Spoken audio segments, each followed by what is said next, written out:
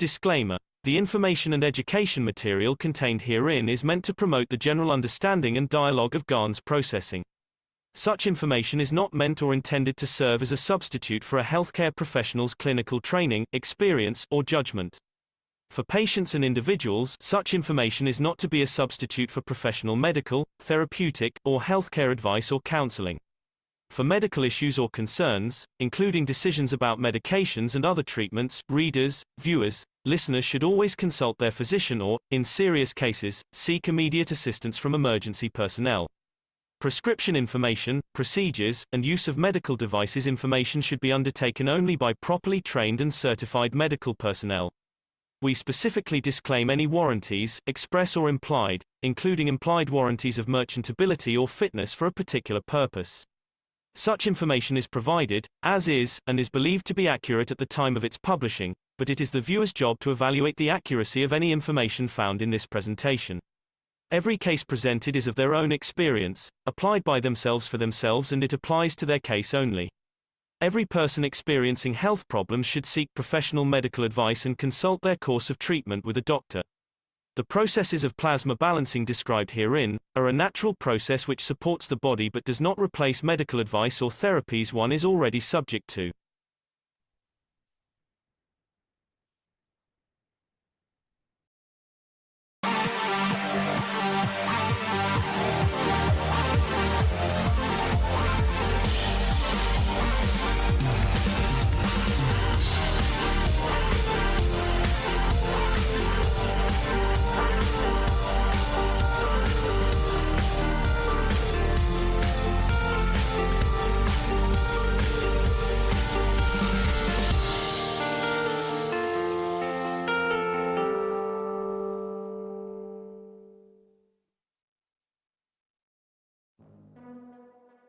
Innovative, revolutionary, stellar development, purest universal knowledge.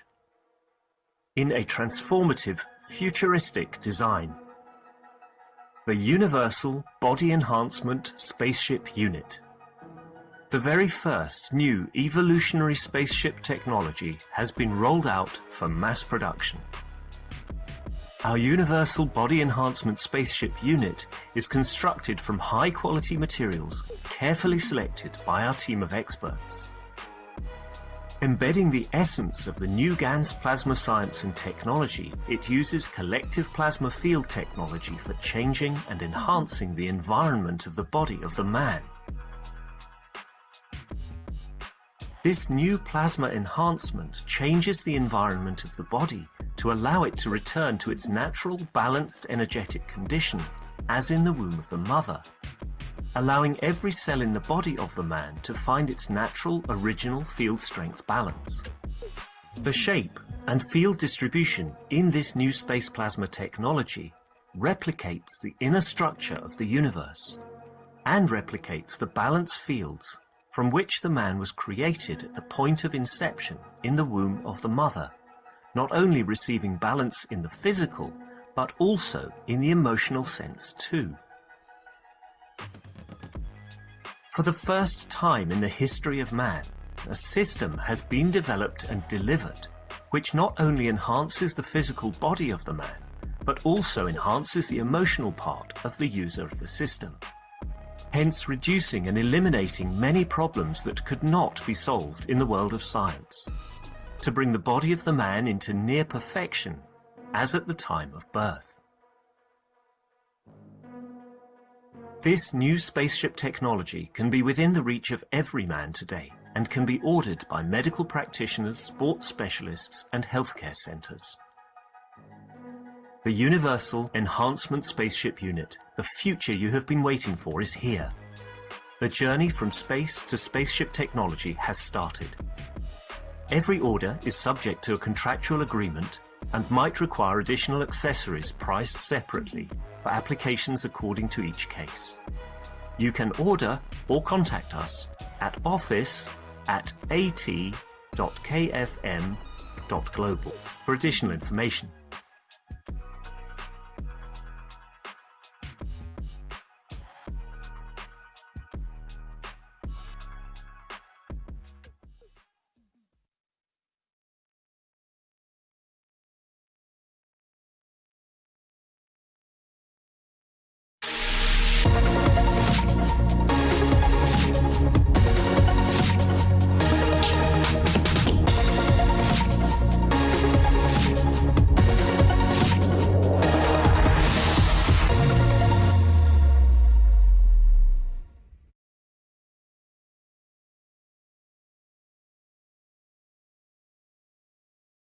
And welcome each and all to the Keshe American Knowledge Team for December 11th, 2022. I'm your host, Mark Anderson, along with Alex Skorick and all the other knowledge seekers from around the world that are here.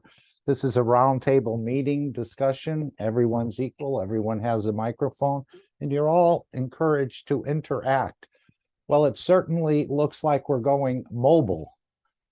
As Mr. Keshe has been saying, we're going to mass produce these universal body enhancement spaceship units. But now he's saying he only needs one. What's going to be mass produced are the fields and the cosmic rays, starting small with maybe 100 or 500 people, but then leading into thousands, hundreds of thousands, or even millions as they offer this technology to the governments. I thought that was a very interesting point. I know he wanted to take so many cancer patients from the German government in the hands of the doctors, of course, using the technology. And if they were paying 100 billion a year for cancer treatment, Mr. Keshe was indicating, give us 10 billion, and then we'll see what happens with these 10,000 people or more. And they're having phenomenal results. So we know this is going to go from seeds to people to animals to the entire soul of this planet. And he said he only needs one cosmic ray to do that, as the whole creation came out of one ray.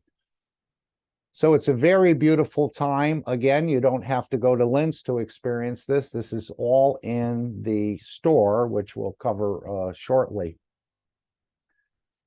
One of the first prerequisites, as we know, is the World Peace Treaty. And this is a document that the world leaders will be signing in the upcoming weeks and months. They're all really clamoring, apparently, in the background for this technology, as they're much the same as we are, with family problems, medical conditions in their families, their husbands, their wives, developing conditions. So we know many of the world leaders, and I think he'll be posting their names if they allow it to be posted, and they'll be, again, probably reporting and giving testimonials as well. So it appears at this point in time that the technology, the scientific advancements will be kept within the Keshe Foundation, but he's giving you the keys to the Rolls-Royce. So you don't really need to build the Rolls-Royce, make the Rolls-Royce, although we will in time, I'm sure, develop some of these systems. But right now you have the key, as he said, with the key that he gave the ambassadors years and years ago, but none of the high-level scientists could figure it out. So he's gone a step further and is bringing the fields and allowing us to interact. But at first, the prerequisite to all of this is to sign on to the World Peace Treaty, as I understand it. And again, you don't have to sign this document. You can sign it with the pen of your soul. But it's trying to get to a peaceful condition on this planet and within ourselves, especially between the soul of physicality and the soul of the man, which has this uneasy working relationship. But now they're going to not have that such a misunderstanding, and they'll be able to work closer together. Would anyone like to read the World Peace Treaty? Again, when I first saw this, I said, gee, this is such a simple document. But it has a great meaning, and it has a different meaning perhaps to all of us, and what sort of emotions we have, and just the way we've been brought up in our understanding of peace and what it means. Does it just mean peace in your neighborhood or your city? But we're talking the whole world here. And this is the point we need to get to reach the next level, which of course is interacting with the universal community. But even then, he said, you'll be able to act without the universal community. Many different understandings, I think, can be taken from that. Would anyone like to read this World Peace Treaty? Mark, hi, it's Dean here. I can read it if you'd like. If you'd like to, Dean, that's beautiful. Yeah, sure. Okay, so we have the World Peace Treaty here. And as it says, it's a we, /I, as citizens of the earth, from this moment on, except to lay down all tools of aggression and war. We, four-stroke I, shall never think about getting involved or incite war or develop or use any tools of war on this planet or in space. And to this we, /I, all agree and swear with our /my, delete as appropriate, nation, territory, council, religion, city, town, body or bodies, and soul or souls. And we sign this, so your name, signature, date, position, on behalf of the nation, territory, council, religion, city, town, individual, and then to be witnessed with a name, a signature, date, and position held. After signing this treaty, be proud to display this certificate wherever you consider being important to you, that everyone can see and know your ethos to fellow men and the mankind and the other created beauties of the Creator. Thank you, Dean. I was thinking about this tool of aggression and war. Would a slaughterhouse be? Now, we always think of people when we talk about the World Peace Treaty, but we know we have other people here as well. We call them the vertical people, the trees and the plants, or we have the horizontal people. For example, the cows and the sheep and the lambs, whatever you have there, goats and so on. But one of the first things, Mr. Keshe, that would start to come to an end would be the slaughtering of animals. Now, I see a slaughterhouse as a tool of aggression and war. Dean, do you want to make a comment on that? I know if Stefania was here, she certainly has some experiences that she's heard the screaming of the ducks and the other things that were being slaughtered outside her window. But how about this understanding? We all like meat. I mean, I do eat meat as well, but I let someone else do the killing, but I do the eating, but yet I'm still involved in it. As Mr. Keshe said, just because you made the bullet and you didn't shoot it, you're still part of that process. So how about this idea of slaughterhouses, Dean? There must be many, many thousands of slaughterhouses, big and small, all over this planet. How do you think the horizontal or the soul of the horizontal people are sort of getting prepared for this, or are they even aware that this is happening on this planet right now? Hopefully, Mark, not hopefully, I'm sure that the soul of, as you say, the horizontal people, the soul of this, of the animals that have been giving themselves to humanity for so long, must be coming to a position of nearing its completion of this that particular cycle. As we mature as humanity, as we change our own internal structures to come to a position where we don't need to physically take the energy by dissecting another structure, we can actually receive the energy through the energy transfer, as we know, through the contact, whether it's through GANs or whether it's on a soul level, whether it's on the cosmic ray level.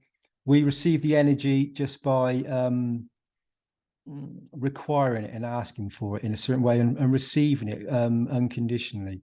So this condition of slaughtering animals, it's been going on this planet for so long. For it to suddenly cease, I think this may take a little while. I'm sure some of us, the knowledge seekers, and many people understand the beauty of not taking a life. However, being present on this planet requires us to take a certain amount of food to actually be present. 20%, as Jalal would say, and Mr. Keshe would say. So we still need some sort of subsistence until we receive the energies from the unicos, the universe, the creator, in a different way, in a different shape and form. So, but the screams and the we've all heard these screams, and apparently even the screams of our vertical friends, we've just tuned ourselves away from this,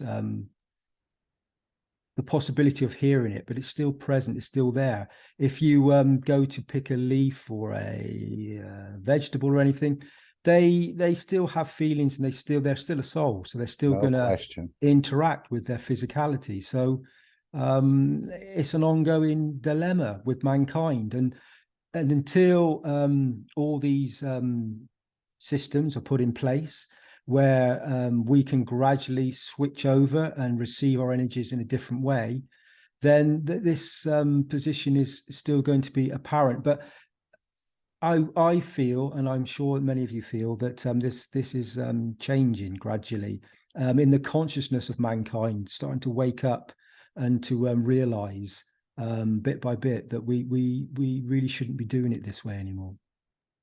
Right, that's what I was thinking. The cows are talking to each other, and they're saying something like, when are these people going to realize we're people too?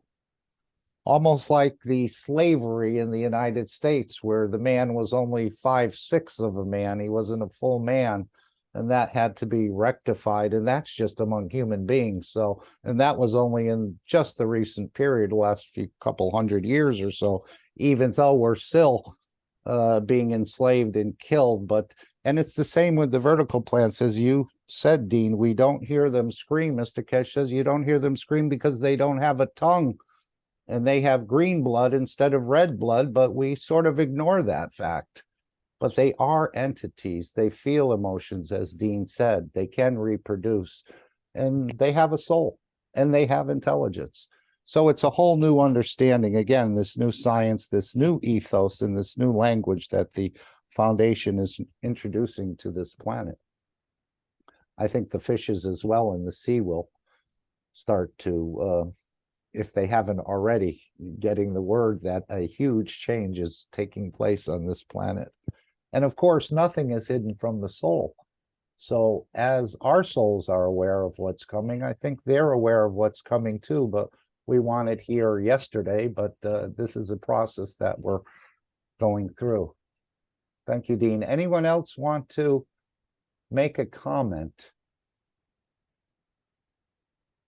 It's not mankind's dilemma, Danilo said, it's planet dilemma.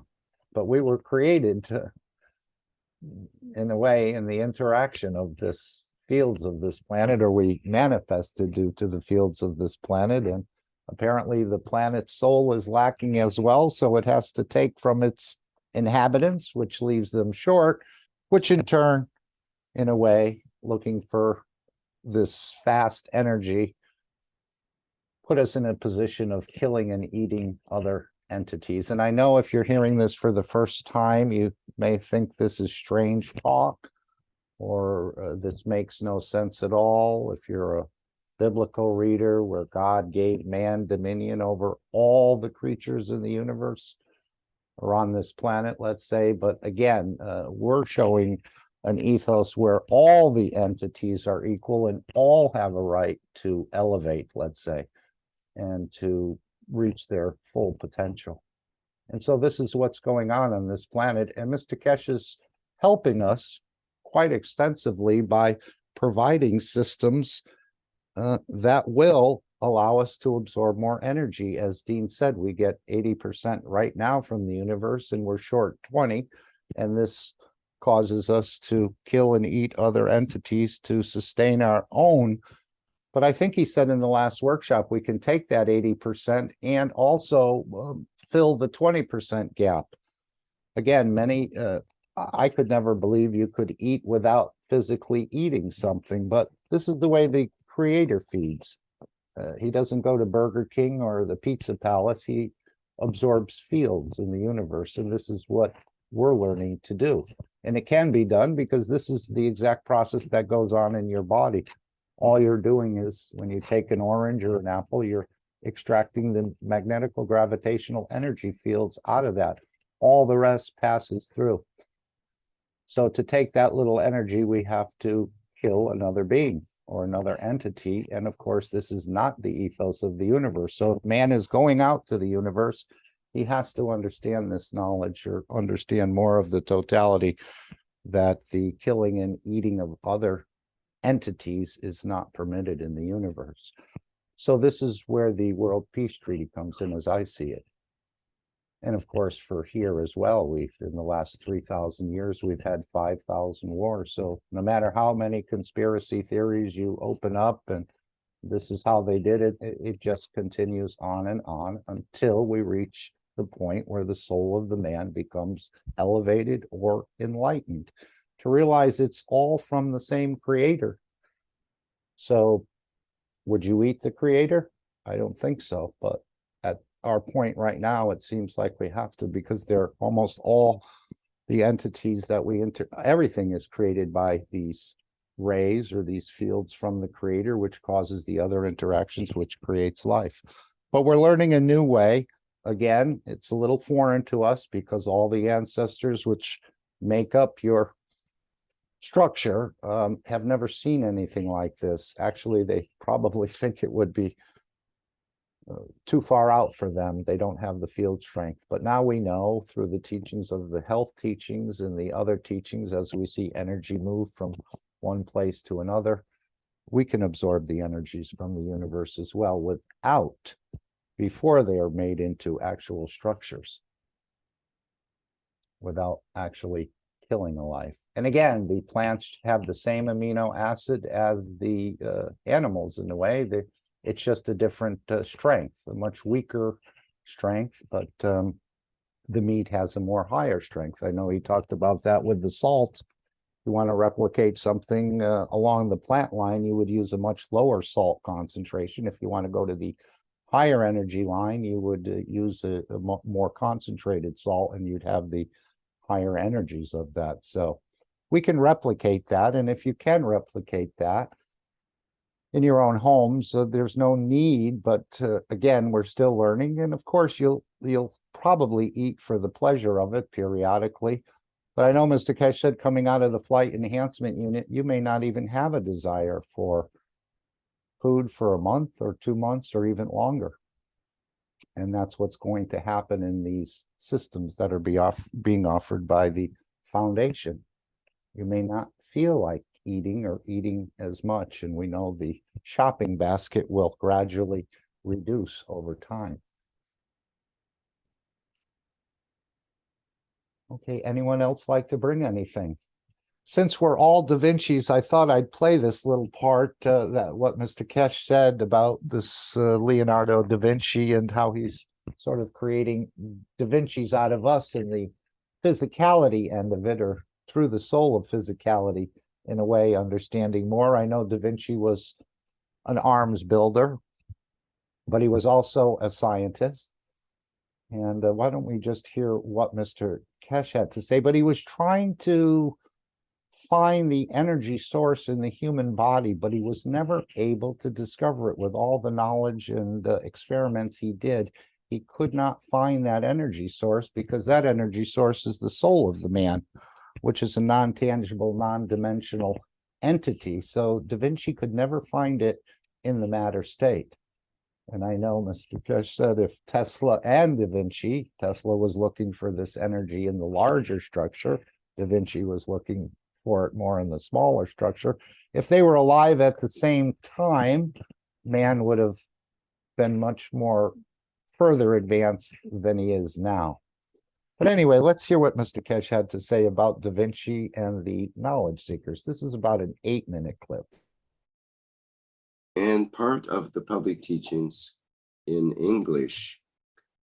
My name is Rick Crammond, and I'll be host once again in these weekly series of workshops.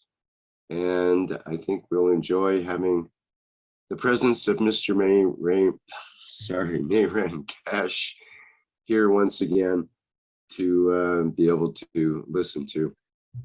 Thank you, Mr. Keshe. Are you ready to begin? Yes. Good morning, good day to you, as usual, wherever and whenever you listen to this series of knowledge seekers of the Keshe Foundation Spaceship Institute. As we always say, to share knowledge and learn from each other. We welcome you back to another session of knowledge sharing and understanding the totality in one way or another as it comes that we mature to receive the knowledge as the fields of the universe. We used to claim that somebody was special and could understand different dimensions of it. As I remember a talk from the United Nations offices in Brussels some years ago, when we met them to explain to them that they'd be responsible for management of the Keshe Foundation on my passing. The head of United Nations, after access come in the afternoon, because they had to get instructions from New York, said, Mr. Keshe, there are every few hundred years a scientist who can understand many dimensions. And the last one was Da Vinci. And in a way, the way we have taught you, you all have become Da Vinci's. You all now understand, from the agriculture to the health, from the how the organs of the body really works, that you didn't have to steal dead bodies from God knows where to do examination. Now you do it yourself with openness of mind and understanding of the energy transfer and transmutation. You understand the work of the universe. You understand a lot how to go from one place to another. And so we have made Da Vinci's out of the souls of physicality of the man of today. It's you who has to decide which way this knowledge. You have to decide in how we understand this knowledge and how we apply it and how it suits us and how we create that accommodation for the future. In today's teaching, we try to split the teaching in 2 or 3 parts, maybe more, but all depends how we take it and we go forward.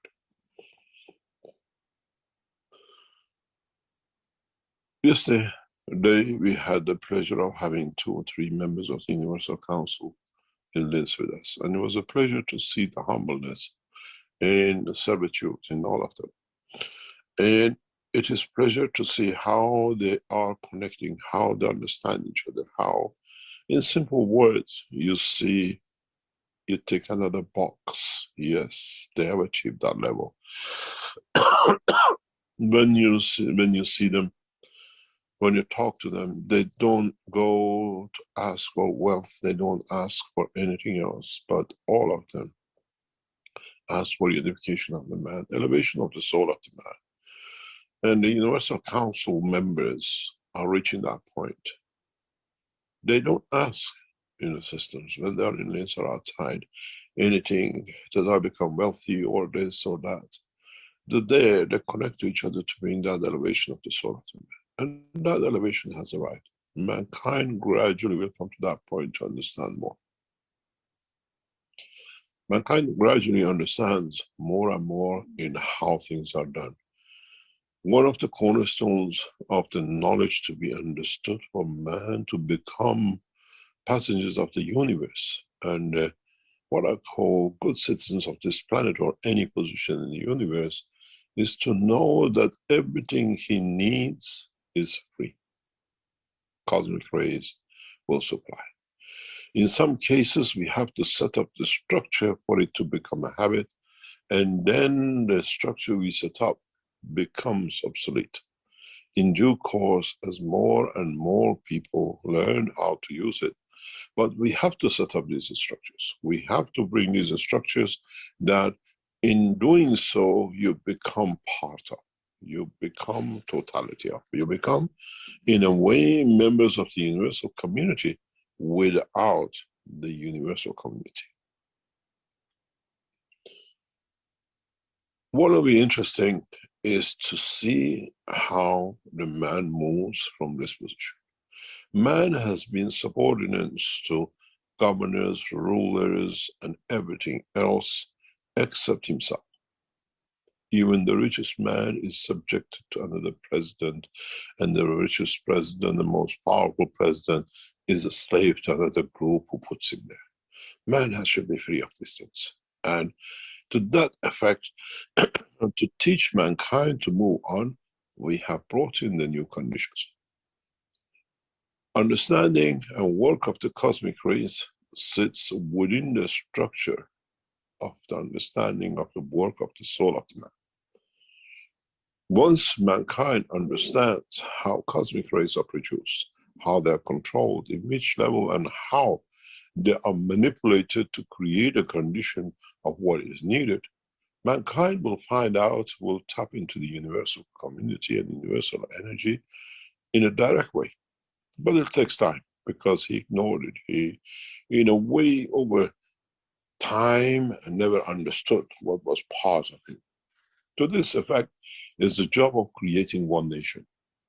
And in that nation, no rulers, no one to be the head of, but all to be in position and a condition to achieve. These things take time, step by step, for mankind to develop, to understand. Our scientists and the people who work around the Keshe Foundation are getting enlightened. They can see. Slowly and gradually, they understand what it means is the cosmic rays which facilitates what we brought you for 3 years with the soul of the man. Without the cosmic rays, without, in a way, when we say cosmic rays, is creator rays.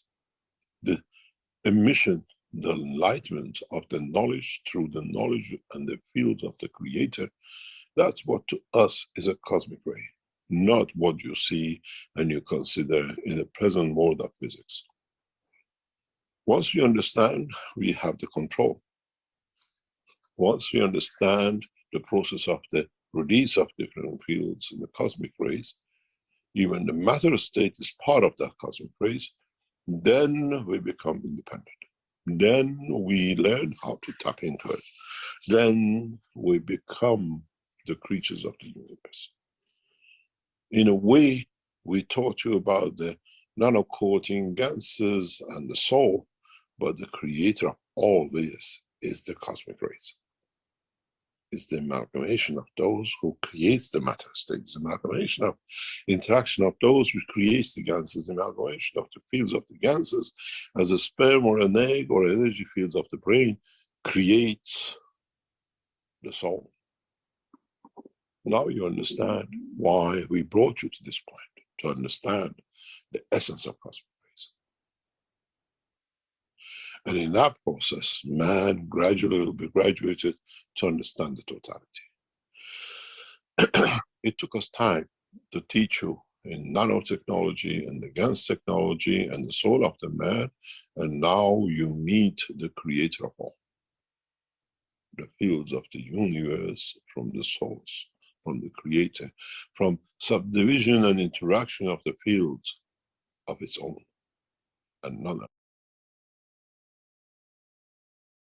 So it's almost like we're going to finishing school in a way, and that's where some rich people send their children to know how to pick up the napkin or how to handle the glass or which way you pick up the fork and how you curtsy or how you bow and all these sort of things that go on at the higher levels of society, let's say, but we're being taught about the rules of the universe and how we interact. Again, this is coming in time, but we're sort of in a finishing school in a way.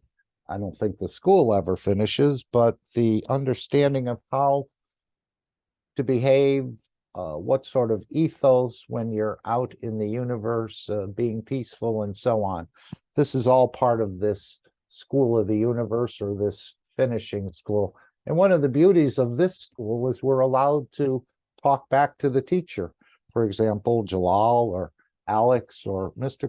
Keshe, we can question him about what he says. It's not like a university where you, in the matter state, if you question the professor or show something different, you may not pass the course so easily, or they may sort of have a little vendetta for you because you asked a question that sort of exposed a flaw in their thinking or something along that line. So it's a beautiful process we're being taken through in a way, and it comes gradually, but I think, as he said, we'll be receiving knowledge from the fields of the universe. And I know we were talking, I think he mentioned that to Ruthie, which is the next clip we're going to play about this translating, and she wasn't ready for it, but he says you can do it through your soul. So let's go to that clip. Anyone have any thoughts on what we just heard? Please feel free. You won't be fined if you're wrong, or you won't get a reward if you're right. And we know nobody's wrong, but we also know no one of us is 100% right, at least at this point, because we haven't really grasped the totality. We know a lot, or we know a little in a lot of areas, but we haven't managed to put it all together up to this point. So let's see if we can go to the next clip if no one has anything they'd like to add at this point. And again, this has never been seen here on this planet, or probably anywhere in the universe. Again, it's a phenomenal point in the history of the universe, and the creator and Mitra have a much larger project going on, let's say. And we hear that in Lisa's video, A New Tomorrow, where all the created things will be able to transit between the energy state and the state of physicality. So man is going to be a front runner in a way. And eventually the rest of the citizens of the universe will, and many of them already know it, but certain ones, I guess, don't, but they'll come along in time, just the way we're coming along in time. Okay, anyone have a comment that they'd like to make? All right, let's go to the next clip, which we'll hear more about these conferences that are coming up on December 16th and the 19th, and then one per month after that. One's for cancer, Parkinson's. He's laid out a whole framework where you can basically order feeding, you can order energy, wellness, transportation, communication, all done in a mobile fashion, as I understand it right now. But we'll find out more this coming Friday. And I believe, even though it was scheduled to close on December 10th, I do think the foundation could probably, if they haven't reached their maximum limit, accommodate a few more people in there. And as Mr. Keshe said, if you signed up for Friday's session, you should also sign up for one of the Monday sessions. So let's hear a little bit of Ruthie's question, who's a director of the Keshe Foundation, and what she voiced to Mr. Keshe. Hands up, and I don't know who they are because my windows are blocked and I can't move anything because I don't have a mouse. I allow the head of the Keshe Foundation to come in, Lynn from China.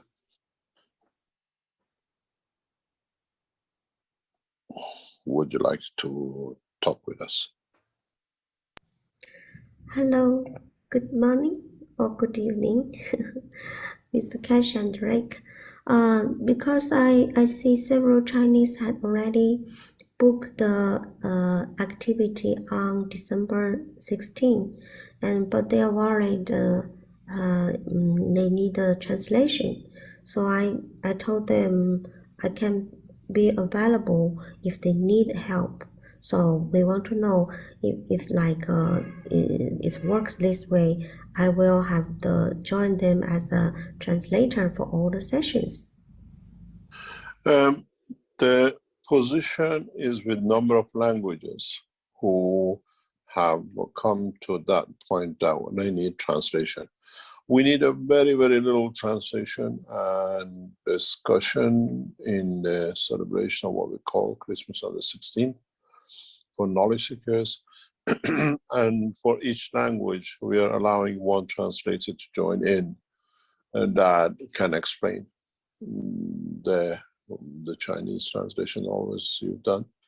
With the Brazilian translation has gone to Raphael. We have the Farsi translation would go to one of the members of the Iranian team, and the same with the Germans and the French, and the languages which are requested mainly will go to what we call the process of the translators. The 16th is significant because 16th has a backup to the 19th. If you register for the 16th, you better register for a 19th, but choose which one you want to be part of. Now we're receiving booking on the Monday the 19th too. So the translator will move to the Monday session of translation. Is to understand the interaction of your physicality. People come in with the expectation that because it's Christmas celebration and party. No, this is a party of the souls. This is how we bring you to understand your own, what we call dimension of understanding. And this will carry on till next year, 2 years. We do this regularly as the number of the people increases and in understanding will go further. So we will bring translators. We know number of people in Brazil have registered with the Brazilian office, people in Iran are registering with Tehran office, and the same will go we do with the Chinese.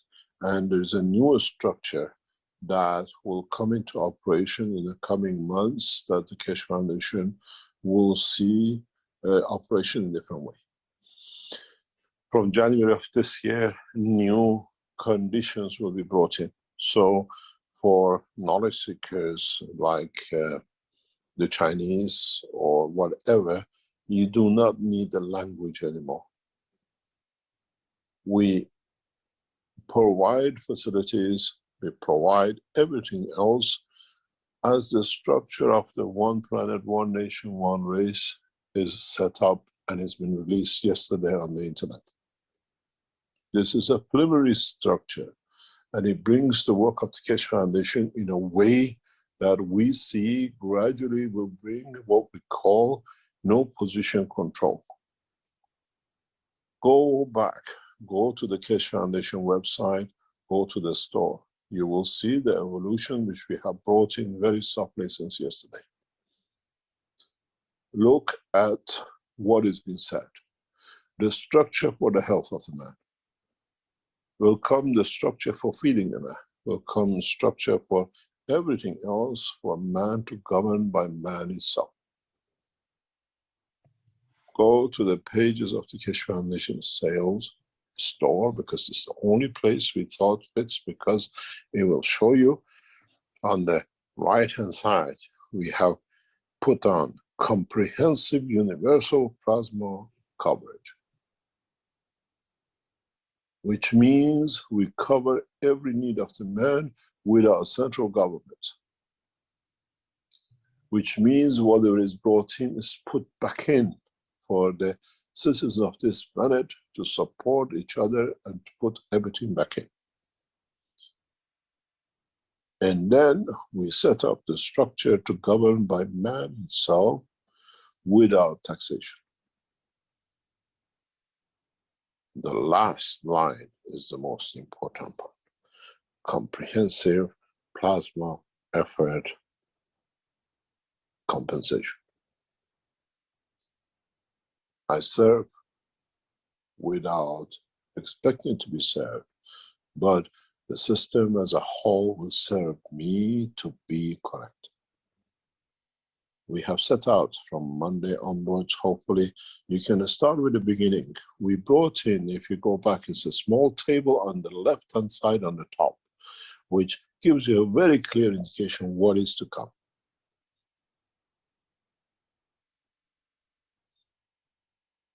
Comprehensive running of a system, which in the future all these figures will change into effort.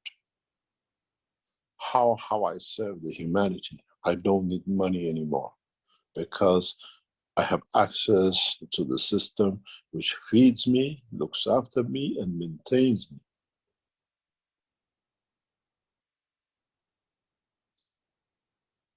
As the progressive development comes in, we will open these channels one by one in the next 2 or 3 years. We have opened the first channel, which is the main concern of many of you. Your health, your condition of the wellness, your condition of the feeding, your society, your loved ones, and the rest. The figures pertained is according to the European standards, but it will be changed in each area. Africans cannot pay this price, the same as those in China or the one in America can afford more. So we bring a balance in, but it has to be, because man has a habit that he has no value is if it's given to him freely. He understands when he has and compensates with his effort. From beginning of 2023, we start this comprehensive coverage of the health, the wealth, and everything else of the man on this planet. Today, you do not feel good, you have cancer. You have tried every condition, every physiotherapy, every chemotherapy, everything else which is sitting there. And they tell you it has metastasized. It's gone to the other part of your body. You go through the battle of the soul. What about my children? What about the loved ones I leave behind, the young ones which I've created and are still too weak to be? With a new understanding of science and technology, the wellness of the man will come directly from unknown centers, which is set up by Keshe Foundation. In a way, you do not wait till you become sick. You join for a comprehensive, what I call, maintenance. Once a year, twice a year, you join yourself by agreement for half an hour of your time into the central system, that it balances all the emotions which that time has given you. You went through a shock. You know it's going to affect you in 6 years or 10 years down the line as a cancer or whatever else. You dial the number. You balance the emotion immediately, that in 10 years will not come the cancer. I don't feel good for whatever reason. You join in as the way I need to be energized, I need to be maintained, that I do not go weak in the physical dimension, that I pick up all the problems. And then you can decide, I want a program for my family that if it happens, I'm there to be done, I'm looked after. In a way, we have released a comprehensive maintenance of the soul of the man, not the physicality of the man. In the coming months, we'll release what we call the feeding of the man. As I said last week, now we see the operation has been set up. By creation and maintenance of the cosmic rays, we will create a condition that your access to be fed. No man will go hungry.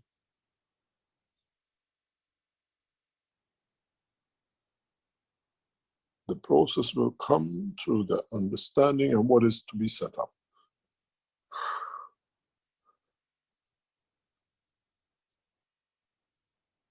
From Monday, we open these channels. You can join in and in a way, find yourself a contract for life. It's not that I come and pay when I need. You pay that it will never come, that you need to pay for. Man will live into hundreds of years from now on, if you understand.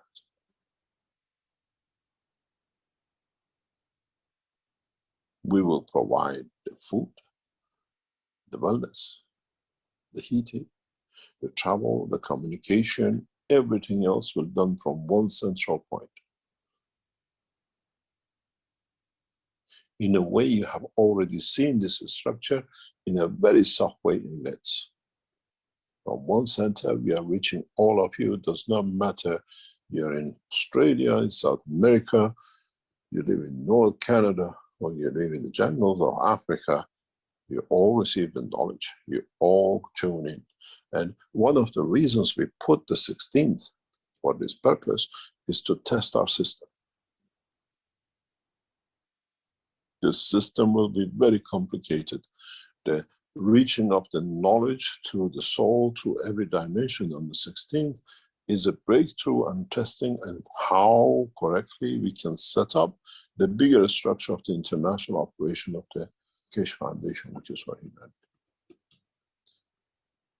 You are not coming in to see if, you are coming in for us to check our systems.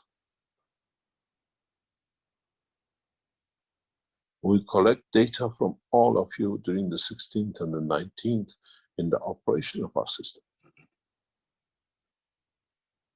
And in a follow-up in January and the rest will add to this knowledge.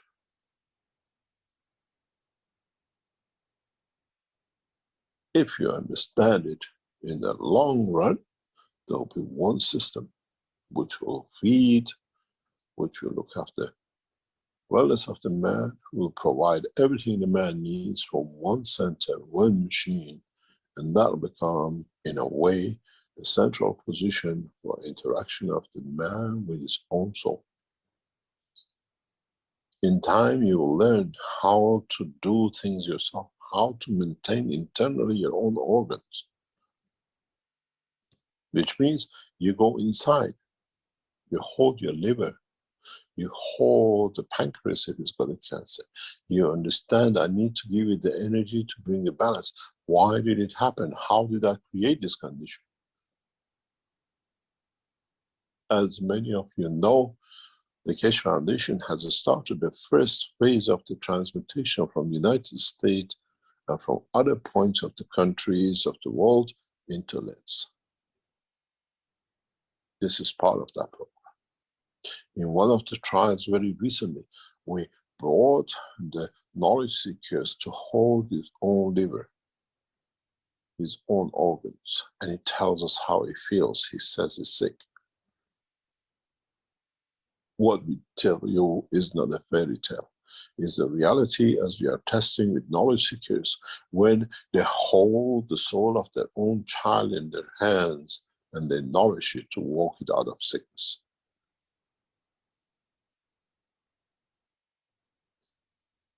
These are the teachings which will come, and now it's already been tested.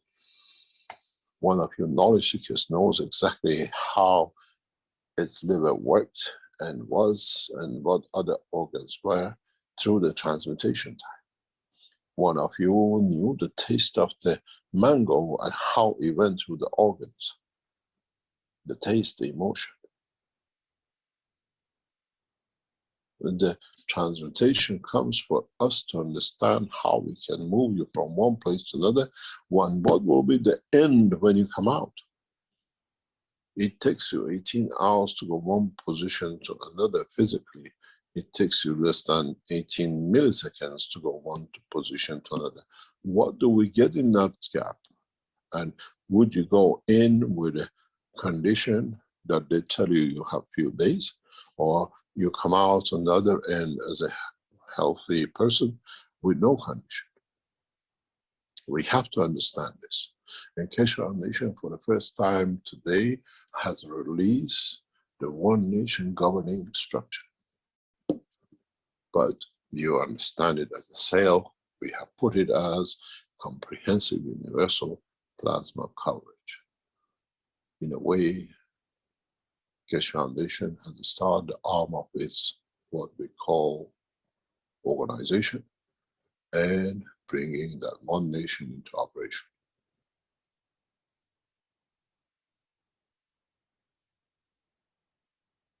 We do not wait, but we bring it step by step in.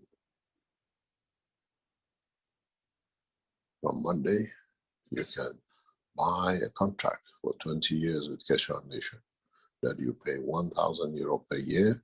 You have to attend 2 sessions a year minimum to maintain your health. Where is not by measuring things of you, but is balancing the energies of the soul and the physicality of the man. Where you don't wait for a disease to manifest itself in 6 months or a year or 2 years down the line, or what you did today, or what you did this year. You already do the repair, then in 6 years, 10 years, 100 years, you do not have that condition.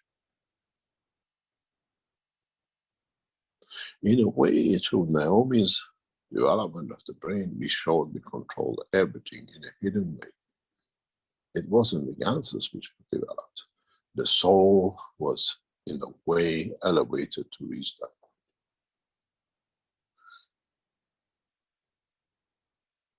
Now you understand what we call, we start the governing. And the way we govern, even the presidents who govern need this to save themselves. You will see on the list of the people who pay for maintenance will be the kings and the presidents and the rest. As at the end, they come to the Creator and line of understanding the creation for their own salvation, be it the Pope or the Ayatollah. Now you understand how the Keshe Foundation has brought the change and how we do it. No one can stop you from receiving the knowledge. Today we use mobile phones and satellites in a very soon, in a shorter time than you would think. Those who register to become satellite become the line of position and conversion, that we do not need the mobile phones and the satellites of mankind. And this is not the kind of things we use in the universe, but this is the way you understand. You are waiting for that headphone to be on your head, but you don't understand they have already reached your soul. That's just the way you like to be physical and hold something on you. But the physicality has to accept the condition of the soul. And why I have reached to that point.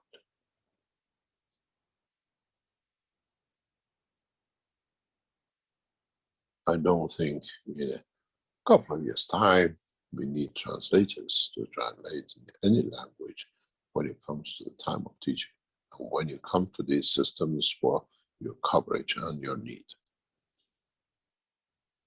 By starting the families with prevention, we make sure there is no way in the future that there will be any condition for recovery, because the condition never is created to lead to this, what we call recovery. Now you understand why in the past we told you there will be no hospitals and no prisons, no courts and no judges to be bribed, to be fake. There will be no abuser of the children as we elevate the soul of them.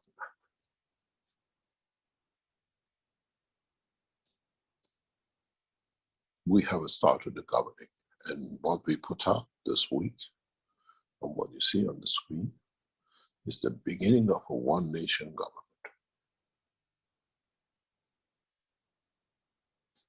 This is the way you understand as humans, and we play your game. If you make it free, man will not change. When a man has paid for it, he thinks and finds his way.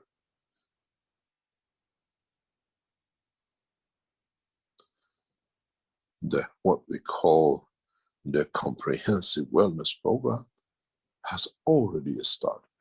Those of you who went through our systems, to our doctors in different parts of the world today, and you are going through the operation of the wellness, you will never get that Parkinson you had. You will never have the cancer you had. In your life, you will never see another cancer. You will not metastasize because you repaired the soul of the cell within the brain of the man. You will not suffer from Parkinson because the brain has restructured by the soul and understand the failures which led to Parkinson in the physical dimension. In a very, very short time, the part 3 of the recovery will be eliminated because there is no condition for recovery. There is no one to recover from a condition. The same will come in the section 2, comprehensive nourishment program. We'll teach you partially. And then you say, I don't want to touch anything. I just want to live a happy life. I don't want to kill. I don't want to eat. We become, in a way, a hotel with a pension.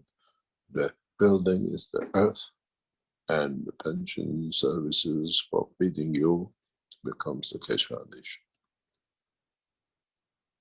You see somebody having an ice cream, you just connect. You have the taste and the feel of the ice cream and the flavor you like to taste to fit your taste. These are not anymore a dream. These are the realities. Keshe Foundation has committed itself to this.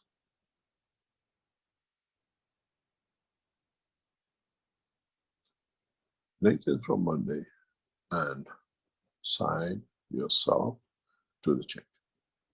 For yourself, for nobody else. Then you understand, in the next few months, when we release the cosmic rays, then you will see.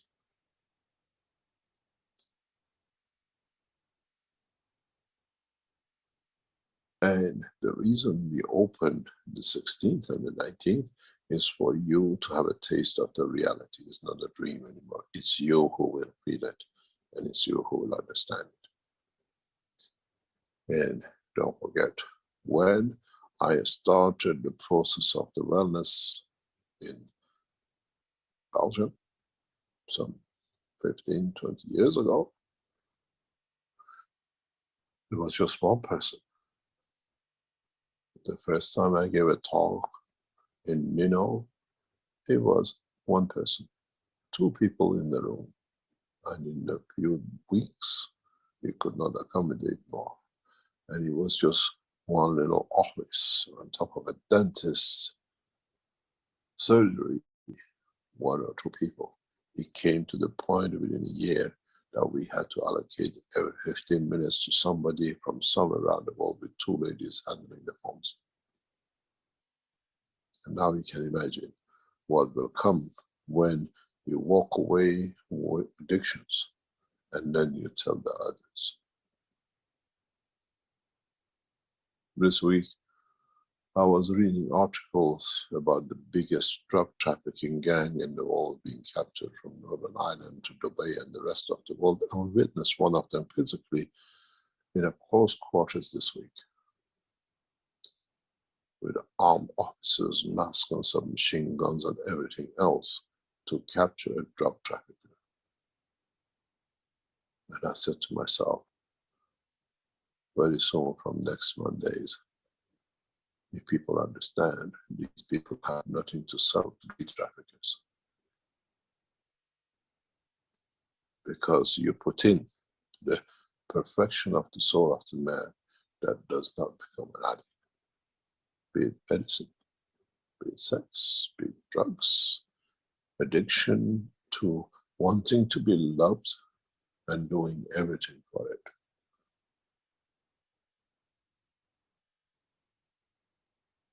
When it comes, you want to taste the space, you join another part of it. In a way, if you look, all our programs in the 2 consecutive days in the space gap, that the brain receives it and then decides.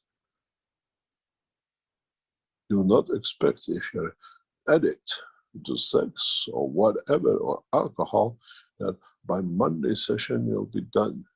No, it's not, it will not be. It's for you to understand that there is a change. I did not need it for 3 days.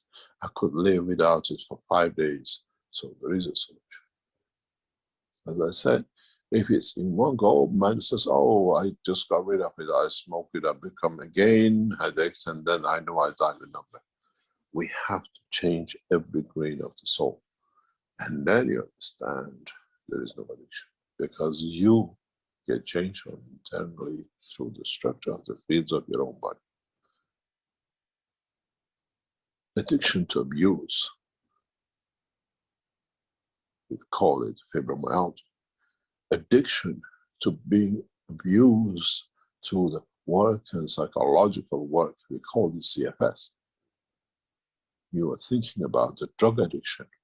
That is nothing compared to the addiction we have in different shape or forms in our lives. Addiction to pain, addiction to taking painkillers, addiction to whatever it could be, that it has created a weakness in the operation of our lives, that with it, our soul cannot benefit.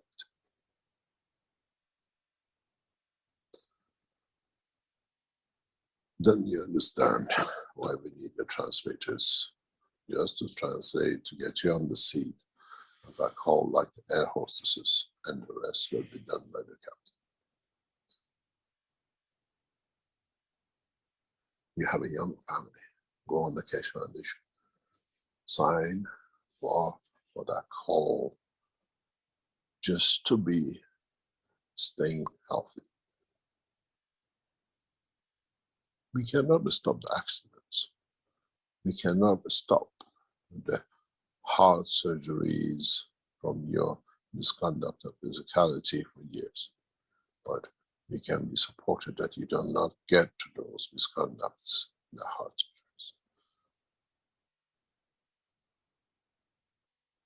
There is an understanding that there is a solution for every condition, even amputation.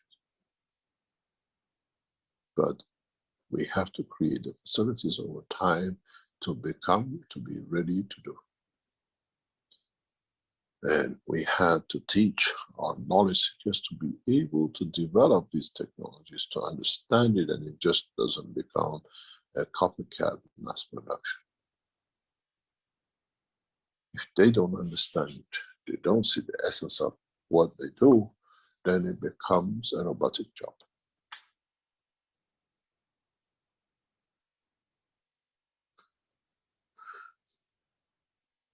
We look after your wellness for the whole cycle of your life. That's the responsibility of a nation. And we accept the earth as one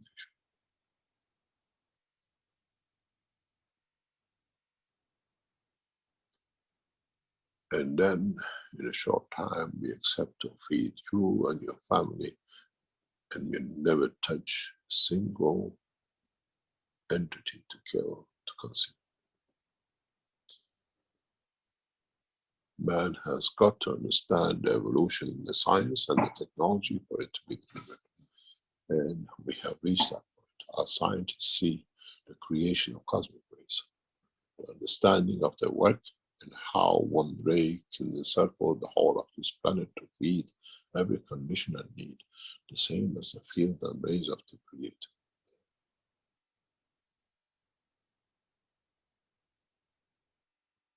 If I don't understand it, how can I create it and maintain it?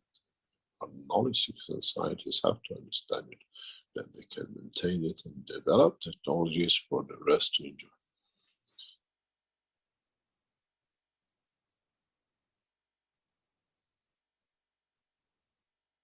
So, Madam Van, we can translate on Wednesday. Sorry, on Friday the 16th. But see if you can translate through your soul and not through your words. Then no language will count. Any other question?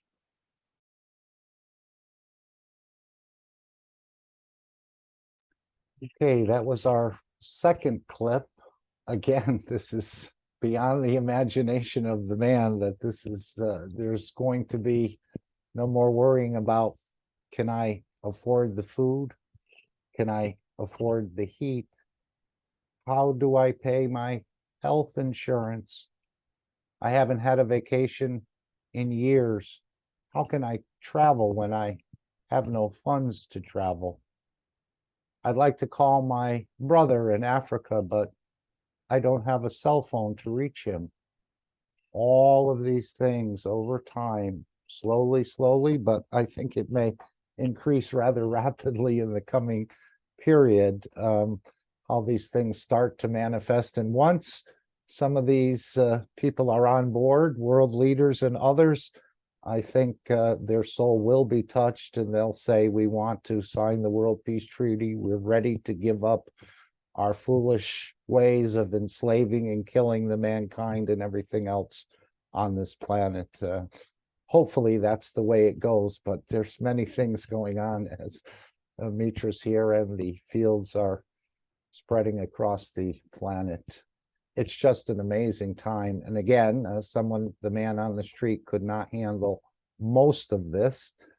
But in time, as they hear the testimonies of the others, especially people we know, or we don't maybe personally know, but we're aware of, such as high-level people in the political and high-level people, for example, in the industrial or the business end of the world, the high-level religious leaders, once they come in, this will be a beautiful witness testimony and attest to the power of this technology or the power of their own soul.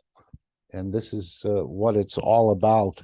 We've heard Ricardo so many times talk about going inside someone, but now you'll be responsible for doing that yourself, or holding your own child in your hands and giving the nourishment. The beautiful part of this, like the Alex bead, is there's a feedback loop built into it, where all the funds will be put back into the Keshe Foundation to expand even more. Same way with the bead. It takes some of the energy and then redoes it again, or elevates it. And for wellness, for living hundreds of years, you just appear once or twice a year for sort of a refreshing or an enhancement of your entire body, and balance things that are probably easier to balance in the beginning than near the end once the problem has developed. Again, he said, we're maintaining the soul, not the physicality. We know the soul does need a feeder, and these cosmic rays, this, I don't understand it completely. And he said it's not in the matter state understanding in the sciences that we typically think about, alpha, beta, gamma, and all this, but maybe it's part of that. But these are special cosmic rays or creator rays. And I would imagine some of the universal community perhaps uses them now to create everything they want. That's why they don't have to fight for anything, because they create it out of their wishes. And we're about to do the same. What a beautiful program. We thank you, Mr. Keshe, for such a beautiful, encompassing program. It may be modified or changed depending. So we have addiction awareness, cancer awareness, depression awareness, food and nutrition awareness, and then of course some moon travel, along with meeting the universal community. So it's quite an exciting time, again, beyond even some of the knowledge seekers' beliefs that this could even be possible. But I think we're here because we know it's possible, and we want to bring this change. I know I'm getting all my wishes and much, much, much more. I've always wished for peace, as many of you have. I didn't realize all the other aspects of the soul and the feeding and the traveling, the communication. I just wanted to see other human beings live in peace. And now it's even extended to the plants and the other people on this planet, which I had no concept of either. That they do have souls, they feel emotions, they have intelligence, they can recreate themselves, and they want to expand their souls. So we're going into quite deep, little by little, but I think we're being brought into the deep water rather rapidly. But we're going to understand it beautifully. And as I said, when people start to hear some of the testimonies of the people they know, I think they'll be much more interested in trying it. As many of us have said, we want to see it first and then we'll believe. But most of us here, I think, believe first, and we don't have to see necessarily, but the others will be elevated. We're just pioneers, as he said, growing into this knowledge, and the others will take part. And then I guess the universe is the limit, which is limitless. So we're heading into a beautiful time. Anyone want to make any comments before I play the next small clip here? And this was a warning by Mr. Keshe about anyone who's been entertaining certain factions that were in the foundation. And I didn't realize how deep and how wide that problem is, not only in the foundation. As we know, I've promoted well, anyway, the Franklin cover-up book, which was the original Franklin cover-up book by John DeCamp, who was a state senator and a war hero out of Vietnam, and worked with, I think, Mr. Colby, William Colby, who ran Operation Phoenix, who Mr. Colby was found upside down in a canoe on a rainy night in the Potomac, and he wrote the foreword to that book called The Franklin Cover-Up, and he said to Mr. DeCamp, "This thing is so dark and so deep, I'd advise you to avoid it." So this is quite something, again, the general population maybe thinks about, but they have no idea of how even NATO being involved in moving children around the planet in other ways. So let's hear what Mr. Keshe had to say about this problem that has plagued the Keshe Foundation for some number of years and has been finally exposed and uprooted. But even the nation of Belgium will have the opportunity to come into the system, I would hope, that they can also realize some of the problems that they can't seem to get rid of. Okay, let's let this person in, but anyone want to make a comment at this point? Mark, is Dean here. Yes. May I just make a quick comment that Of course. I've booked myself in, so I will be able to share my experiences and let anybody Did you know. have to bribe your way in there or what? You have to ask Mr. Keshe that. So yeah, I'm now in a position that I will experience this condition that Mr. Keshe is putting forward for humanity, and I'm looking forward to it. And as we all know, no expectations bring lots of wishes, and Yes, we shall see what happens. And we shall, as I said, I should be sharing my experiences as much as possible, so you'll be able to sense and feel it, and you know, and understand it maybe, and be able to share the experience on, so that many others will want to come forward to be part of this this new position. You know, I stopped in a roadside restaurant one time and I saw a little placard on the wall and it said, "Follow your dreams. They know where they're going."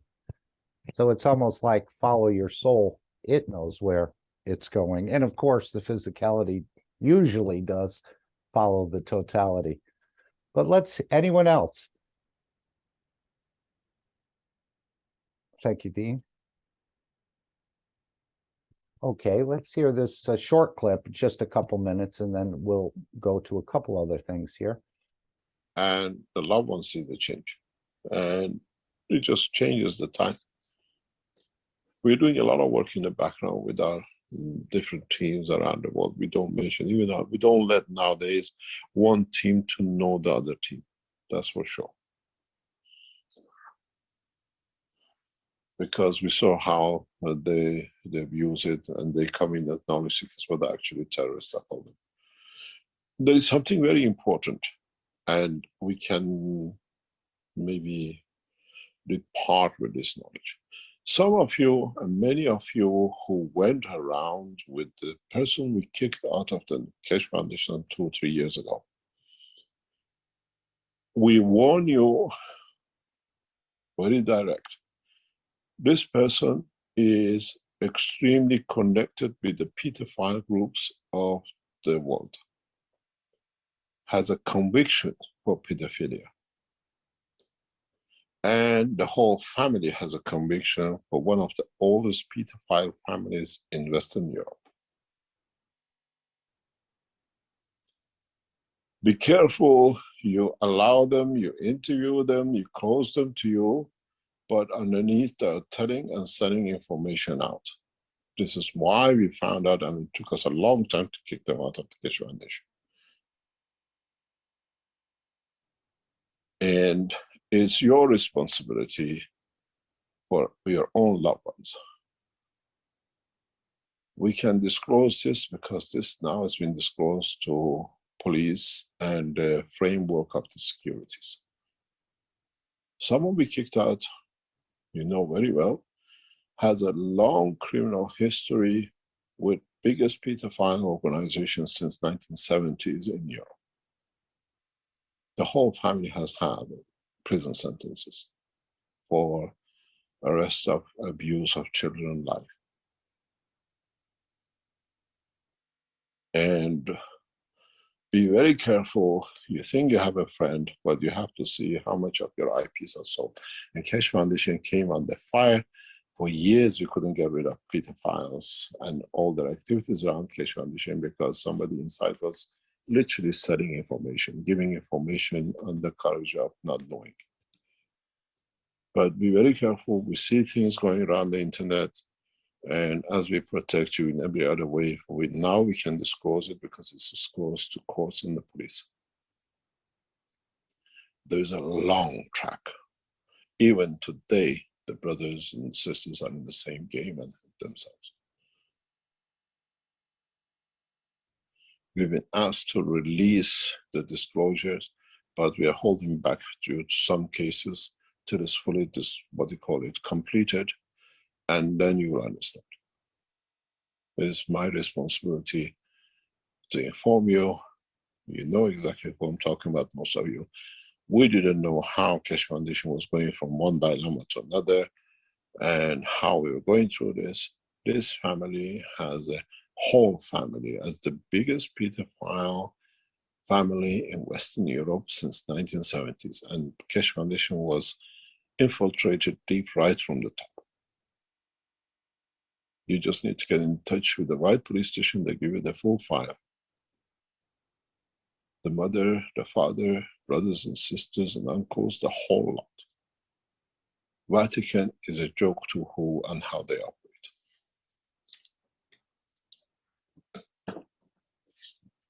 Just be careful with your families and loved ones. You think you're very safe. Any other question? Okay, word to the wise. I wanted to read, unless someone has a comment, I wanted to read Leanna's testimony. She put in the Telegram. We did share this the other day, but I thought, again, the children are connecting through the fields, and sometimes they're more apt to do that than the adults because our brain seems to get in the way, and all the knowledge we've had from our parents and different professors have caused the blockage, and maybe some other reasons for blockage as well. But this is from Leanna. Greetings, knowledge seekers and KF family. I have a testimonial I've been meaning to share for a couple of months now. Our children have had a remarkable experience with the enhanced Keshe pain pens. We bought them each one after they were released. For over a year, they have used their pain pens with remarkable rapid pain relief countless times now. I mean instant pain relief, from screaming in pain to absolutely zero pain. That is amazing enough, but has become even more amazing what we witnessed the last couple of months. Both children only now have to think, in capital letters, about their pain pens, and the effect is the same. Their pain instantly vanishes. This has happened for both children multiple times now.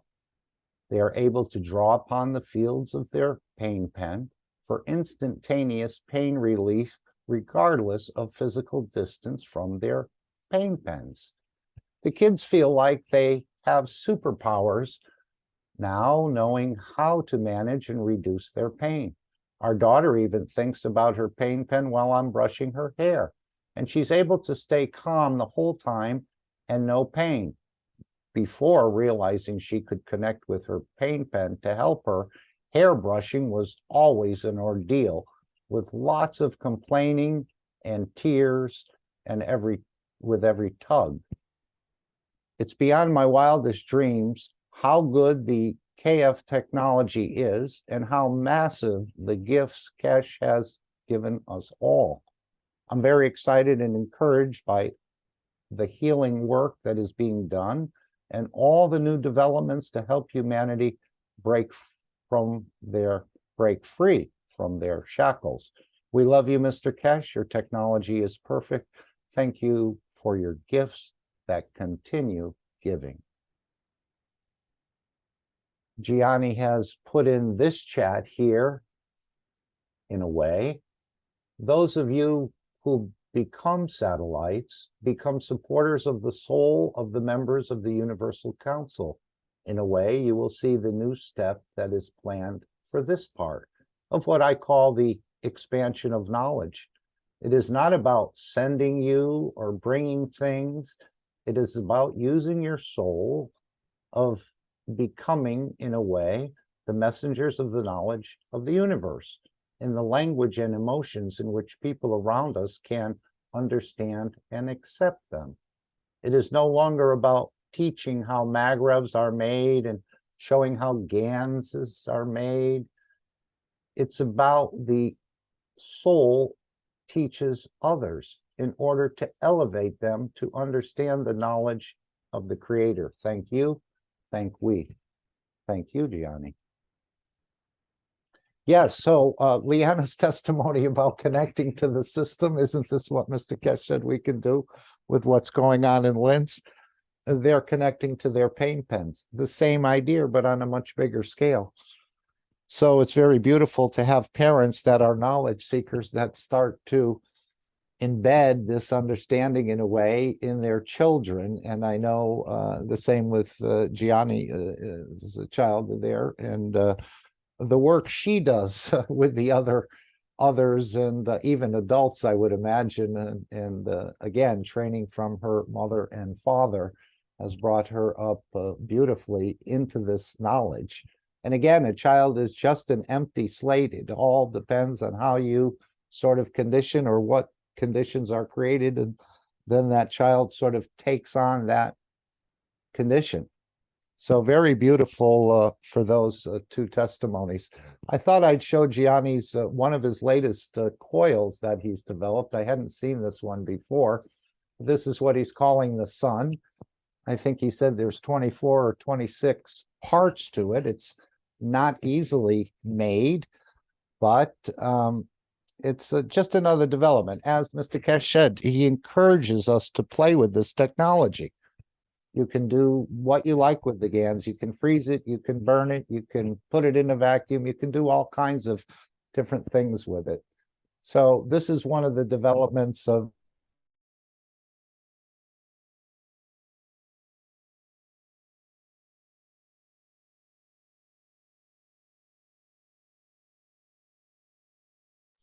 we lose you, Mark. We cannot hear you. Oh, sorry. Say again? We cannot hear you. We lose you for a moment. Okay, no, I was just showing Gianni's coil here, which he's calling the sun, which is, I guess, the step past his toroidal coil. I was just looking for the picture he had shared. Ah, there it is. I think this is a container. You can definitely see the fields. This is one of these coils. It appears here. And then I think there's another one, but look at the interaction or the fields. Again, there's some light in the background, but you can certainly see it. And I know I've done something with the other coils, and you can see when the fields start to interact. But beautiful, we can connect to Linz. We can connect to each other. We already are connected. Never mind this, we can connect. It's us who denies the connection, I think. But we're all connected to everything because it all came from the Creator. So everything we can see or we can't see is all connected through the Creator because it all came out of the Creator. I just thought I'd share that. Gianni, I see you were here. I don't know if you're still here. No, I guess you're not here at the moment. You've been popping in and out. Hello, Mark. Oh, you are here. Hello. Yes. Hello. Would you like to share anything if we have a translator? Yes, Alenka, I'm please here, help don't me. worry. Oh, John. Okay. Gracias a todos por Thank estar you aquí con all. vosotros. Y Mark, con ese tipo de bobinas hemos obtenido el calentamiento plasmático. With this type of coil, we have managed the plasmatic heating. Pero la intención fue para crear algo para poder ver los campos. Our intention was to create this to be able to see the fields. Y ahora estamos en el laboratorio en Petrila, donde hemos obtenido el calentamiento plasmático hace 3 años.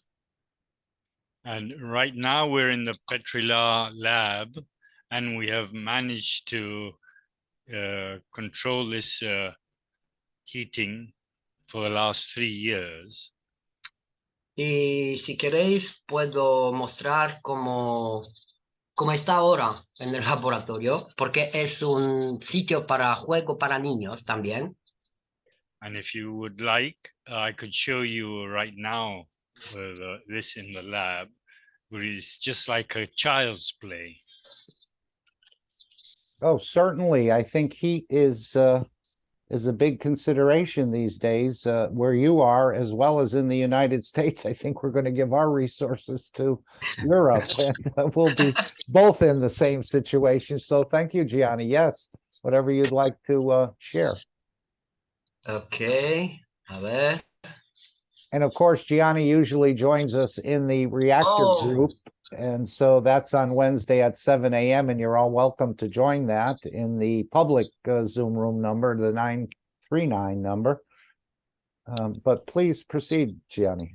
Okay. Thank you, John.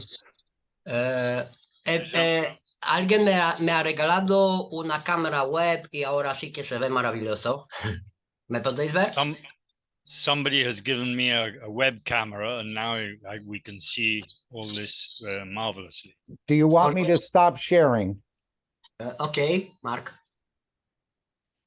Okay, I've stopped sharing. Yes, we see your screen. Okay. Your camera. Sí, es maravilloso. Ahora sí que se ve. Ok, aquí podemos mostrar. Mark, puedes hacer que solo veo tu imagen. No, estamos viendo la tuya, Gianni. El que no ve, el que vea ahora sí, ahora a Mark, sí, haces un doble clic en la imagen tuya y ahí se agranda.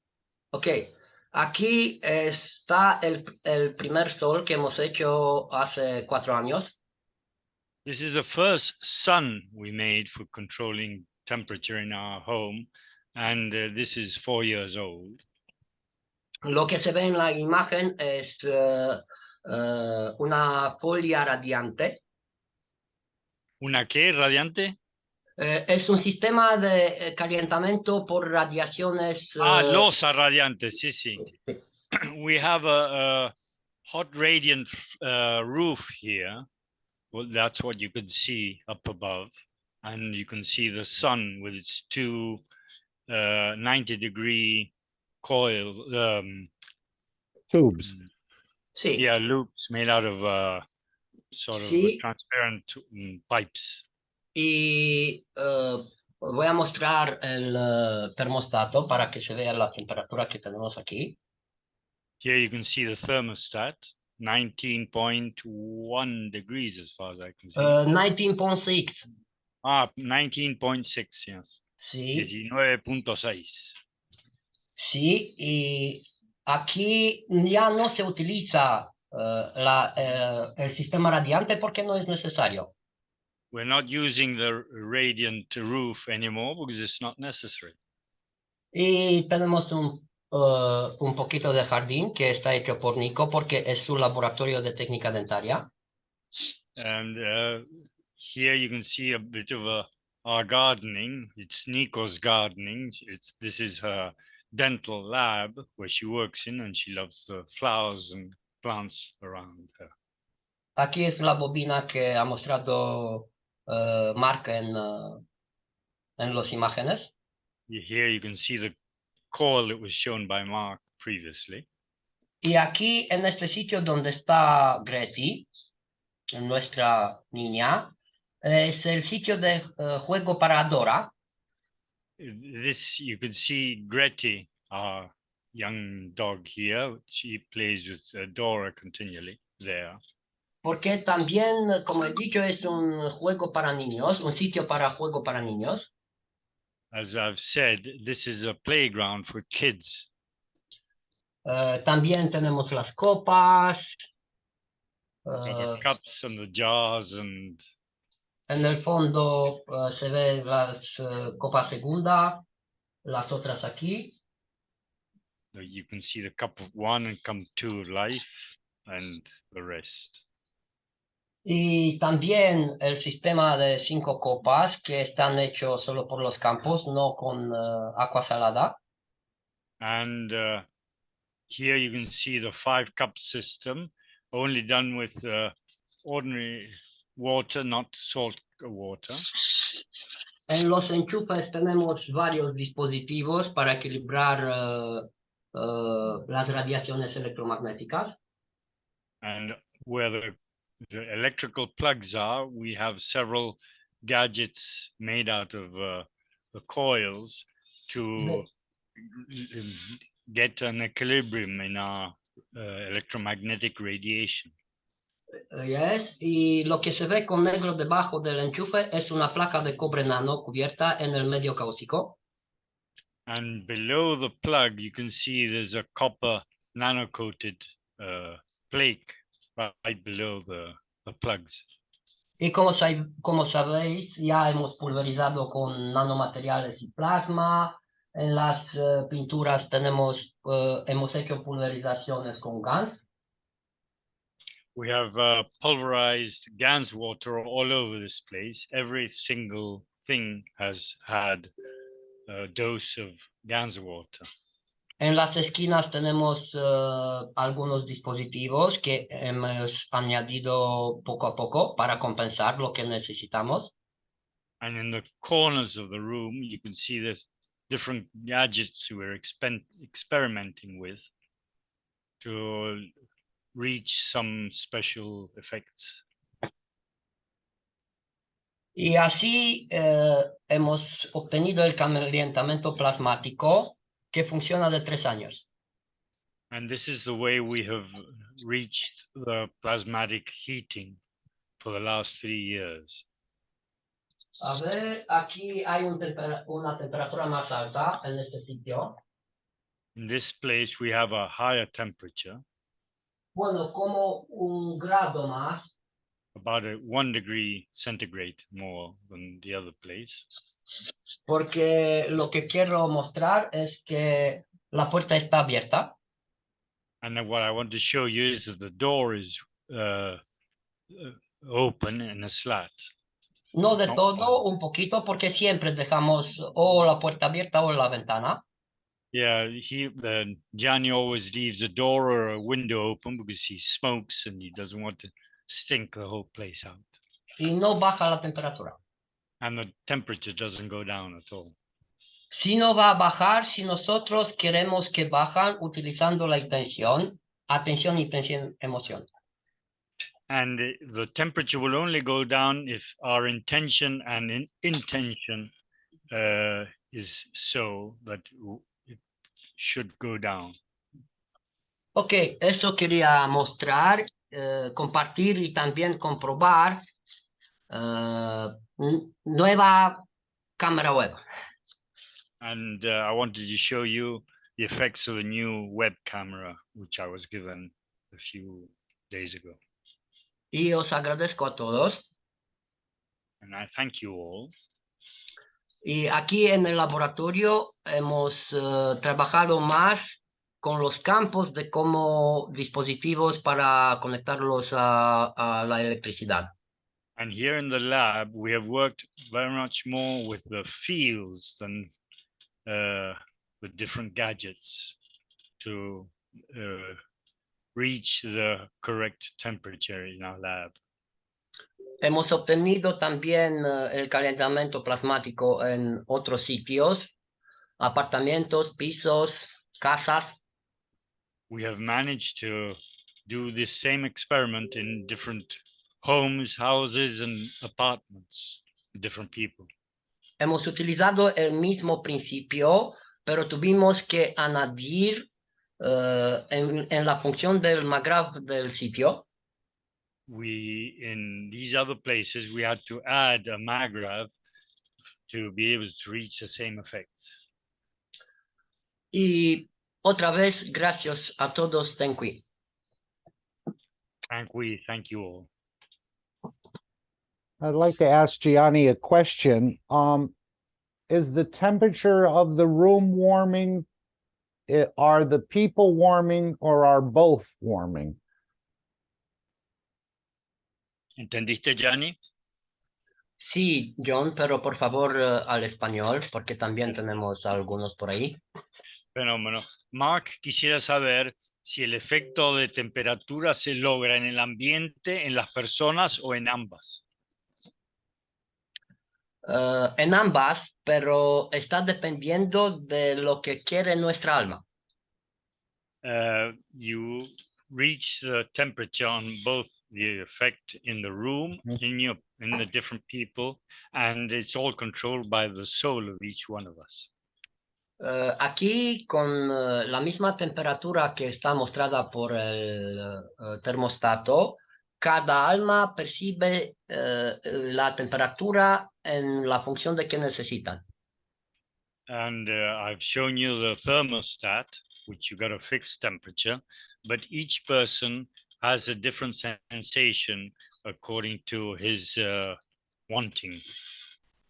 Y como otro ejemplo, a mí me gusta la temperatura un poquito más baja. And I personally like the temperature somewhat lower. Y cuando estoy solo en el laboratorio, 17, 18 grados. And when I'm alone in the lab, the temperature automatically goes down to between 17 and 18 degrees. Pero lo que confirma el calentamiento plasmático es que la temperatura es igual en el verano. And in summertime, we have the same effect. It maintains the temperature. Y lo más que puede cambiar la temperatura en el medio es Adora.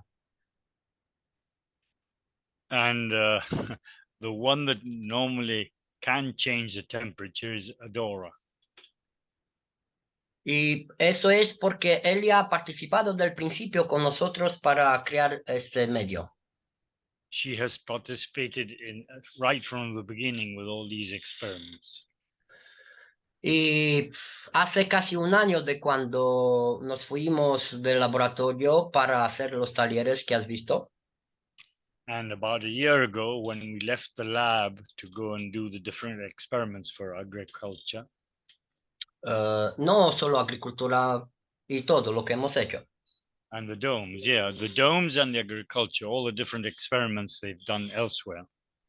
Y ahora estamos otra vez por unos días en el laboratorio para continuar los proyectos que hemos dejado en espera. And right now we're in the lab, continuing our different experiments to continue the experimenting experiences we want to continue with.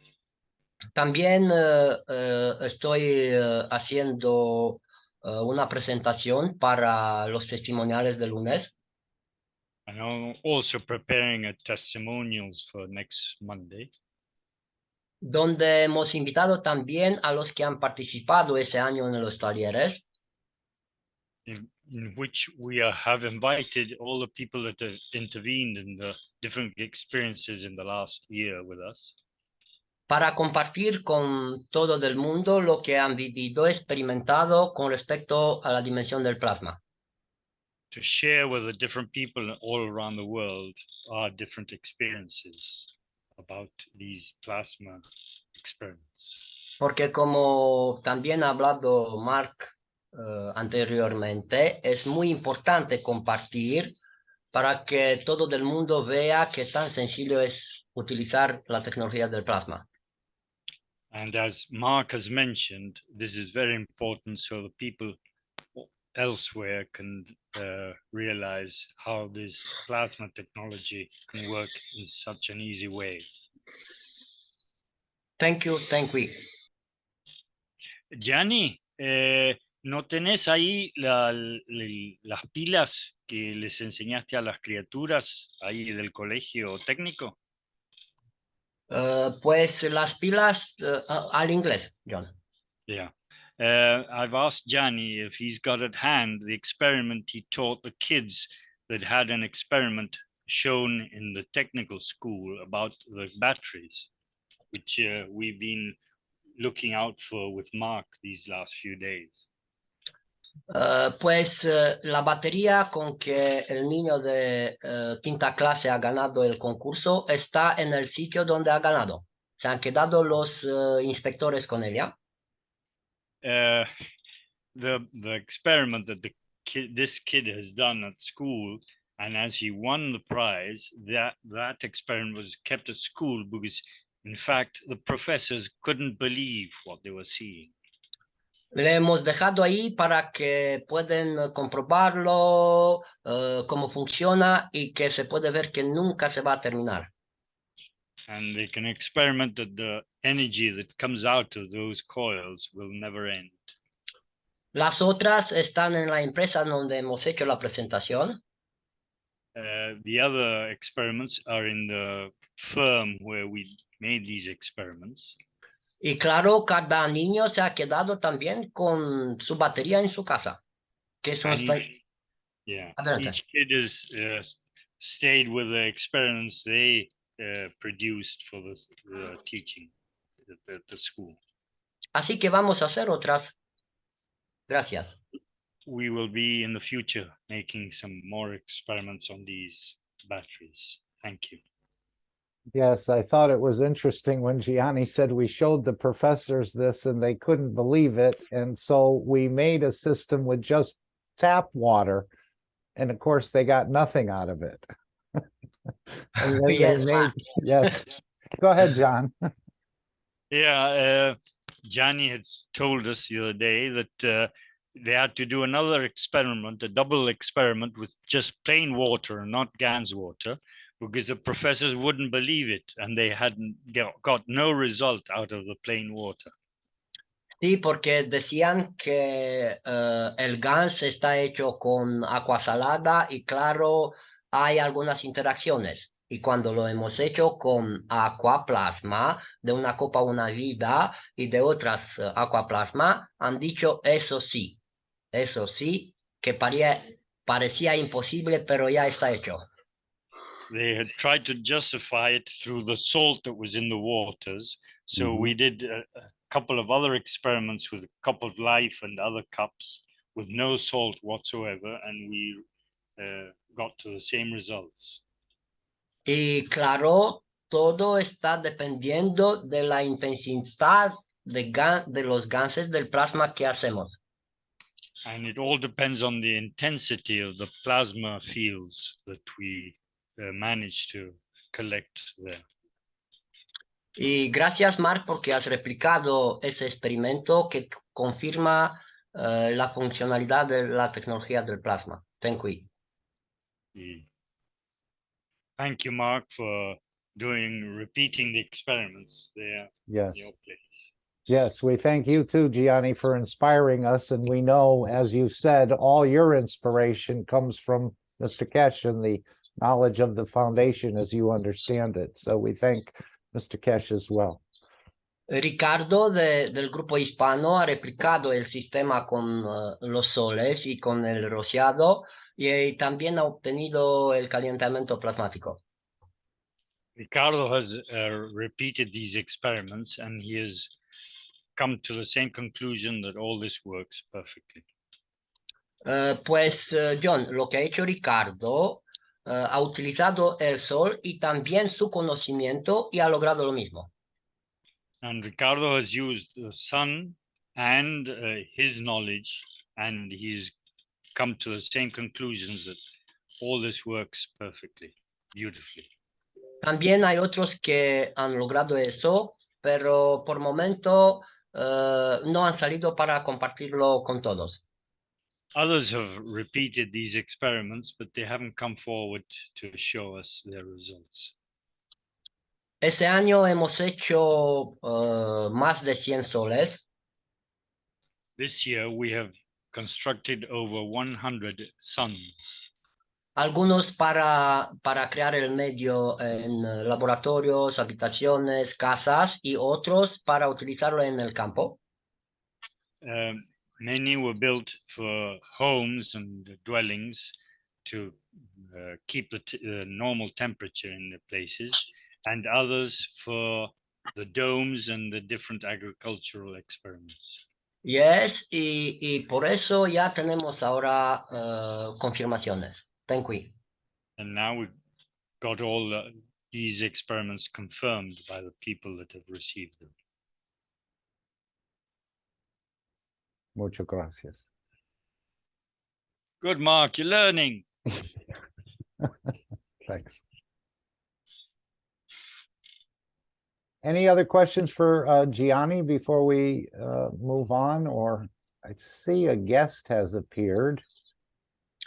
Mark, please share the photo.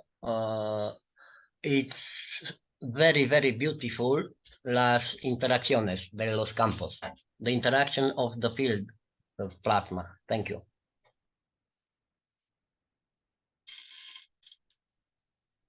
Yeah, I would describe it.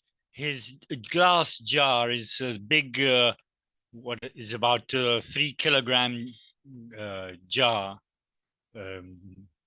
jam jar, and he's got one of these suns inside there, and that produces those sort of slats effect in the ganses and the fields there inside. The light up above is a reflection on the glass of this jar. Yes, Mr. Keshe always has asked us to not to look at the ganses, try to see the fields, but I could never see the fields. But we know they're there, but this is a beautiful representation of interaction of fields. I know I did that with couple of the toroidal coils, and within 20 minutes you could see the interaction or the waves of the fields starting to wanting to interact, or they were interacting, and they sort of manifest in a way, in a different way, almost the way you see on the Universal Body Enhancement spaceship unit, where they sort of encircle the person inside it in a way. And of course, they do their work in these space gaps. Gianni, ahí tienes una bobina de cobre enano y una de zinc, o me equivoco? Iron zinc, hierro zincado.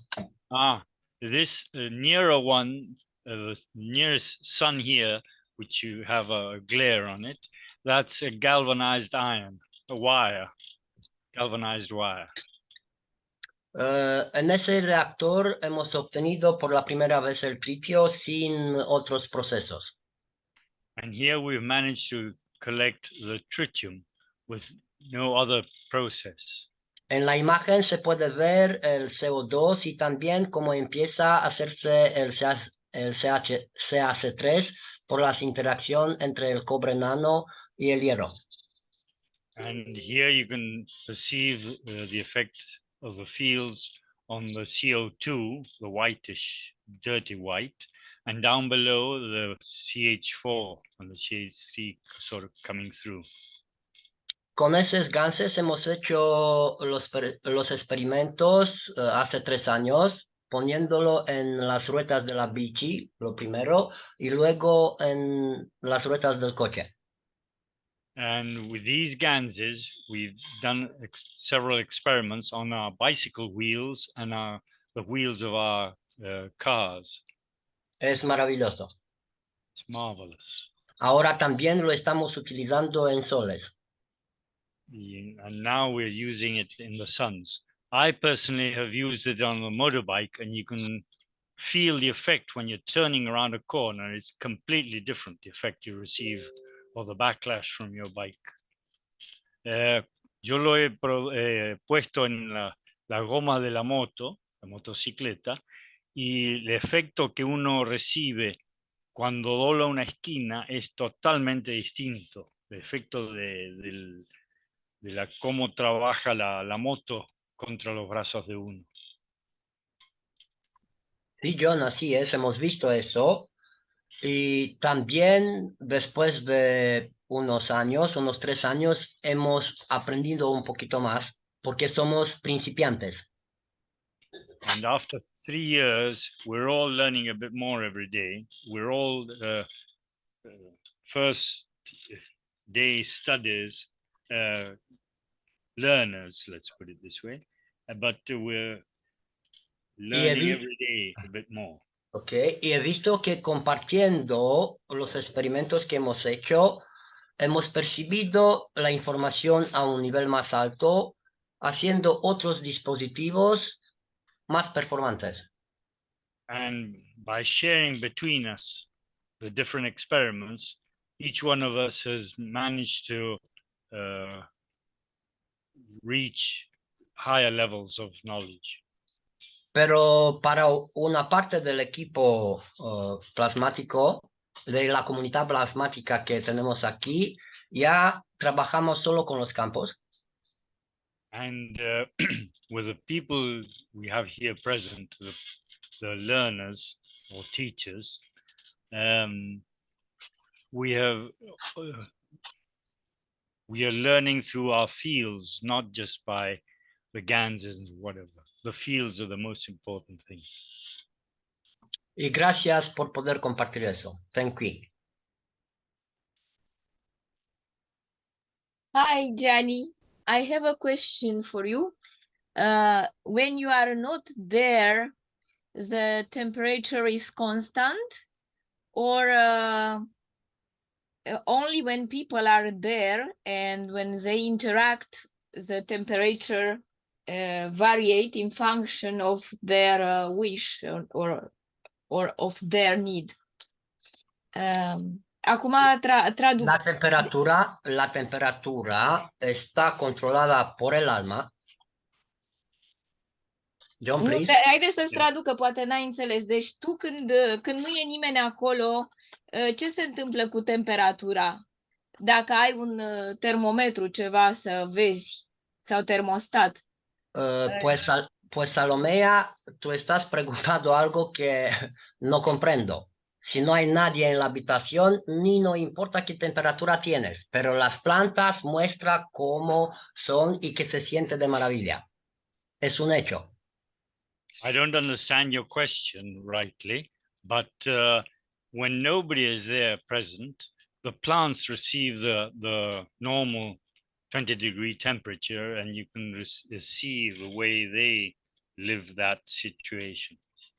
Muy buena la pregunta, porque lo que he notado es que a las plantas le gustan unos 12 grados centígrados de temperatura.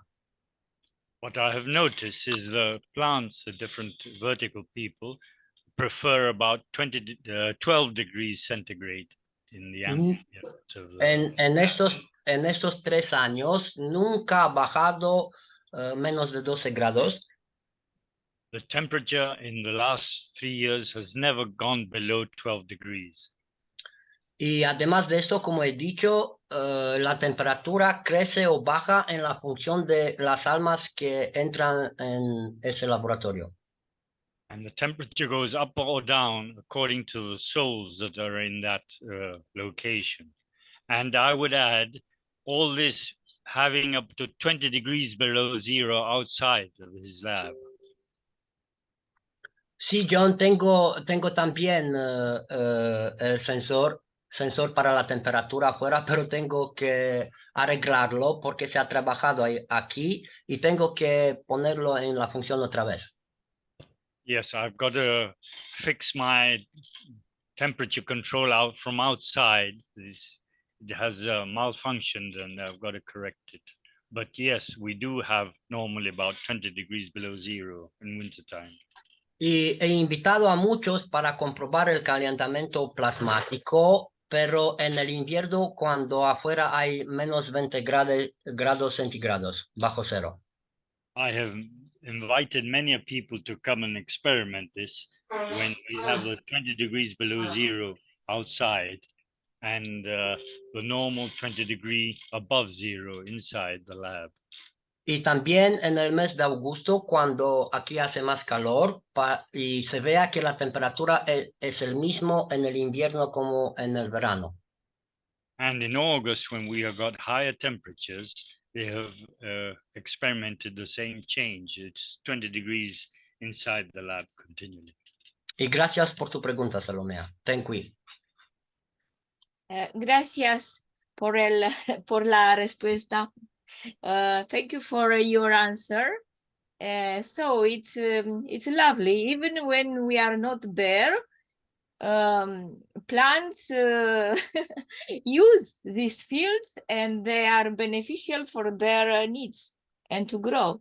So it's lovely news. Thank you very much. El beneficio está hecho para todas las almas con que hemos construido este medio. No es solo para los humanos.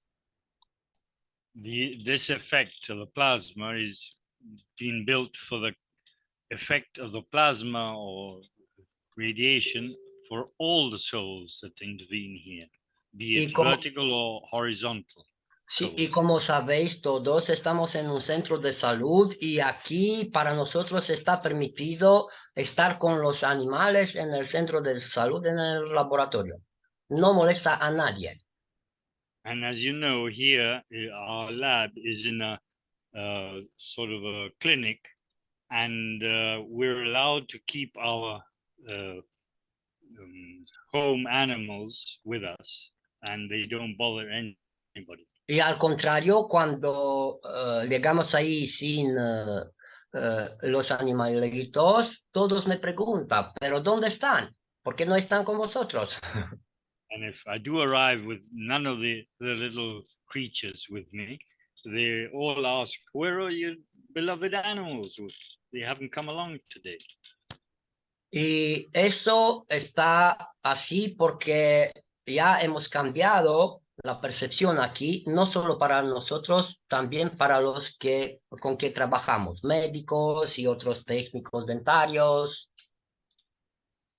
And this is perceived by all the people that work with us in this clinic here, be it the dentist or any other doctor that is there present. Pero si os acordáis, también hace 3 años hemos utilizado el plasma en la pintura. And 3 years ago, we also used the plasma in the paint which we painted the labs with. Y en la temporada que se ha llamado el COVID, aquí nunca nadie ha tenido algún problema. And with these last 3 years, we had no problem whatsoever with these diseases everybody else has had. Y eso es la maravilla de la dimensión del plasma. Thank you. And this is marvelous in the plasma dimension. And as I said, Gianni usually appears in the Spanish public teaching of the Keshe Foundation on Monday or Wednesday. And also, yes, he does. Yes, and also in the reactor group. So we thank you, Gianni, for filling a lot of gaps there. Let's say you seem to have, if you've made hundreds of these sons, again, I haven't made my first one yet. But thank you so much for, again, inspiring all of us with your understanding of this knowledge. Thank you. I personally will have to make one of these sons because we were living through 36-degree temperatures right now, these last couple of weeks. Okay, would anyone else like to ask a question, or would anyone else like to come in? Hello, Mark. Yes. I'm sorry, Mr. Keshe is here, and I have one question for Mr. Keshe about the new universal, comprehensive universal plasma cover. Sure.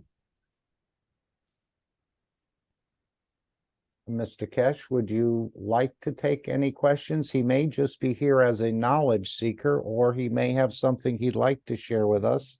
I know he's been on quite a busy schedule as of late. he may even be in the laboratory right now or with the team, just listening in the background. So if he doesn't open his mic, then we'll assume he's multitasking. Let's see. Or he just wants to be, as he said, he's a knowledge seeker as well.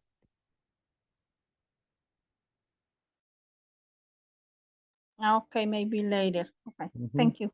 No Okay, problem. if not, I would like to share something. Today I went in my garden and I have a Diospyros kaki. Do you know this fruit? Is the anti-cancerogen. And is it was Jenny modified. You understand? It was Genetically modified. genetically. Okay. Yes. I can't say in English, sorry. And he never had fruits. But starting from 2-3 years, when I come to plasma, you know, and I receive a gift. I receive a reactor from a knowledge seeker because myself, I am lazy to create such things because I'm not so, how do you say, I am a woman and I'm not so in technical things. Being an artist, I don't want to destroy my hands, you know, playing guitar and piano and violin and so on. And I put this reactor on my window. And this Diospyros kaki is next to my window. And he started to make small fruits.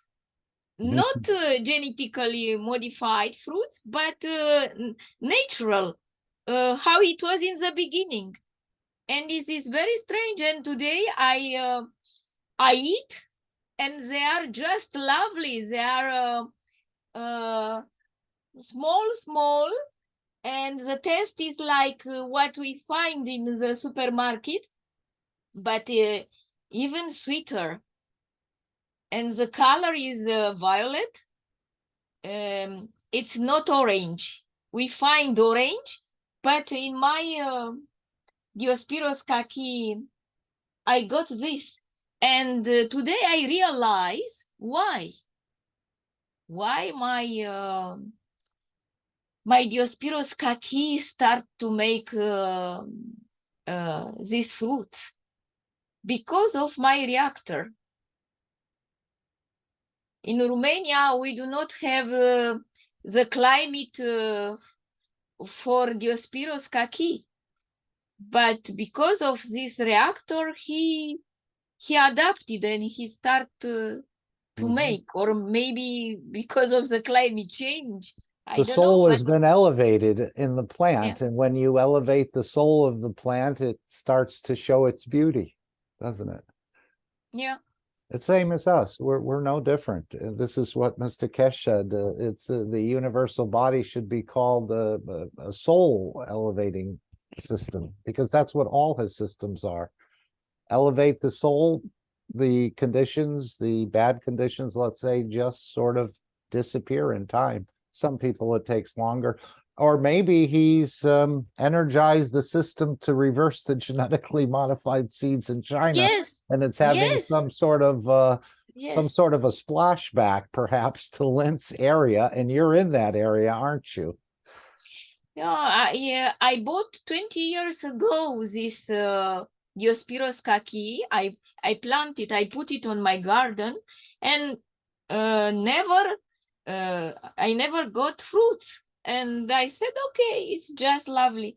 And when I start to learn plasma, and I receive this reactor from a knowledge seeker who loves me, and I realized that my Diospyros kaki start to make, but not these modified fruits. This small reverse, yes. Save the seeds. Save the seeds. Yes, I will make maybe I'll make a video and show Beautiful. to you. We'd like to see that. Yeah. Yeah, Okay. excellent. Okay. Salomea, I have a question. Yes. Tengo una pregunta. Okay. ¿Por qué dices que la planta es anticancerígena? Porque no hay ninguna planta, ningún nombre vertical que es pro o contra cáncer y una planta no está creando cáncer. Y no hay plantas anticancerígenas. ¿Por qué utilizas esa palabra? My friend John, al inglés, por bought it favor. because it's a gift. I received it from a friend. He gave it to me because my mother died of cancer, and his father got cancer. And he said, "I'm staying in the flat, and I do not have where to plant this Diospyros kaki. May I plant in your garden?" I said, "Yes, please." Because I want to help my father, and also you can use it because you you also scared of cancer because your mother. And I was waiting for this plant to make fruit, and never made since I start to study plasma, and I got this this gift, this reactor from Mr. George Roshu, Good. who is a knowledge seeker. Very nice man. Yeah. Okay, I hope I answer to you. thank you. Thank you, Salomia. Thank you, Yeah. Gianni. Yeah. Anyone else would want to raise a question for Gianni or bring up something else? We normally go about this time to the Dome of Peace, and this is the 3 o'clock hour where the Universal Council asks everyone to join together on the soul level for the elevation of the others, let's say, all the other citizens on this planet. So Mr. Keshe may be busy, or he may want to come in later. We all see that he's here. Thank you for joining and just appearing with us.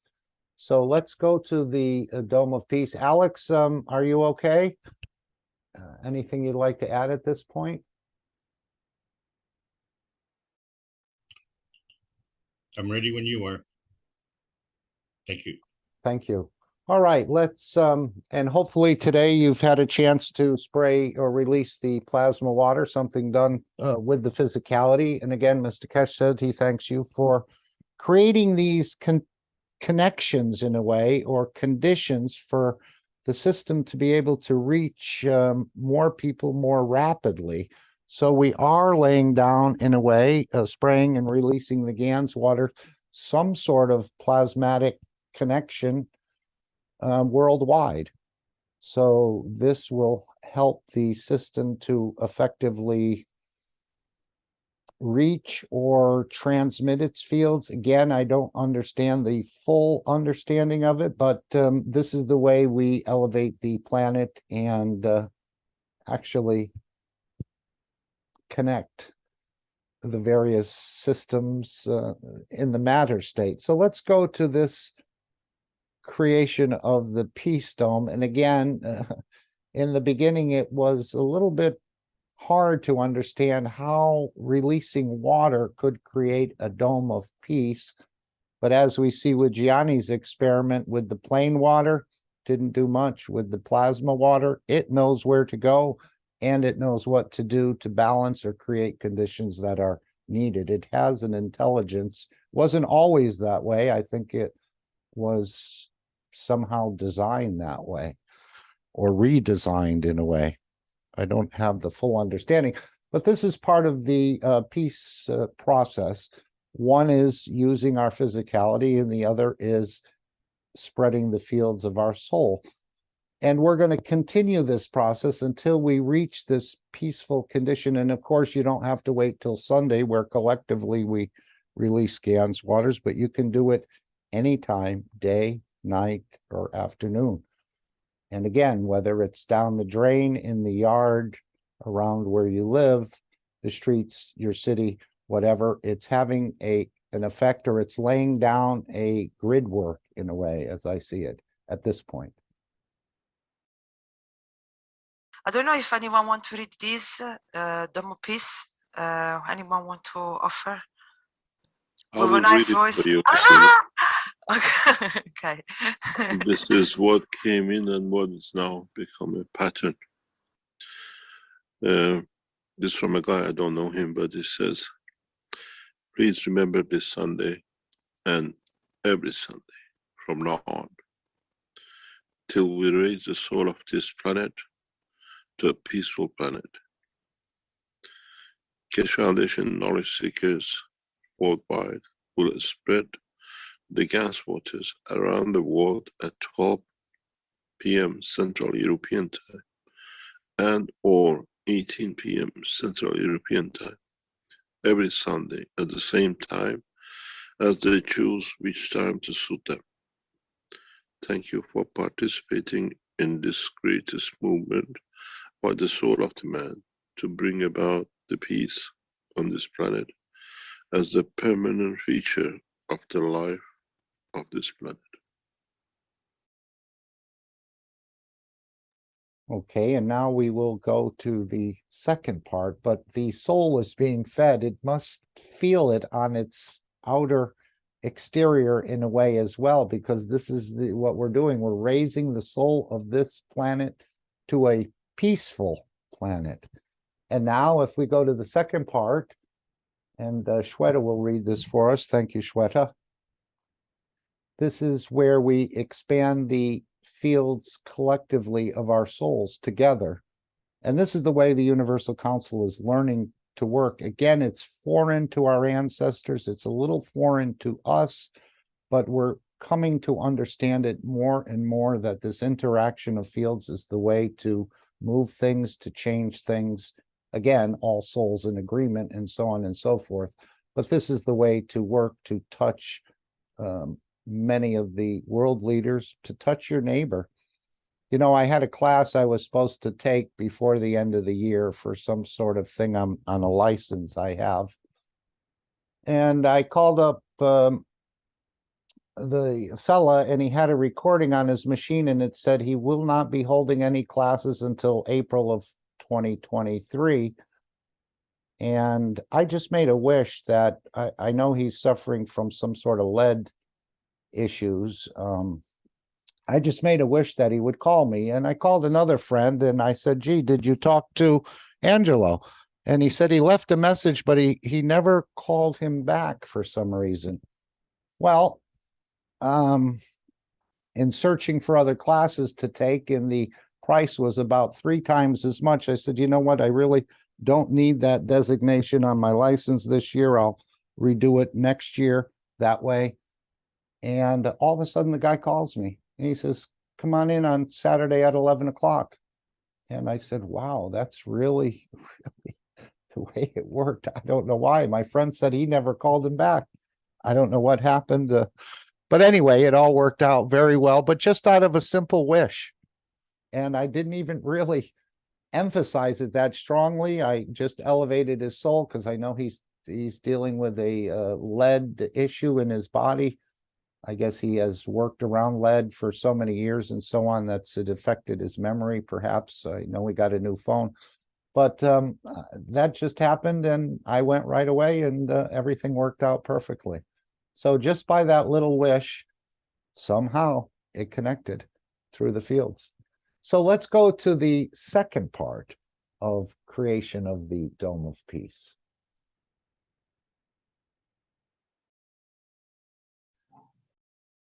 Anybody wants to read the Dome of Peace? I mean, Beautiful Souls. Here? Okay. I'll read this beautiful presentation of Dome of Peace. And the Dome of Peace is already here. All the knowledge seekers, truth seekers, lovers of humanity has built it in a way, spreading the guns, loving each other as shareholders. So I will read this as please remember, every Sunday from now on until we raise the soul of this planet to a peaceful planet, Keshe Foundation knowledge seekers worldwide will spread the Gans waters around the world at 12 p.m. CET and or at 18 p.m. CET every Sunday at the same time, as they choose which time to suit them. Thank you for the participation in this greatest movement by the soul of man to bring about the peace on this planet as a permanent feature of the life of this planet. Mr. Keshe suggests we add the next step to create the dome of peace with power of the souls, as we have already going through this with the 2 eyes. And we ask you to spread the guns, waters each Sunday. Now we give you a new path. Now try to unite each other's souls. Try to elevate the soul of humanity through your own soul to a level that no one can touch, the embodiment of the human race. So beautiful. Choose a time where all of you come together on the soul level in a state of inner calmness. At that time, don't spread the water of guns, but spread your soul. Unite, and in time, we will make a new race out of the soul of man. And then, instead of doing it once a week, do it all the time. MD Keshe. Thank you. Thank you, Shweta. And now let's take 5 minutes and we will collectively gather together. Oops, I'm just trying to find that spot. I think here it is. Whoops. Okay, let's take 5 minutes collectively in a state of inner calmness and peace. Collectively, and again, you can add any one you want to this. Initially, it was the soul of the 5+1 peace negotiators, the soul of the International Atomic Energy Agency, all souls working for peace in Vienna, the souls of humanity, the souls of world leaders and religious leaders of the planet. But we can elevate, and this is the whole purpose, all souls, not just the human souls, but the plants and the animals are to be respected and have the same rights as we have for the continued elevation. So let us take 5 minutes and collectively join together. We are much stronger collectively, apparently, than we are as an individual, although it would only take one person to change this. Mr. Keshe can't do it because he's not from this planet. So it's up to us to bring about that change. So let's collectively just take 5 minutes and elevate the souls on this planet, from the soul of the planet to all the rest of the inhabitants, not only on the planet, but even throughout the universe. Thank you. We're starting now.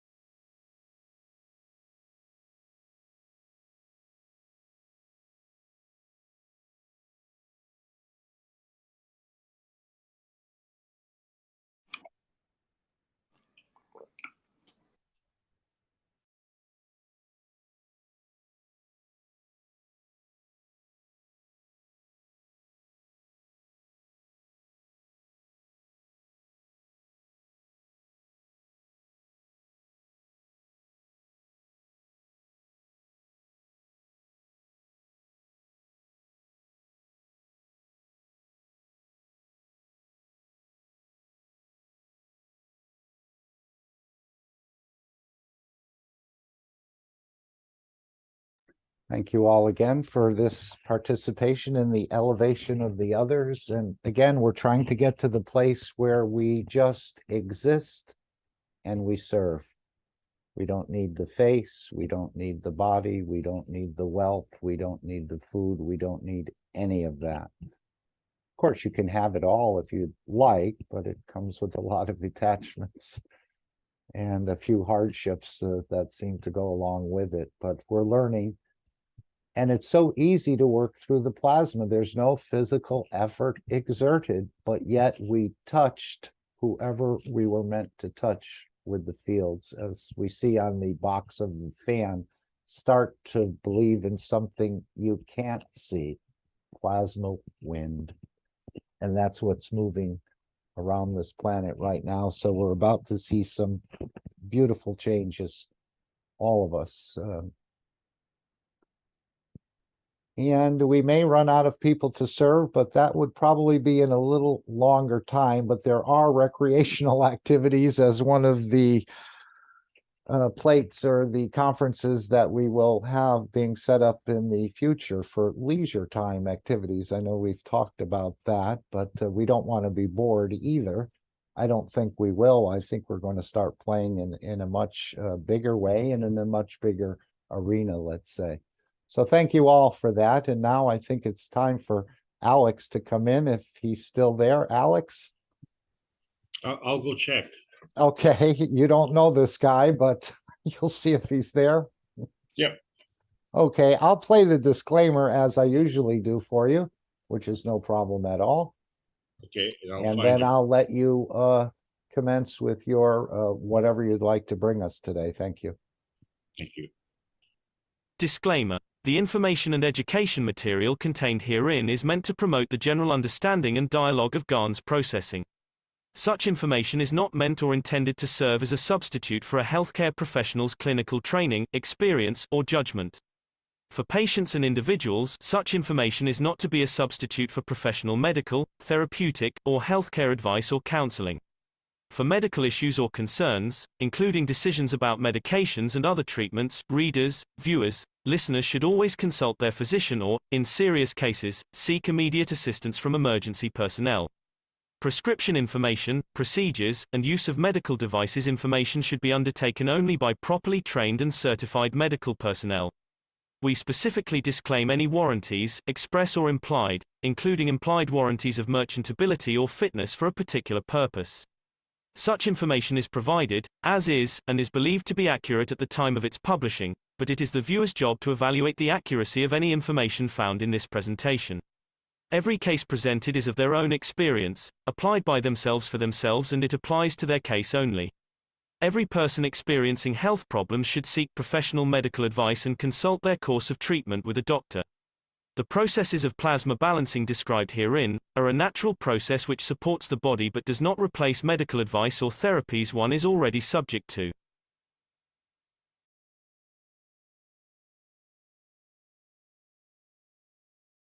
And again, let's welcome Alex, who's been spreading his fields, as we all have, around this planet in many different language communities, as I think he's taught in the Spanish group and in the Portuguese group, the American group, probably the Italian and the Germans as well. I don't know where you've been, Alex, but it's the same knowledge, and we continue to share it and grow into it. So we thank you for your presence here today and for consistently joining us week after week. Thank you. And thank you for that introduction, Mark. And also thank you very much for the work that you've been doing. Again, another beautiful meeting happening in North America. This is a beautiful Sunday afternoon. And it's not just the Americans who are here, and we're talking about North and South America, but also the rest of the world is what makes this meeting so powerful. It's still a second fiddle to what we do on Thursdays, but we're trying to do this in a way that it would help people who are new to the technology to, shall we say, fast track, although it may not be fast enough, but we're trying. And so on that note, I'd like to welcome everybody and thank you for the opportunity to present. This is the teaching of the Keshe Foundation Spaceship Institute and the teachings of Marin Tevakoli Keshe. And it's my interpretation of that.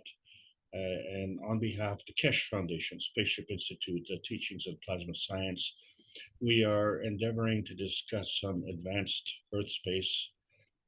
We're going to call it Earth upheaval. My name is Alexander. I am from Canada. It is December the 11th, 2022. This is the Keshe Foundation North America Plasma Education Series. And so advanced Earth space is actually basic advanced Earth space, because what we're talking about still is the relationship between the physicality and the plasma worlds. And we've tried to organize this in some basic, intermediate, and advanced series. And so we started on this Earth space advanced section here. Last week we talked about legends. And so this is all a continuation of teachings, understanding, knowing, insight. And of course, as a Spaceship Institute, our goal is to get into outer space. And so we have to understand where we're coming from. And it's hard to decide where we're coming from, because we don't know if we are coming from or coming to. And there's an awful lot of confusion. And we see this confusion actually in the first three books of Mr. Keshe, because first of all, there's the universal order of creation of matters, which is, shall we say, the source. But then there's the origin of the universe. And can the source precede the origin of the universe? What we find with the origin of the universe is it creates the soul. And so there's a connection between the soul and the source, and there's a link in between, and that's book number 2, The Structure of the Light. And so this confusion has been going on through all of the ages, and we pride ourselves on our education. We pride ourselves on our history. We pride ourselves on our technology, but we're still searching for outer space. And it all boils down to that little tiny little red dot in the bottom right-hand corner we call man's universe, which is part of a vast, vast universe that we can't really comprehend. And we just seem to be satisfied with that little piece of that spinning pie in the sky. And I keep making reference to that because it's a phantom pie, isn't it? We can't see it, we can't touch it. So, you know, what phantom is something that's apparent to the senses, but with no substantial existence. Well, if it has no substantial existence, how do our senses sense this? And so this is the gateway to the plasma science, because we see that the satellites may be that pie in the sky, and we question that. And how these satellites can become spaceships, and we question that. And then we wonder, are we already dream satellites? So we question that. And which dimension is the reality dimension? And we question that. But the real question keeps being asked, and it doesn't get answered. And this is the reason I bring this up, because this is the second time that I'm talking about it in this public session, but we're talking about it from an advanced Earth space point of view, because our perception is now changing. When we ask, what time is it? And then we have to ask, whose story do we believe? Because our education comes from stories, right? And then all the societies and civilizations on this planet know about the Great Flood. And where did all this water come from? And so it makes the picture kind of murky, because there are no real reference points. And we don't want to ask these questions, because if we ask these questions, then we put pressure on people who don't want to answer these questions. But we've come to the point where we have to ask these questions, because we have to know, what time is it? And when we look at our watches, we don't see watches with 2,160 years on it. These represent the astrological ages. And if we divide these by 6, we find that we have 360 degrees. And this becomes very important because not only is that the number of degrees that we have in a circle, but in our history, 360 days in a year was generally accepted as the length of the year, right? So we said the year has 360 days. Well, we have 10 fingers, so let's make 10 months. That gives us 36 days per month, which now we understand why December is the 12th month, because something's wrong. Someone can't count.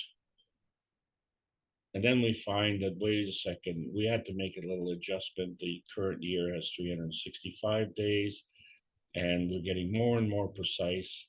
And so we had to introduce 12 months.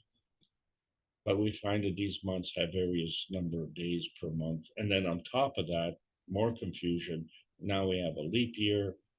And is that the pi that we're looking for? That little pi leap? And it still doesn't answer the question. Not only does it not answer the question how we got here, but it doesn't answer the question of when we got here. But the fact of the matter is, we did get here because we had a choice, and we could have come to all of these planets. But we said, no, not there, no, not there, not there. What we want bountifulness. And so legend has it that, somehow we came to this planet sometime, and we didn't come to Venus, and we didn't come to Mars. That's our reference point. So we came someplace in between. And that's how we got here. And we came there because we had a sentimental attachment to it.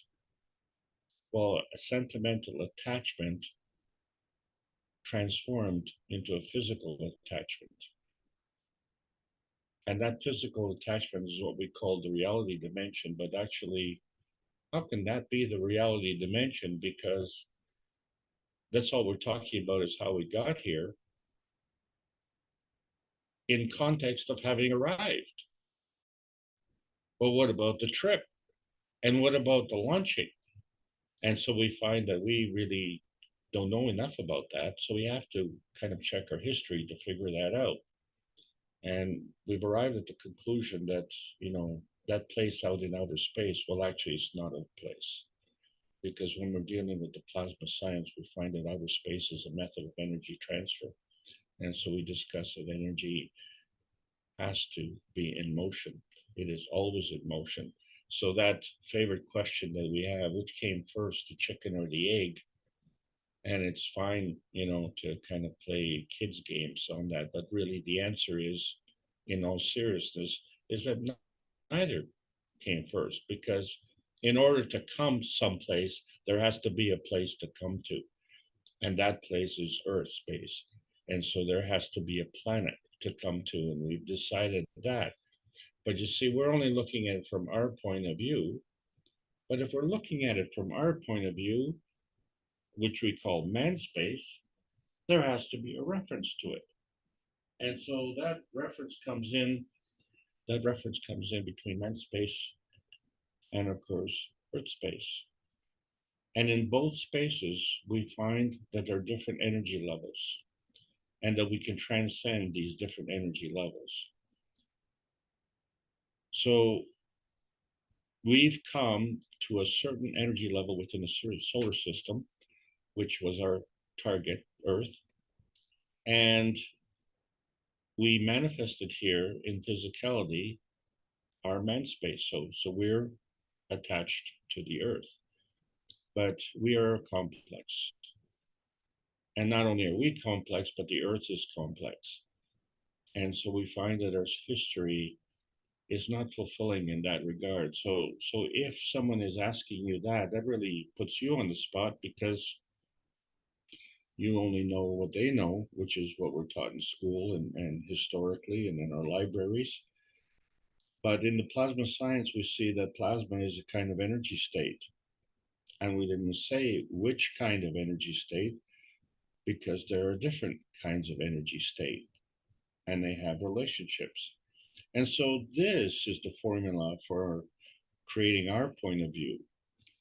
And in our gateway to outer space, we have to find our inner space.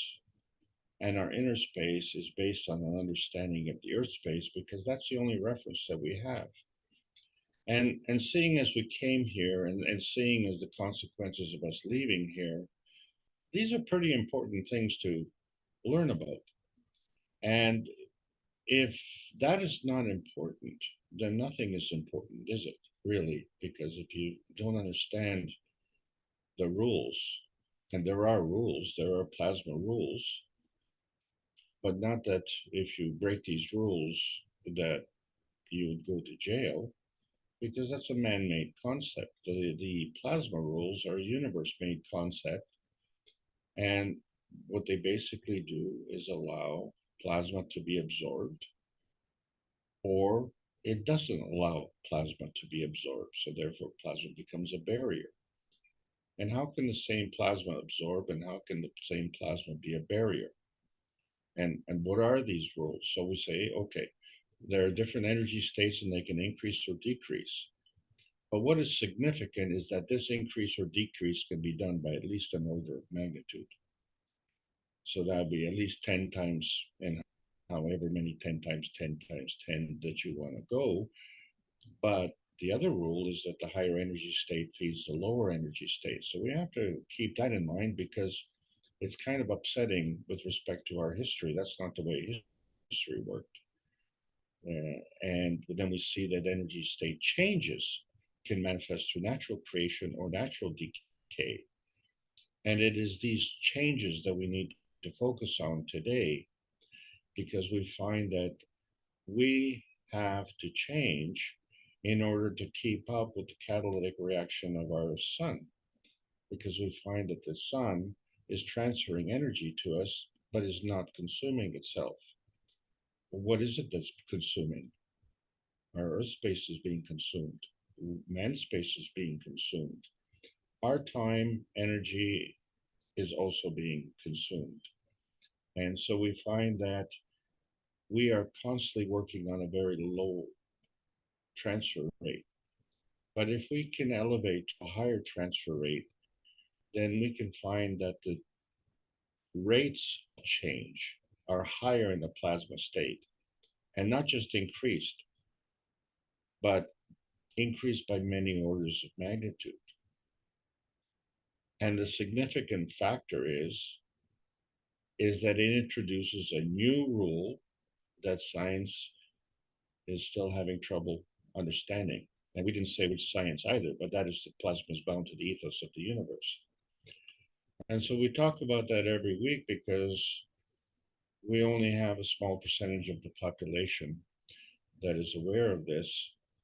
And not everybody's interested in the physics, shall we say, but a lot of people are interested in the spiritual science. And so when we look at the basic manifestation, we say that energy states manifest from field rotation. And so the speed of the rotation affects the field strength. And so we're going to talk about that today. And remember that the higher energy state feeds the lower energy state. But then we find that there have to be a change in these energy states. And so these changes are affected by other fields. And so we find that the relationship is actually an accommodation, a strength accommodation of the fields. And it's accommodating by the field relations. And depending on which fields you are relating to, it may allow you to transcend multiple energy states. So you don't have to go one step at a time or one energy state at a time. you can really, shall we say, fly.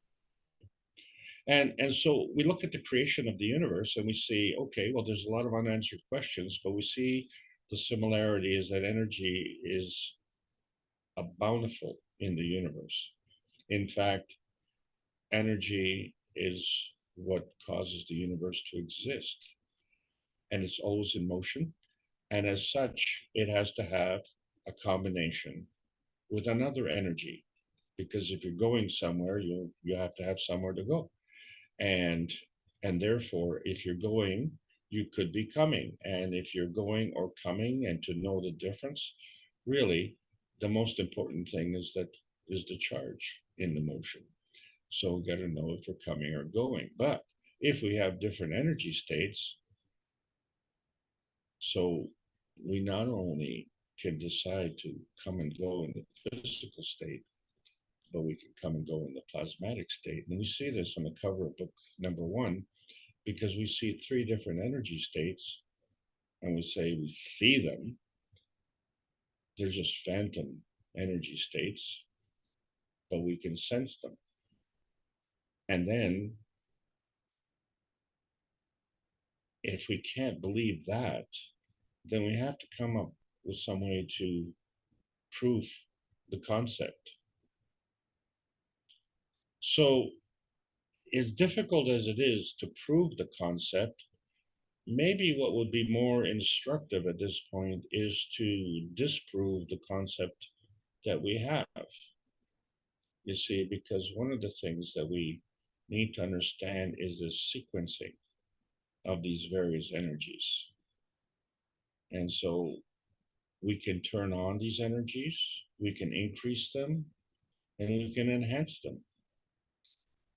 And that all affects the energy feeding, the energy strength, and the energy positioning.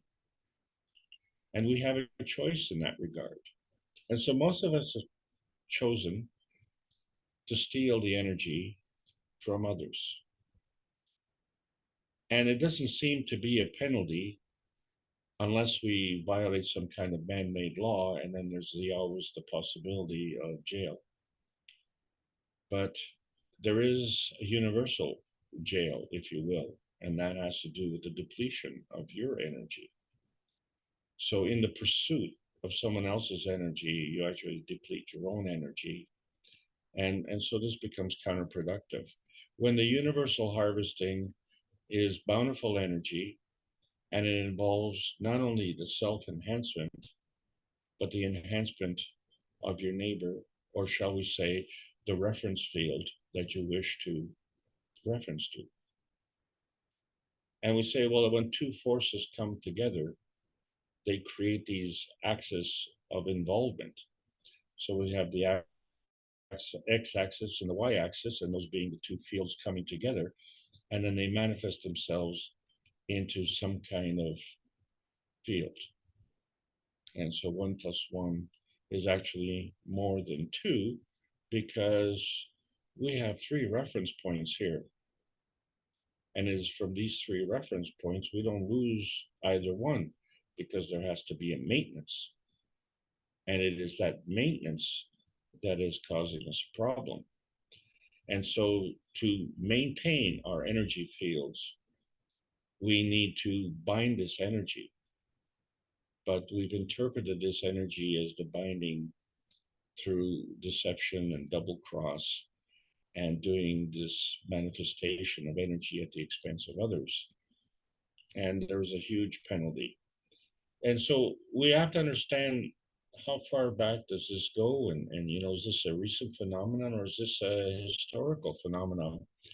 And, how far back do you want to go? So let's go beyond the chicken and the egg thing, and see that in the beginning, there was a solar system, and then there was the sun, and there were no planets. And in fact, there was no atmosphere and no water. But we know the water was created because all the civilizations talk about the Great Flood. And we see the results because we're living in Earth space. So what happened? What happened in between here? And how can you go in between here if there's no place to go to? So you can say, well, you know, I'm here, but, you know, where exactly are you? So if we look at the first planet, which was Mercury, we find that in order for Mercury to arrive, the sun had to be here first. And what's interesting is that there's a rotation, a planetary rotation. And so that is intimate with the charge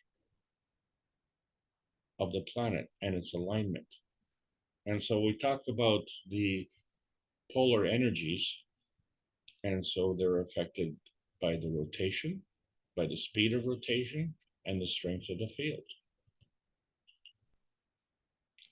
And so at the core component, which is very important in our understanding, is that we have magnetical and gravitational relationships. And so we say that the electron is the magnetical force field, and it's similar to the PM ticks in the plasma science. And so that would be plasmatic. But then when we look at the atom structure, we find there's an atom-proton relationship, and we say that's gravitational, but in actuality, it too is plasmatic. And so it can manifest as a ray. And so we find that the rays of the PM ticks are basically the same thing. And so on the left-hand side, we have the singularity of the atom, and on the right-hand side, we have the duality of the, on the left-hand side, we have the singularity of the electron, and on the right-hand side, we have the duality of the atom, of which the electron is a part of it. So it's entirely possible then to have a coexistence. So when we look at the stories that we've been told, we have to ask ourselves, whose story are we really talking about? Because when we're talking about his story and say it has to do around the era of Christ, and that being his story, we can see that it's at the turn of the millennium in the year 0000. And so there is a story before then, which we call BC, and then there's a story after that, which we call AD. And so we say, well, we're in the year 2022 AD, and so there's a story of BC, and that then doesn't just become his story, but it involves history, the history before his story and the history after his story.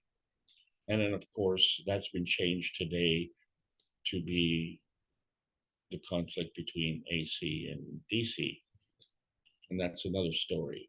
But let's look at some major events here that, you know, I want to touch on, and that has to do with the Great Flood, as I said. So we've seen that a lot of water has come and it flooded. And so the flooding, if you ever carried a bowl of water, and as you were carrying it, if you tripped, you probably spilled the water. So can we say that it's from this spill that we created this flood? And if you created a spill on one side, then you wouldn't have spilled it on the other side. It would have only gone in the one direction, right? And I wonder, I'm just asking, could that be an attribute which made the basis of another story with respect to the Red Sea parting? And then, of course, there was the story of Atlantis sinking. And if Atlantis was sinking, you know, it's just like a rock falls in the water, creates a splash. And would that cause a great flood? And when did Atlantis happen? Everybody seems to talk about it as if they know about it. But what do we know about Atlantis? And what about Lemuria? People talk about Lemuria. When was that? And then there's the Ice Age.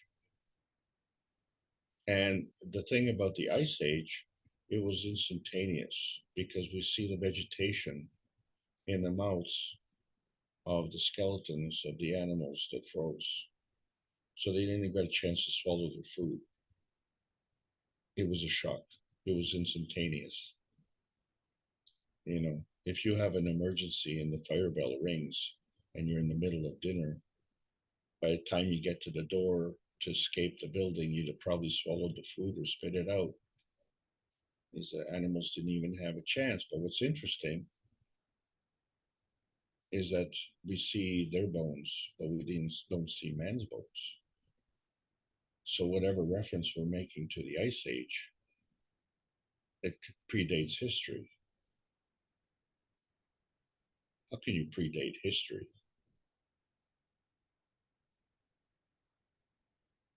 History has to go back to the beginning.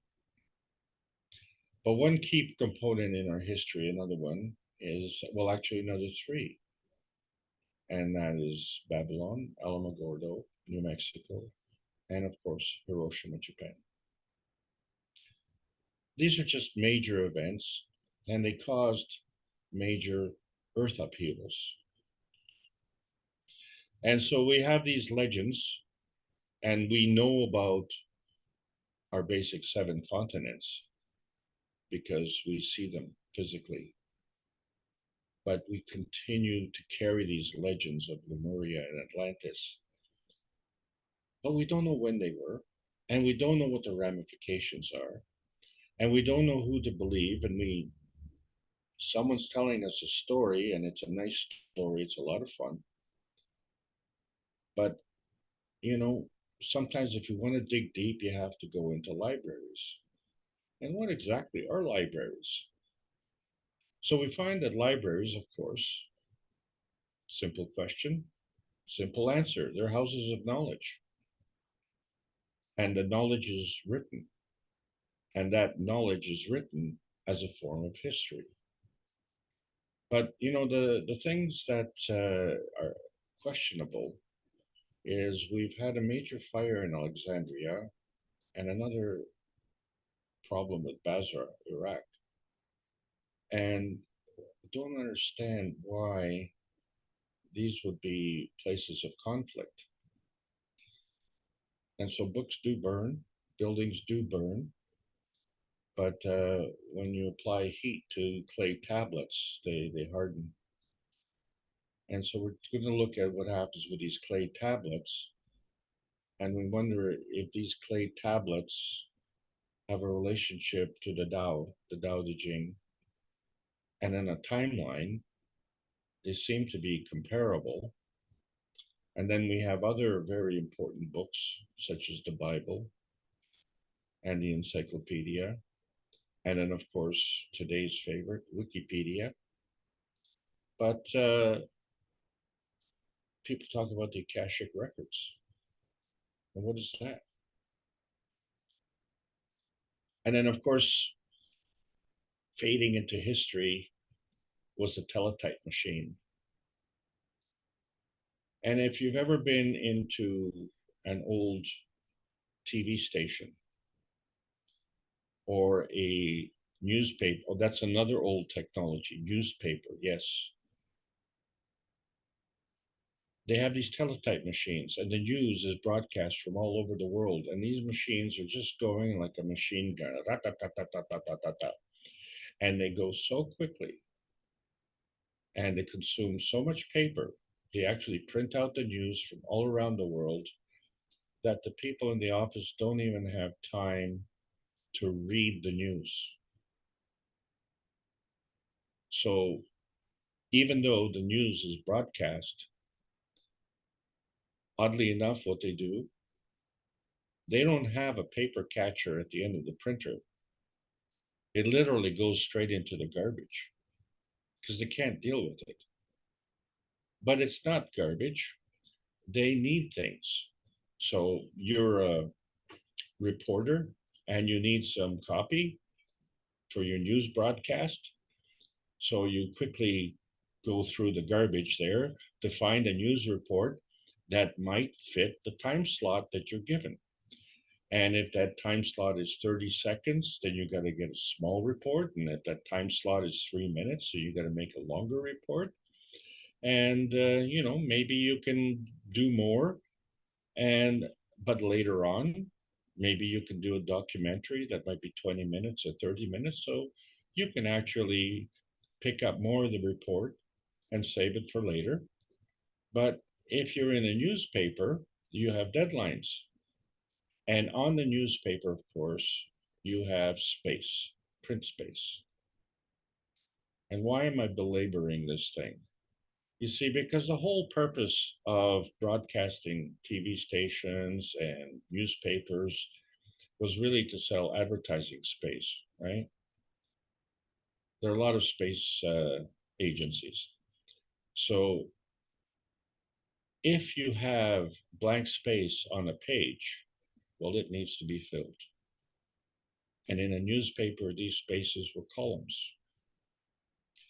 And what was very interesting, there was a time I used to read the newspapers, and there was one column wide, 1 inch high. That's 2.5 centimeters. Tiny, tiny, tiny report on this full page of advertising. And I know how they got it. They seen it on the teletype machine, and they cut it up and made it fit that 1 inch by 1 column space. And it had to do with the danger that the library in Basra was going to be attacked and destroyed.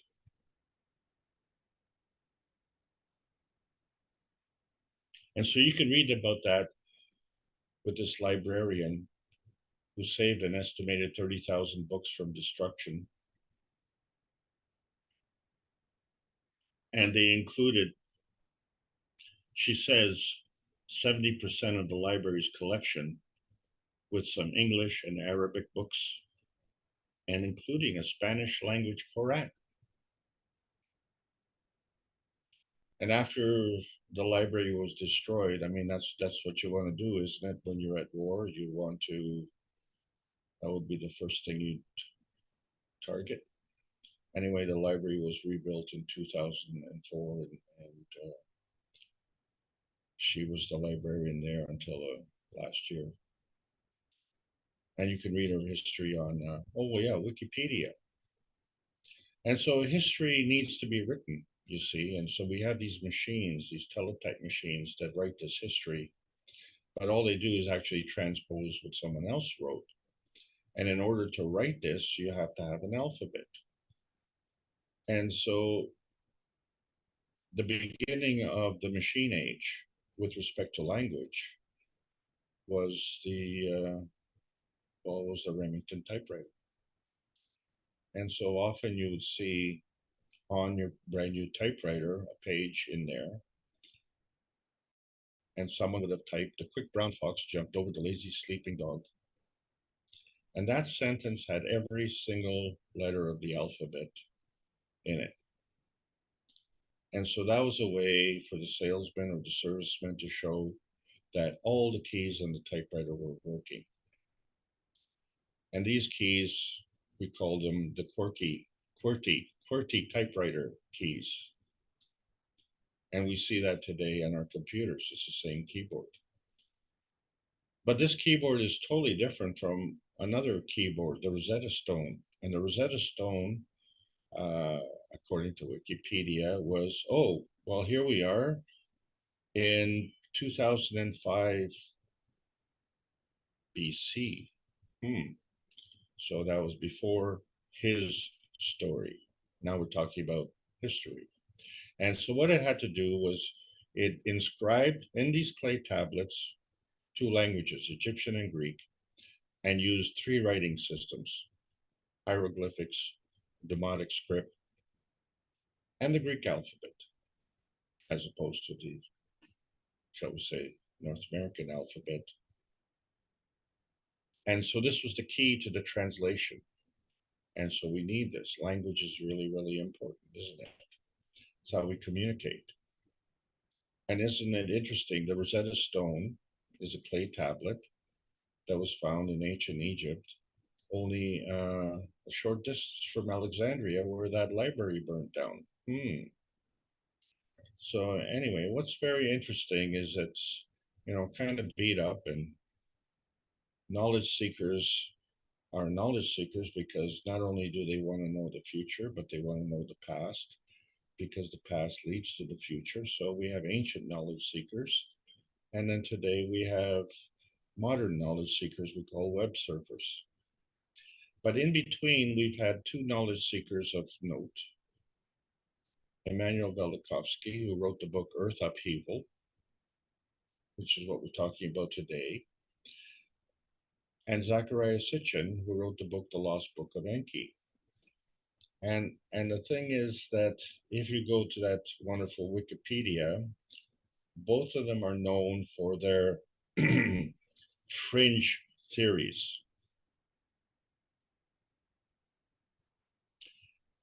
And so if you put these two books together, you come up with something about the Anunnaki. And so we find out that there's another planet that we don't see in our solar system they call Nibiru. And the ruler of that, his name was Anu, and he had two sons, Enki and Enlil. And Enki fashioned himself as a geneticist, and his family shield was that of the eagle, and Enlil fashioned himself as a warrior, and his family shield was of the snake. And what's of important note here is that they had claims of superiority. And so that's a nice story. It's a very good story. And then there was another story within that story about Utnapishtim. And Utnapishtim was supposed to salvage all the beings from this planet because there was a great flood coming. Well, I don't know about you, but I don't know how much time you have if a great flood is coming. But anyway, there's a tremendous similarity between Utnapishtim and Noah and his ark.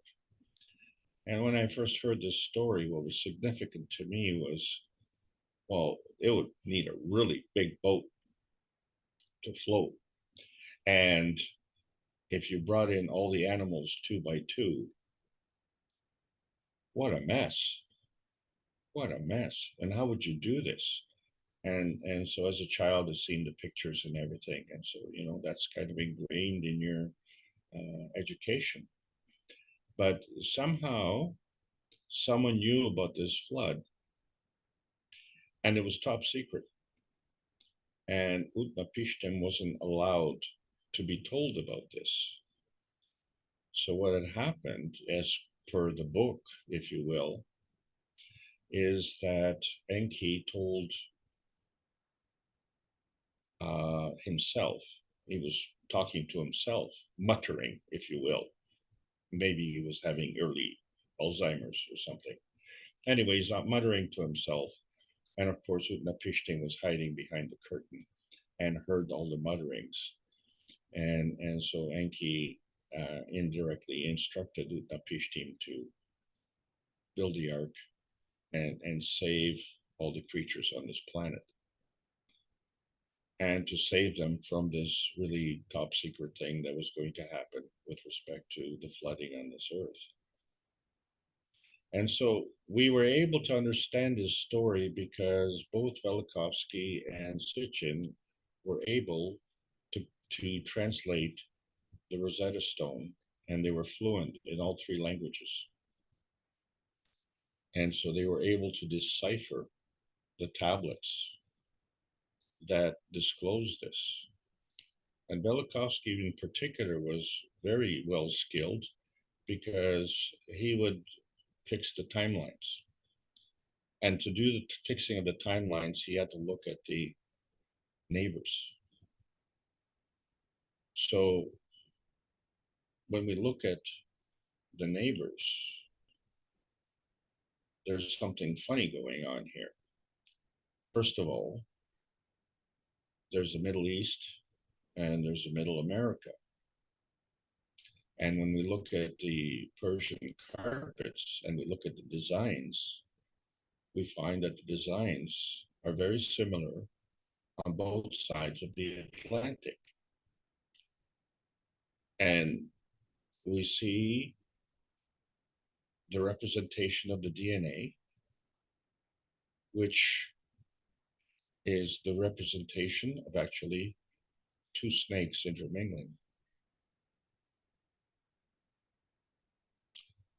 And if this goes back to Atlantis, and Atlantis was positioned between the two continents, and if Atlantis had indeed sunk, it would have caused a flood, wouldn't it? It would have caused a massive flood. So I wonder if the story of Atlantis and the story of the Great Flood are the same story. Just wondering. And the thing is, we don't know what time it is, right? But the architects of the past were able to ascertain that time. And we go back to these zodiac clocks, right?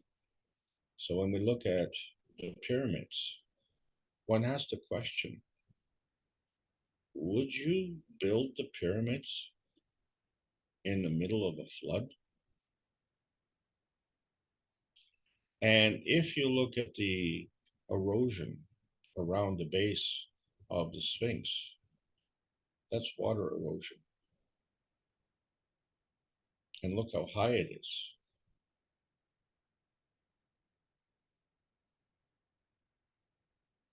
Would the water erosion have come, therefore, after the pyramids were built?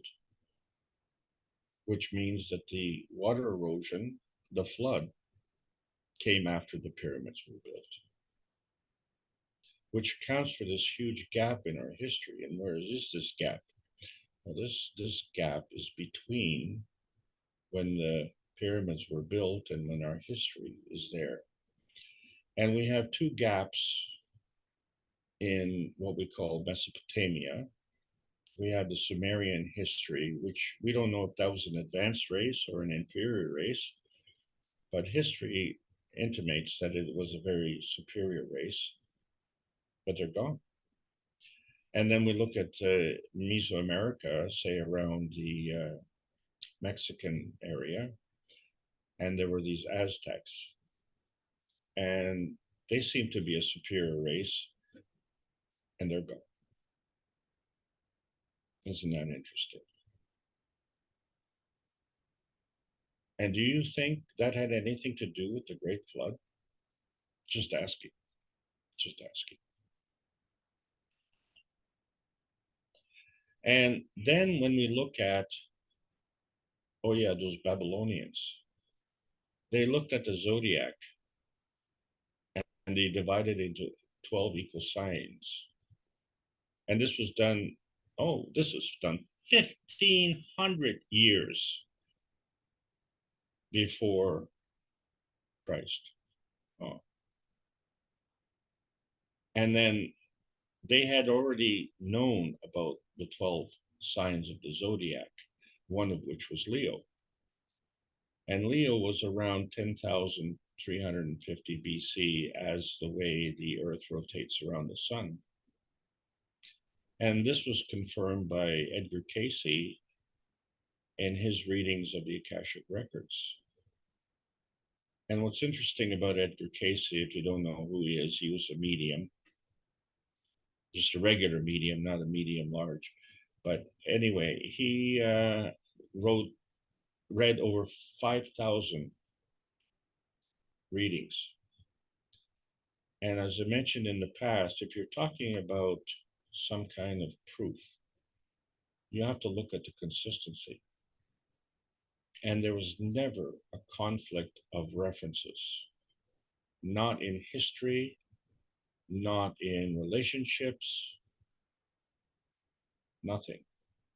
It was all consistent. There was never a conflict. He never read two histories for two people that conflicted.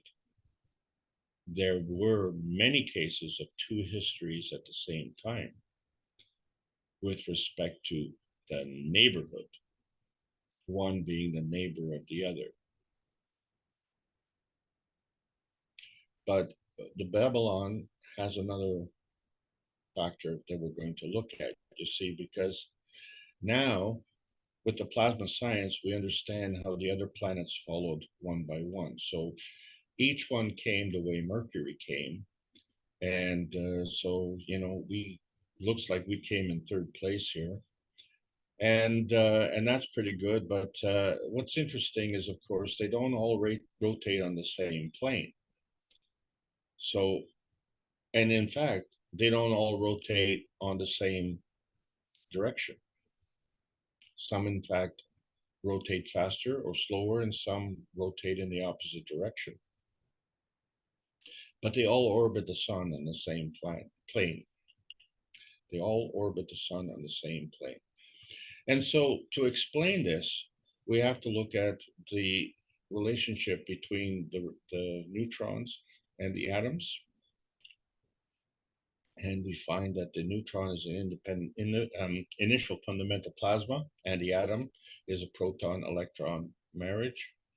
And there's a difference in mass. And this is the decay process, which causes a release of these PM ticks.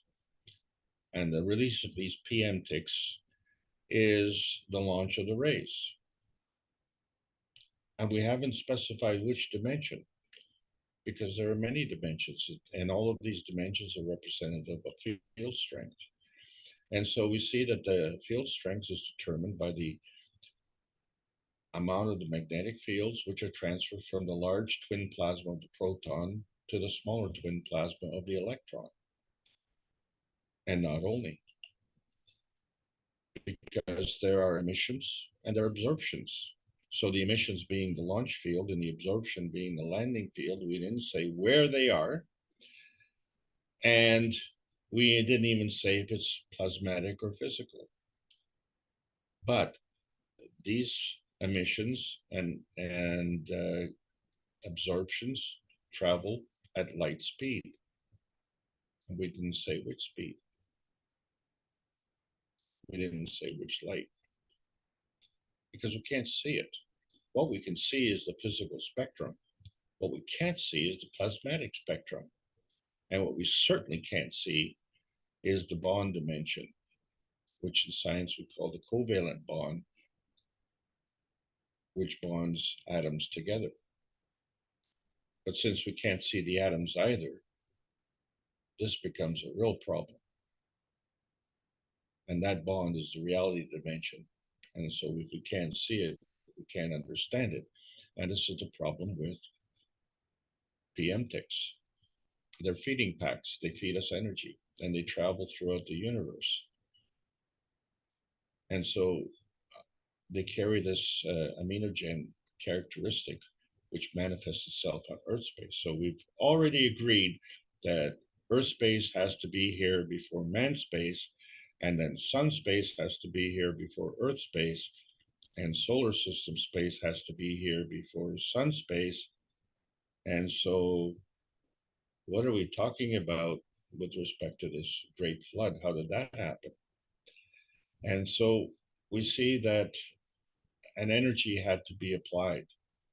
And so it's that higher strength energy that feeds the weaker strength energy. So that's the plasma feeding rule. And it's based on fields of attraction and repulsion, which we call magnetical gravitational. And now we're getting into the meat of it, where we're feeding magnetically and we get a gravitational feedback. And so when we look at our history, we're fed a history. And now we have a feedback because we have a relationship. And that has to do with the creation of principal matter, which is defeating from these PM ticks from the universe.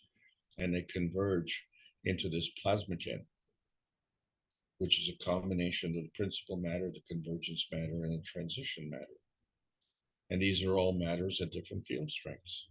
But collectively, they come together and they create a balanced field, which we call a maggraph. So this would explain how Earth was created, and it would explain how we were created. But how do we get on Earth? And so there's another field, which is the feedback interaction between these two fields, which we call inertia. And so our field, man space, continues to be fed. Your space, the other field, continues to be fed. And then these two spaces feed the inertial space in between, which allows us to share the bounty on this earth. But somehow, you know, that sounds like a really good story, but, you know, we're having problems on this planet where when two forces come together, sometimes there's a flash or a glow, and then, you know, that glitter, you know, has to be with the carrot on the string, and we go for it if it's profitable. And so when we take stuff into account, we sometimes have to discount for stuff that we don't understand.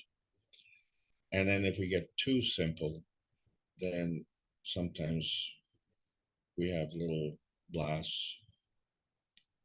But is that blast a beauty that comes from the source, which creates this bountifulness? And we have choices.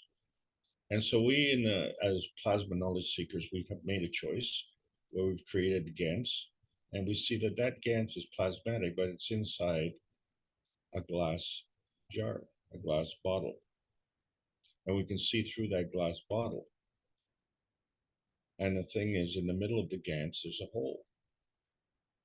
And so that hole is transparent. It hasn't vanished. It's still there. But what has vanished is the energy that created that hole. And what's transparent is that energy that created the GANS.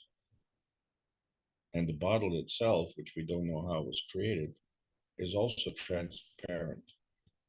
So what we understand now is this biosphere dimension of Earth space. And so all of these fields are rotating together, even though the bottle is not rotating, but the planet is rotating. We're not rotating, but the planet is rotating. And the GANS is rotating, the field in the GANS is rotating. And what we can't see is the relationship with other things. So all of these relationships are a rotating feedback. And that rotating feedback becomes another byproduct. And it's a feeding byproduct, because that's how plasma works. It's constantly feeding. And so we managed to make the cups of life, and we didn't call them the cups of lockdowns. We call them the cups of life. And we were able to create different GANSes within the cups of life. And these GANSes were created because of the relationship on Earth, right? We created them in Earth. That's the cup of inertia. And so we can also replicate the field of the Earth. And if we can replicate the field of the Earth, and if we can replicate the field of creation, then we could replicate the cup of inertia. And at what energy state is that? Because we're introduced to the higher energy state of the soul. And so the soul has to interact with these magnetical gravitational field forces, not only of man space, but also of Earth space. And not only, but the interaction between the man space and the Earth space, which we call the field of inertia. And all five of these together have the magnetical gravitational field forces, and all five of them collectively have a soul. They operate as one. And so the one, us, we have the soul, the emotion, and the physicality. And then when we look at the earth, it's providing a feeding dimension for us. And that feeding dimension is interacting with us if we choose to do so. But we have an anomaly. And that anomaly is a sunrise anomaly. And why we bring that up? Because you see, as a physical person, we have a soul and the soul of the body, and that manifests into the physical body. So we will be talking about that in greater detail in the future. But we know that the earth rotates, but doesn't walk, but we walk, but we don't rotate. We rotate with the earth, and we walk on earth, and we can walk in a straight line, might be a little bit curved, but which way does the sun rotate? And when I ask that question, I'm not talking about the sun rotation on its axis. I'm talking about the sun's rotation around Earth. Oh, wait a second. Earth rotates around the sun. But you know, from our point of view, the sun comes up in the east and sets in the west. But according to Velikovsky, he found evidence that at some point in our history, the reverse was true. So, when we're looking for outer space and where we came from, we have to understand that there's a plasmatic manifestation and there's a physical manifestation. And that physical manifestation is a materialization. And if that is materialization is a physicality, then that throws a different light on our history. Totally. You see, because we have two hemispheric rotations and they rotate in the opposite way. And we can flip these magnetic poles and there'd be no problem. And you know that because if you've ever taken a round magnet and with your hand flipped it, no one got hurt in the process unless you threw it at somebody. But if it was just sitting on the table and you picked it up and flipped it over, there would be no catastrophic result. But if you look at the Earth space rotation, which is a physical rotation and involves both hemispheres of the planet, it only rotates in one direction. And that rotation is very, very specific. It's related to the sun. So the sun rises in the east and sets in the west. Now, if that were to change, if that physicality were to change,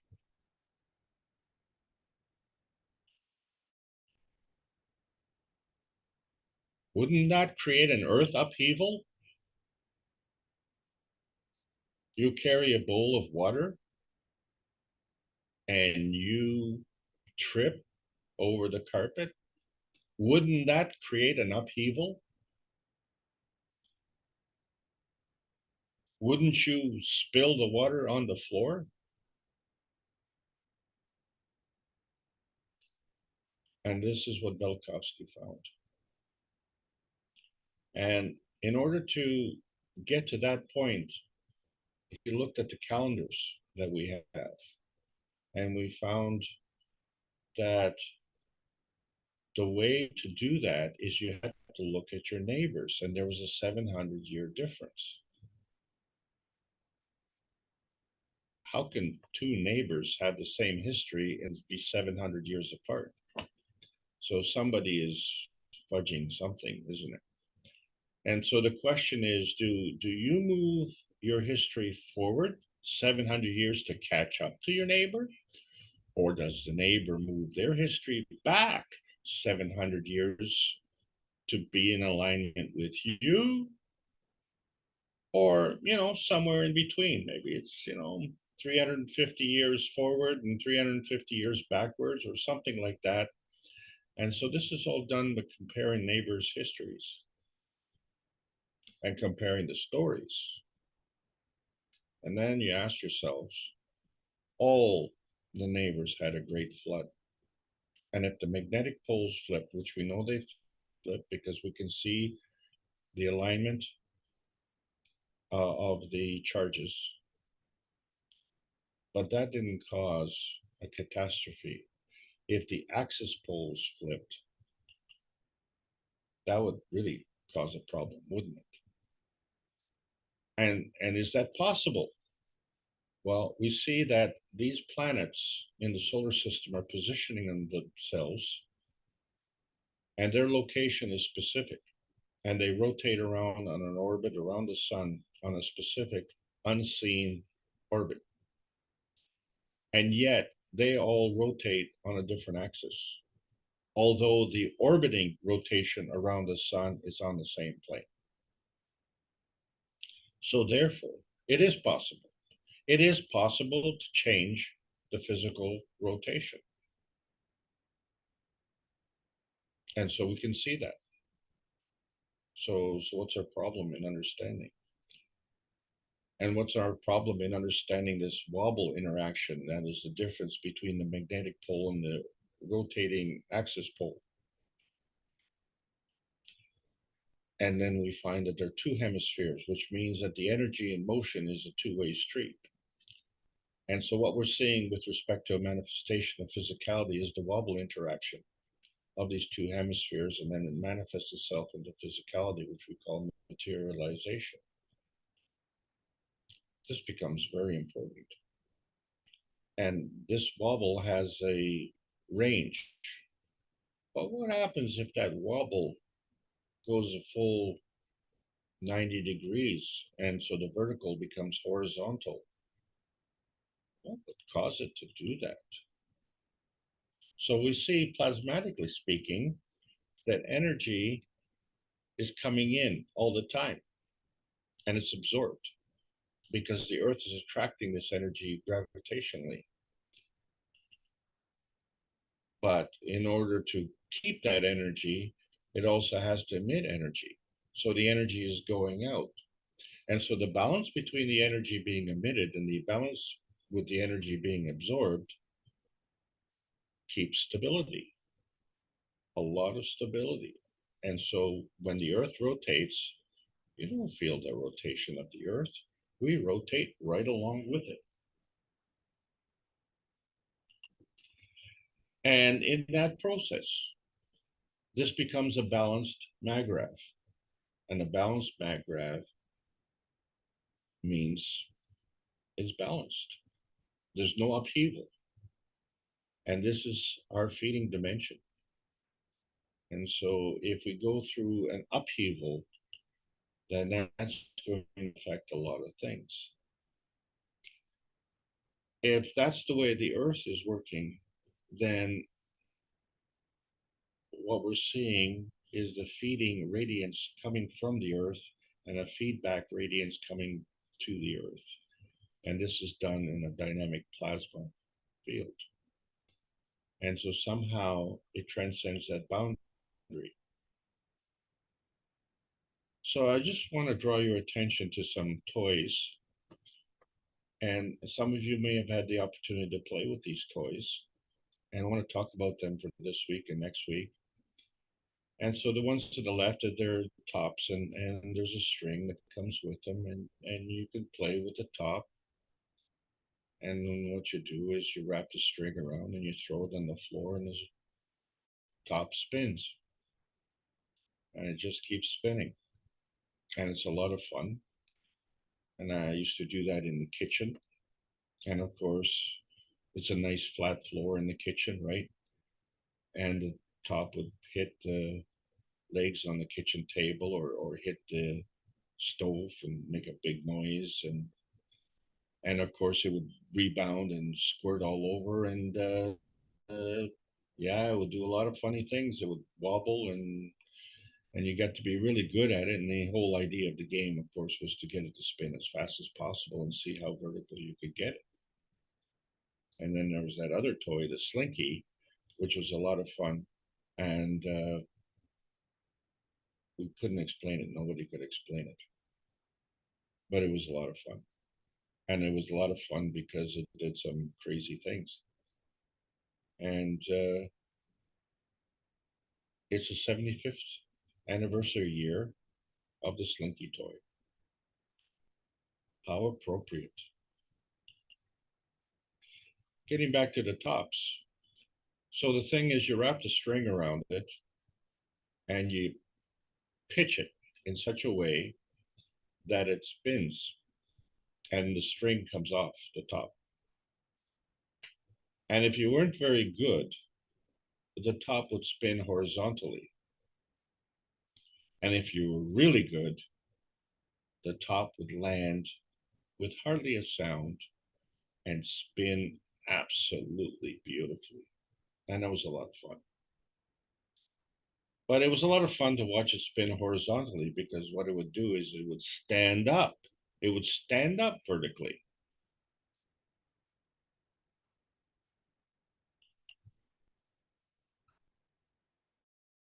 So if we weren't doing it properly, there'd be a lot of wobbling in the spinning. And if that wobbling were to go down to 90 degrees, so that way it would spin horizontally, you would get this noise, this clattering, as the top was clattering off the floor, which meant it was spinning perpendicular to what you intended. But then it would stand up, and it would stand up vertically. And the reason for it, as you can see, there's a big fat head on the spinning top, and there's a thin, pointy part. And so it would spin on the pointy part. And that was kind of fascinating, isn't it? Because we always know that the big stuff is heavier than the thin stuff. And here was a top with a fat thing spinning on a thin thing. But it would always stand up. And the reason for it is because it only represented half the hemisphere. If you could represent a double hemisphere in physicality, and then if you did the flip, you could choose to stand up or to stand upside down. And it would all depend on how you deliver this.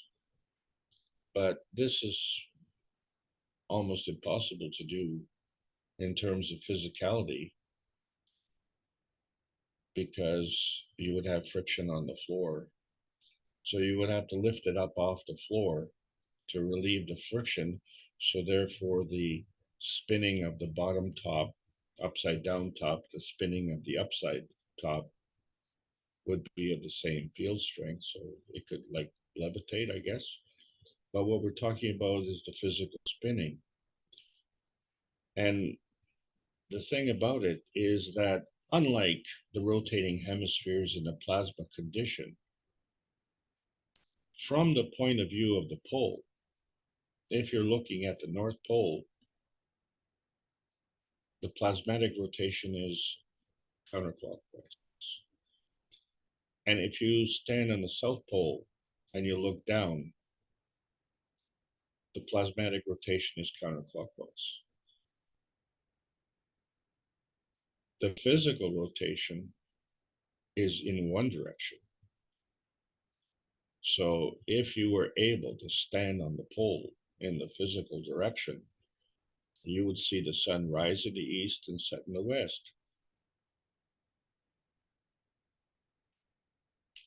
But if it was to flip over, the rotation would be the same.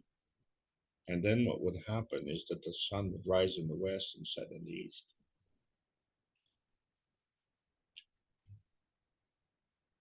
So what we're referencing here is a polar axis flipping with respect to its physical spinning, not its plasmatic spinning. And so this is what Velikovsky talked about in his book, The Earth Upheaval. And if there was a polar axis flipping, wow, wouldn't that cause an upheaval? So you know, we see that, you know, we can have a relationship between the horizontal and the vertical transmissions. And so we can do that within the one plasma field, but we can also do it with other plasma fields. But the thing is, which plasma field are we talking about? And which relationship are we talking about? And can we talk about a plasma field relationship with another plasma field relationship and a physical field relationship? Can we do all of that? Well, obviously we can, because we have the proof of concept. The scientific community knows very well that there's a conservation of magnetic fields and a conservation of energy. And the spiritual community, well, they can't prove it, but they make you believe. In the plasma science, we bring the two together, we add to this knowledge. And so that would affect the rate of change, depending on how we understand the principal interaction. So the interaction is a two-way street. The interaction is energy in motion. And then the question is, you know, what happens if you flip one or you flip the other, and which one would do the flipping? Well, clearly, the sun is of a higher energy state, and the earth is of a lower energy state in relationship to the sun. And if there's going to be any polar flipping, it would be on the earth's side. So now we understand that there's a feeding radiance and a feedback radiance, and then we can use that to interact with other plasma fields. And this interaction is the reality dimension. And we're using this reality dimension with respect to our space program.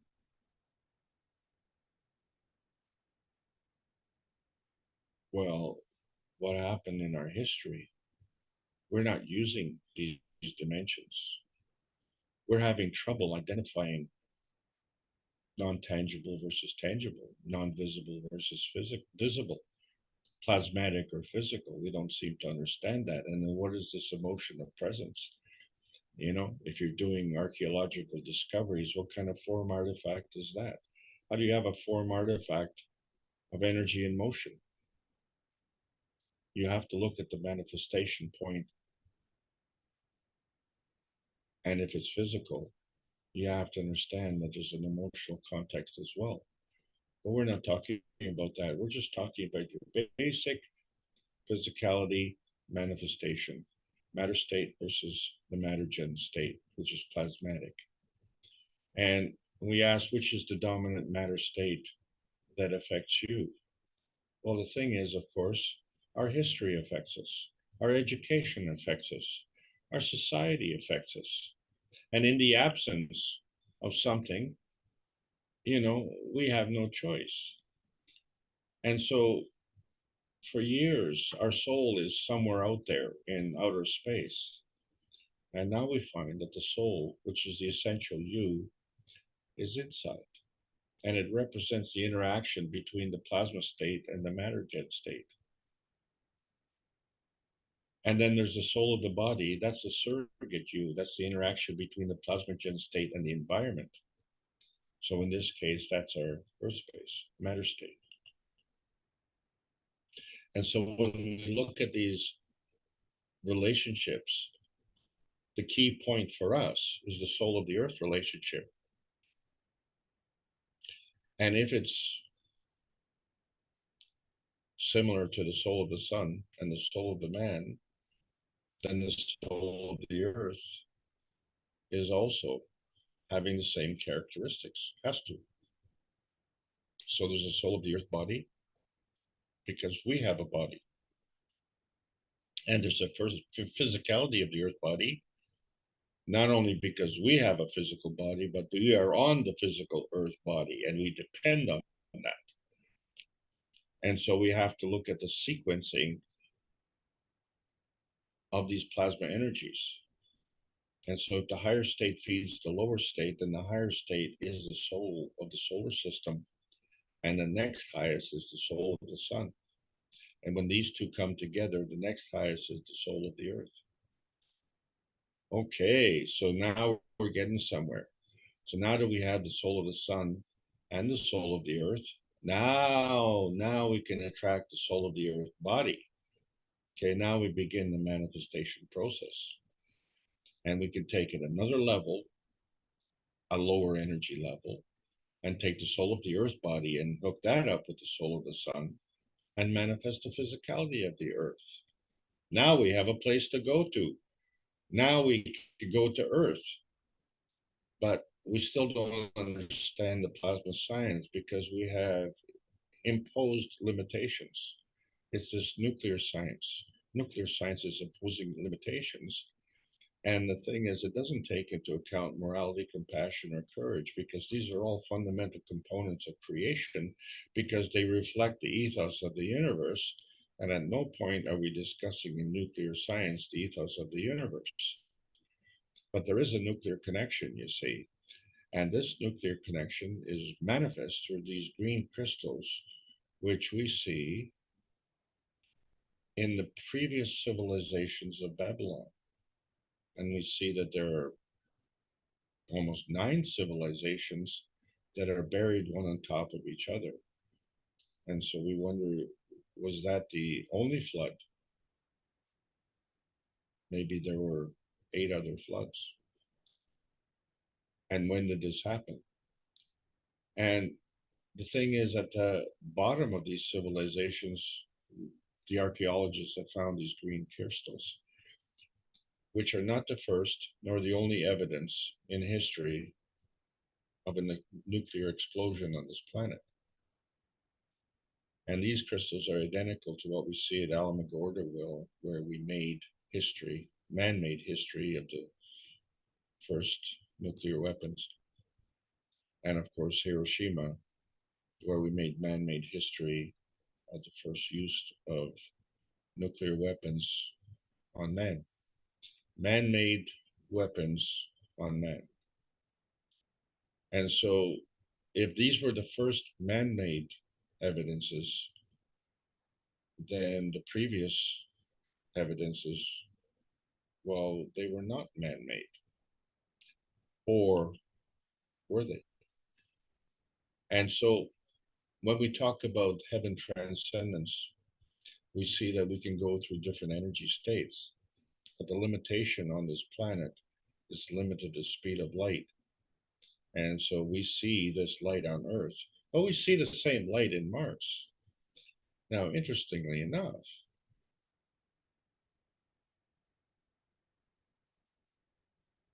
the descendants from Nibiru came to this planet. And somehow, some way, they keep track of zodiac time.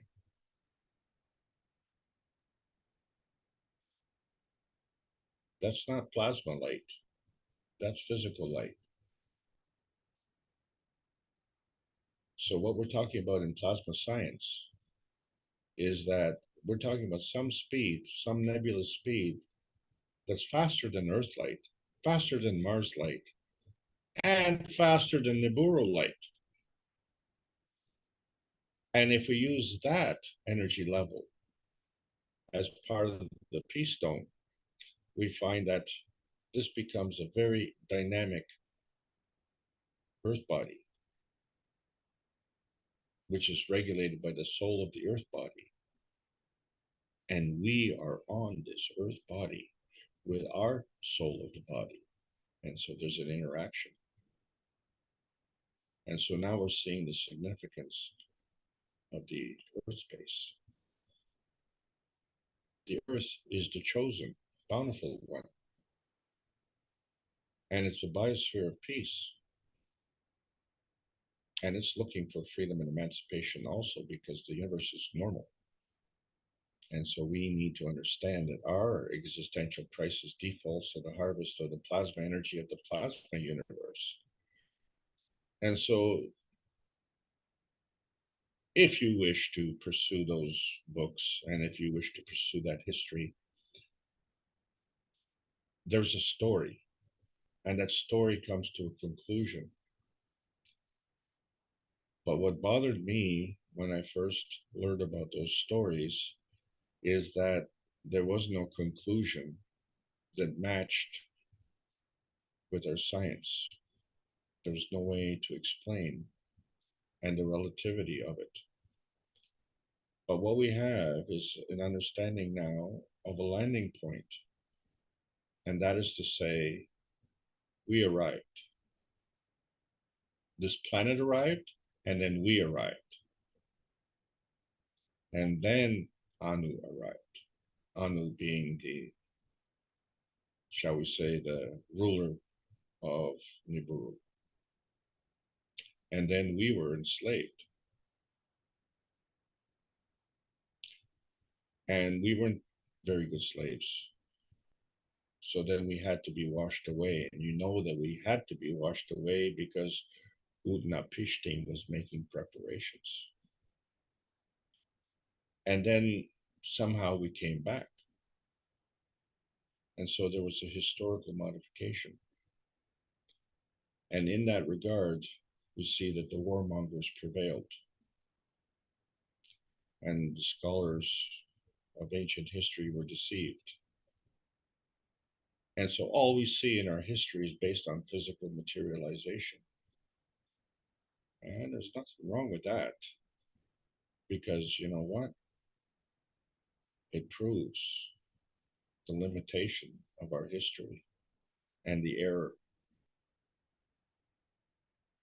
Because whatever was done on a point of energy binding, lying, cheating,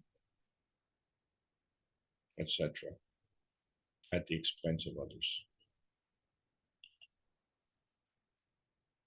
Which is why on this planet, the pursuit of happiness is basically a launch field failure. We've never launched a rocket into outer space.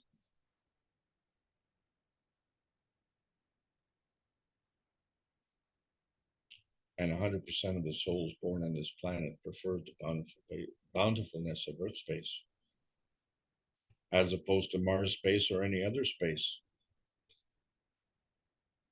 Even Nibiru space. And the proof of concept is that we were born. We weren't born with a rocket. We were born using an outer space system. And we were born into the inner space of this Earth and the inner space of our parents. Is this only the halfway point of a round trip? Is our Earth space target one of the stopping points? And did we come here, shall we say, pointlessly?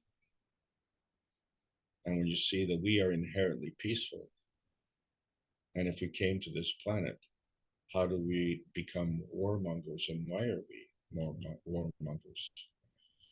And so we see with the plasma science that when the science meets the soul of man for peace, then we start to understand the real history, the true history. And we understand who these excitable visitors are. And we have two excitable visitors. We had the Anunnaki, and they were excitable because they had the opportunity to plunder the bounty of this planet. And now we have other excitable visitors, and we don't know who they are. We haven't identified them yet. And then we were also visitors. And so we find that, you know, we all come from some reality dimension. And maybe we all came as tourists, and we preferred the bountifulness of this Earth space. And so we didn't know where they came from because they were supposedly advanced cultures, superior beings. But were they? They came from the same reality dimension that we came from.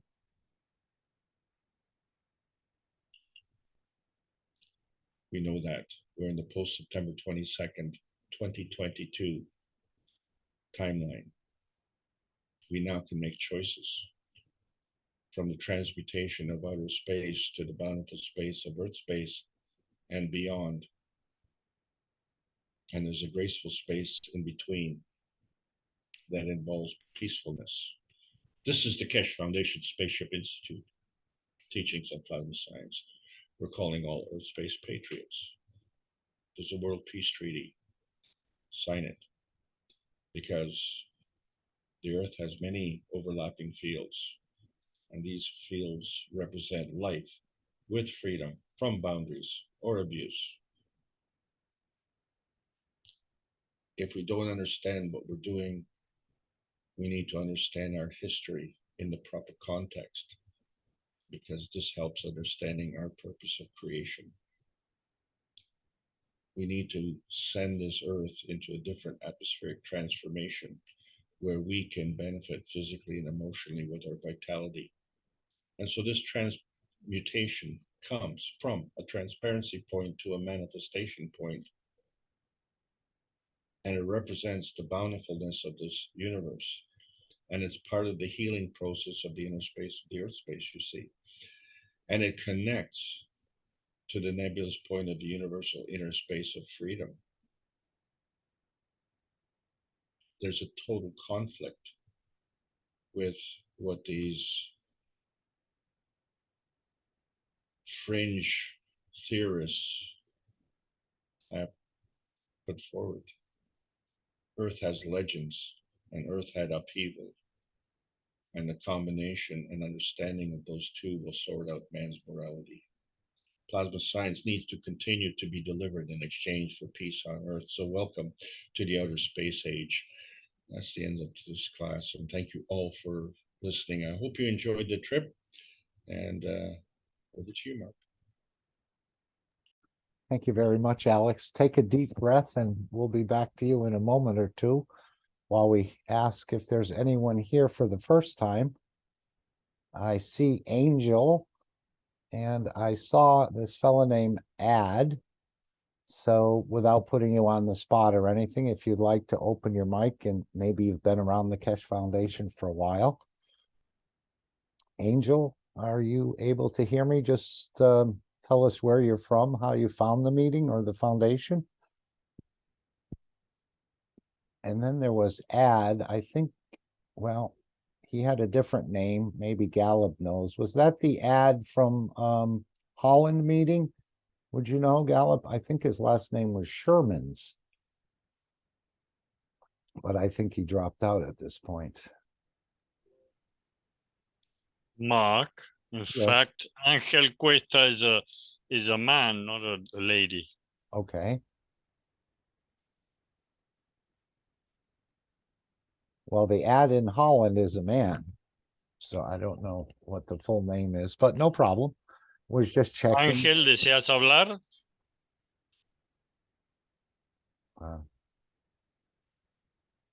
Apparently he has no microphone. Yes, he does. Yeah? No problem. Sometimes people are a little shy, like the universal community. They're a little bit on the shy side for obvious reasons. Okay. I would like to add something. Of course. We all have Alex. mics, and this is a round table. He has never mentioned the Upanishads or the Bhagavad Gita with all its history. Hmm.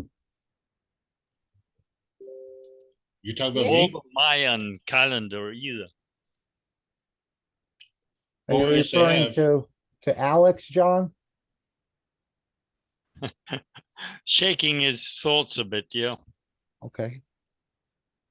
Yeah, the Mayans and the Aztecs are connected. Yeah.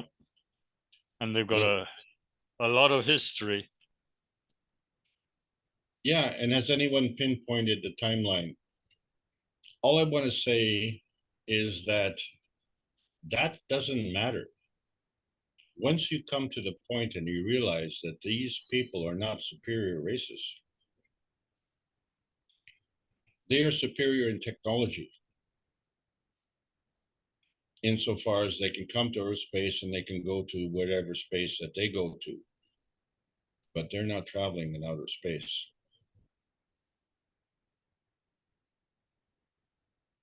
Distances and time doesn't exist. Correct. So, you know, where are they? Where have they been? And, you know, if they're that They're advanced, present. We are receiving a lot of information from them. yeah, this is true. And so it's clarifying our history, but it hasn't come into the mainstream because this is all physical bound. So now with the plasma science, and if we understand, so what do we understand? We understand energy transfer, we understand creation, and we understand genetics, and we understand health and agriculture. All of these understandings are in conflict with what you and I have been taught.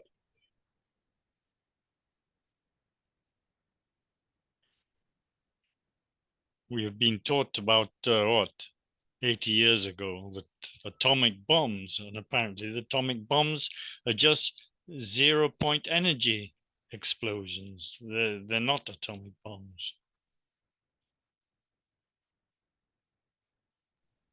Well, it doesn't matter what we've been taught. Yeah. What matters is it limited our capabilities. And now we've advanced beyond those capabilities. They squash us with fear. Yeah. Right, and so hasn't our desire to be connected to this planet has limited our understanding of the bigger world or the universe, I think, because we've sort of connected or forgotten that we can leave. And it's not as horrible as it's been portrayed to us, whether you go to heaven or hell or all these things. I think perhaps a lot of people don't want to leave because they think they may end up in the wrong place. But that's only because, again, of false narratives, let's say. Alex, are you going to be packaging these presentations up when you start to teach across the universe, or there may be a better method? I was hoping we could come to the point where we could just absorb fields of knowledge rather than this seems like the harder way to go. I'm trying to understand what you're trying to impart. But when we absorb first of all, fields of knowledge, yeah, go ahead. Well, first of all, we have, most of us in this panel have hundreds, if not thousands of hours head start. And 95% of the planet is still stuck in the Stone Age, if you will. And so what I'm trying to do is to say, well, you know, when you go to the library, the unfortunate thing about it is the books that are printed in the library don't get printed until at least 2 years goes by with respect to any kind of scientific advancement. So if it's at a minimum 2 years before a book gets into print from the time a scientific advancement is created, then for those 2 years, we're still working in the Stone Age, regardless of the scientific advancement.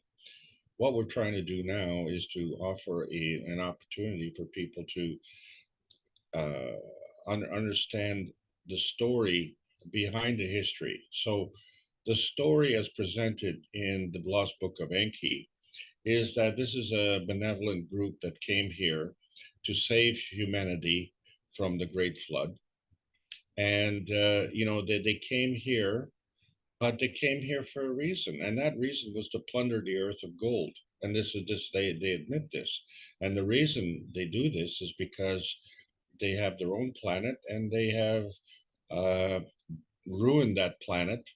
For some reason, they needed the gold, if you will. The premise was that it would shield the planet from some kind of harmful rays, if you will. And they didn't have it. They had it and they abused it and they lost it. So they came to Earth and plundered it.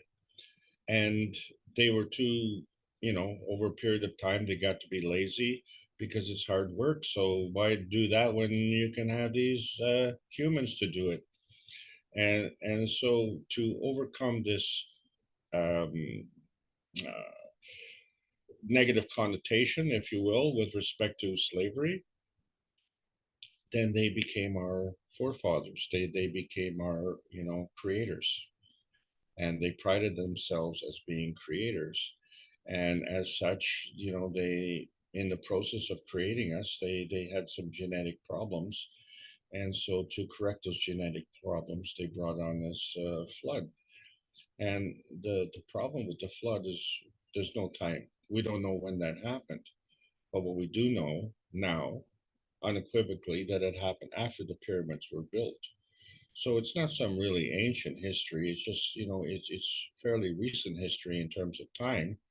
If our main history is 12,000 years, then within that 12,000 year period, this history, and we have this huge gap in the Sumerian history and this Mayan and Aztec history, and yet Christopher Columbus claims to have discovered America.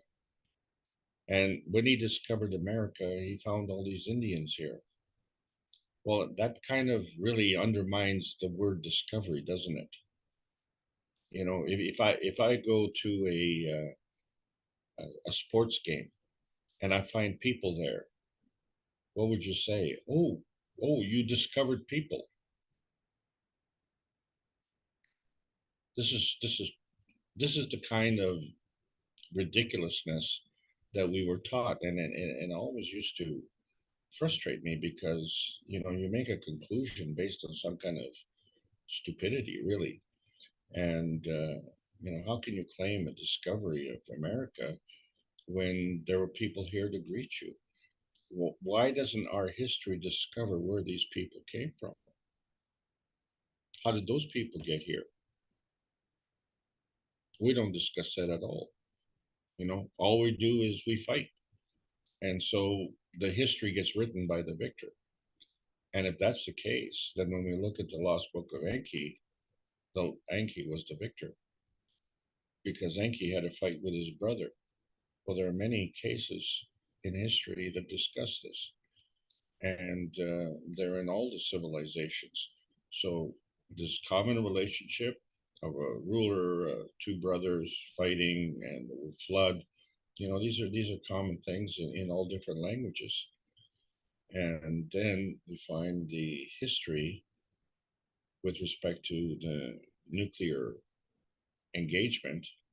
And if there was this kind of nuclear engagement, and if it was done by the superior race,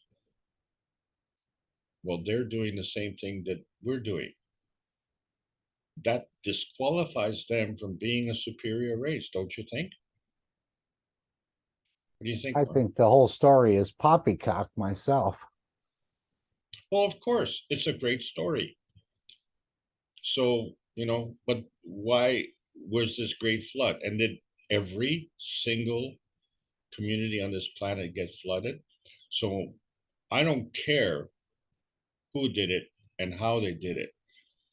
My point is this, and I couldn't come to this point until we learned about the plasma science. If we flip the magnetic poles, there's no reaction. But if we flip the polar axis, then you have upheaval. And if it's upheaval that we're talking about, it would have had to been a polar flip, an axial flip. And if it's an axial flip, then there would have to have been some kind of catastrophic event. And according to Velikovsky, there were two flips. But, that's as far as that research went. Maybe there were more flips. The thing is, the first reaction of a nuclear situation that was man-made was in Alamogordo, New Mexico. All the other ones preceded that. So therefore, we didn't have this nuclear capability before that.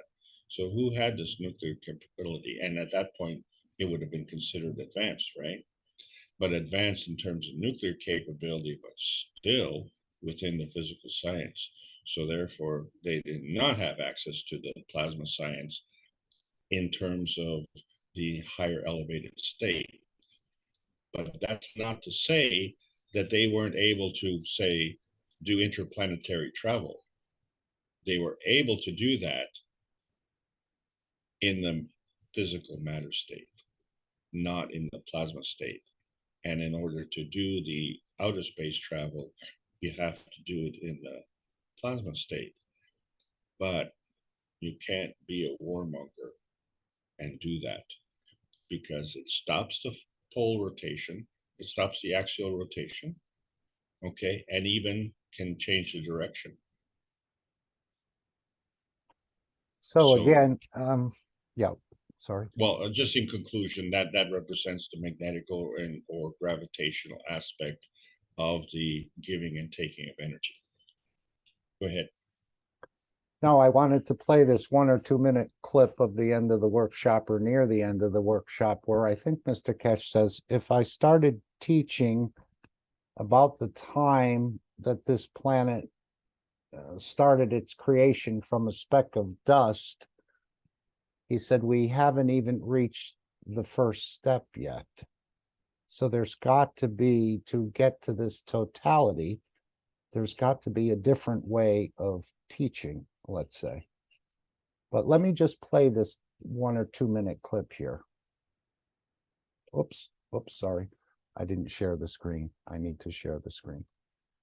Okay. Not that you really would hear that. You'd still hear it, but I didn't need the screen shared. Okay, let's just play this 1 or 2 minute clip. So the Earth has been here for a billion, I don't know how long it takes, billions of years, just like with a star. It starts with a speck of dust, and then maybe over billions of years, it actually, when it absorbs enough fields, it becomes a star. So he said, if I started teaching at the point of the conception of the Earth from this little speck of dust, he said, we haven't reached the first step yet. See if you hear the same thing I thought I heard. Would your child will be, or child of your soul, which you led to the creation of an interaction of the fields, decides to live in this universe, but its field matches another universe, and you go to the universe to visit or make contact with or be in touch with. We have a lot to learn yet.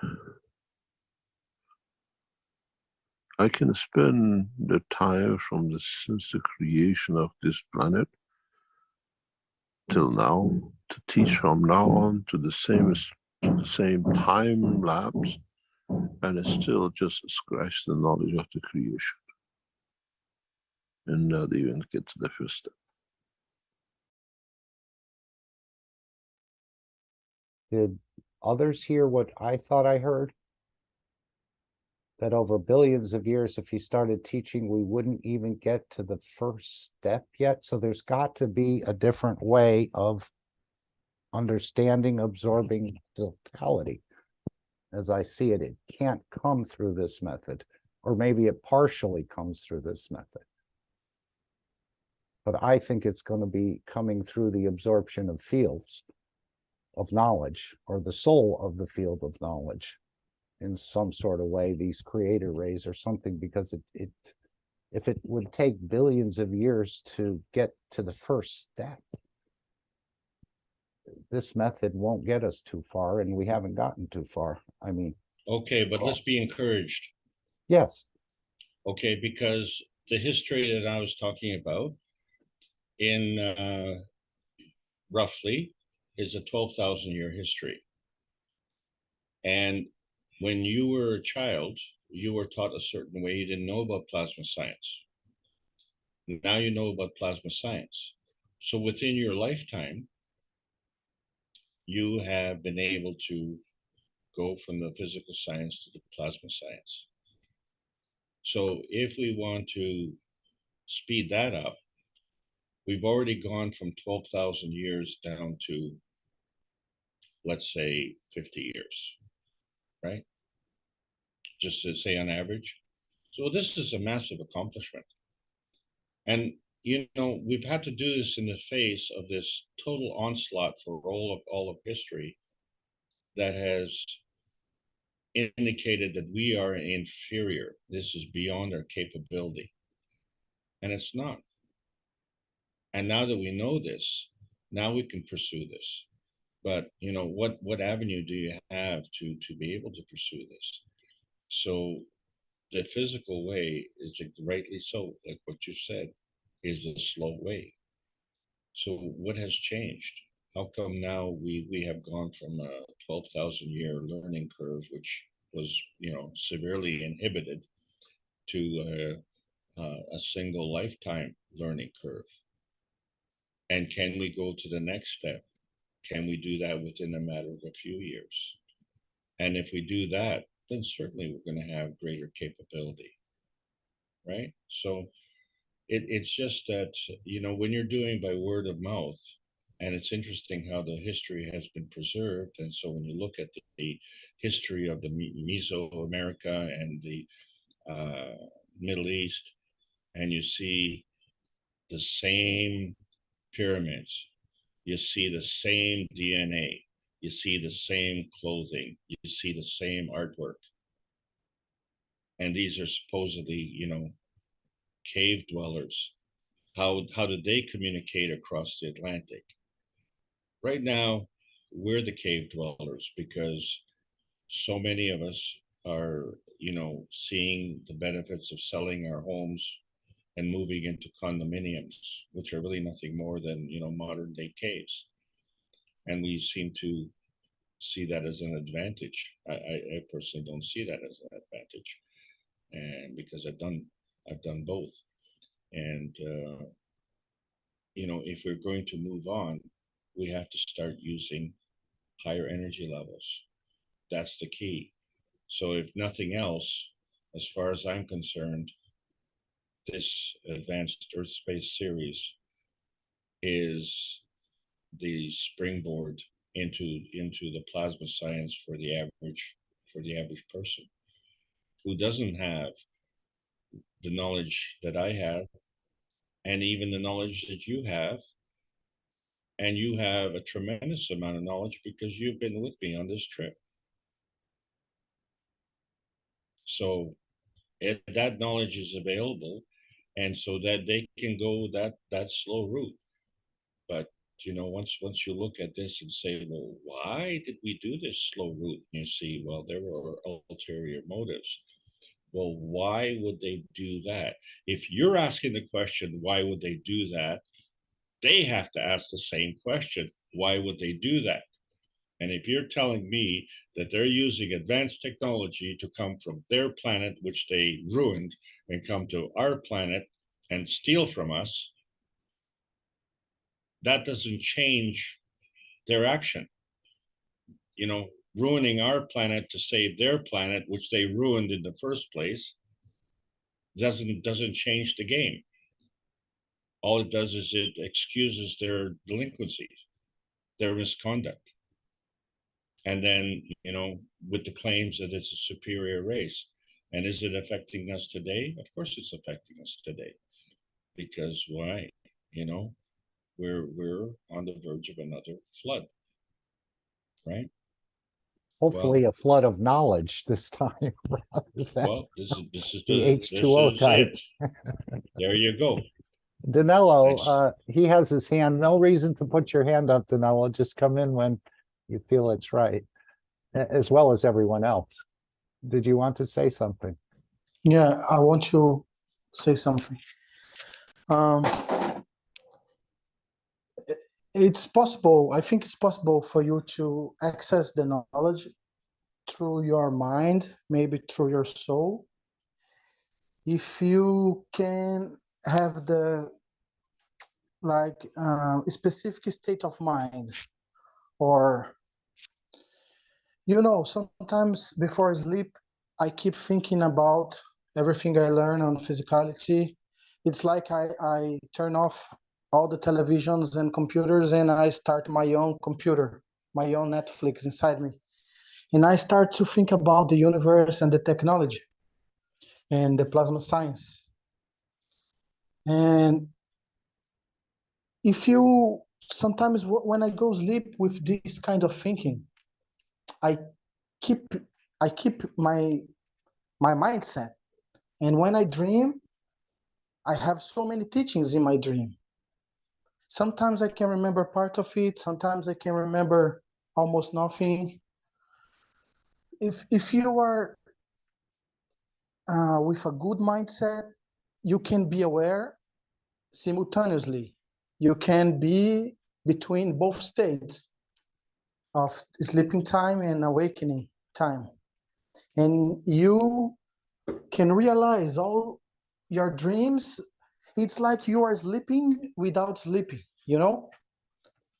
And I'm not saying that it's 100% correct, everything that I learned in this process, but is one tip I want to give you for you guys.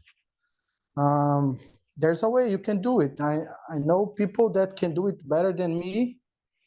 They can, it's like dream dream without dreaming, and they can have access to other realms and be here at the same time. So I just want to open this topic, you know, because you talk about learn slowly because of the physicality. I don't know if you can talk a little bit about this, Alex. Thank you, guys. Can I say something in here? Please, please. It is, I don't know, is related that way or not. I have little experience, some of those, like I have some vision, very little, and in dream too. I think so. In the future, all advanced race, they don't talk, they don't study like Verbalize. us, yeah, but they understand each other emotion. So maybe someday we will go that level. But I understood whatever I saw or feel is like understanding each other emotion. So that way they learn. So they don't have to study or those kinds of stuff. It is my experience. That's it.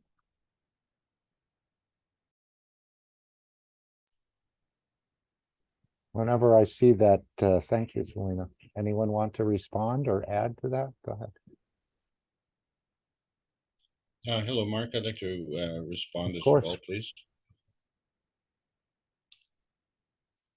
It's when you go to the library and you look at the book with respect to advanced science, you find that 50% of the book are written by skeptics who put down the other 50%. And it's an enormous number. 50% is an enormous number.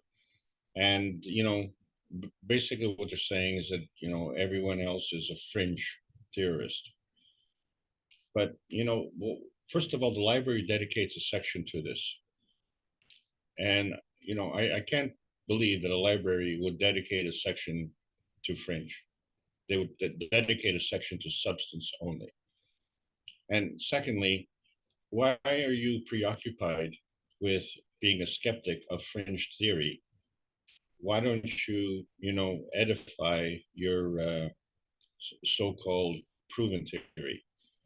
And so the onus is put on all the what they call the fringe or conspiracy theorists or whatever, and the onus is to put on us to prove it, knowing full well that in the non-tangible, non-visible reality, using man-made means, you can't prove it.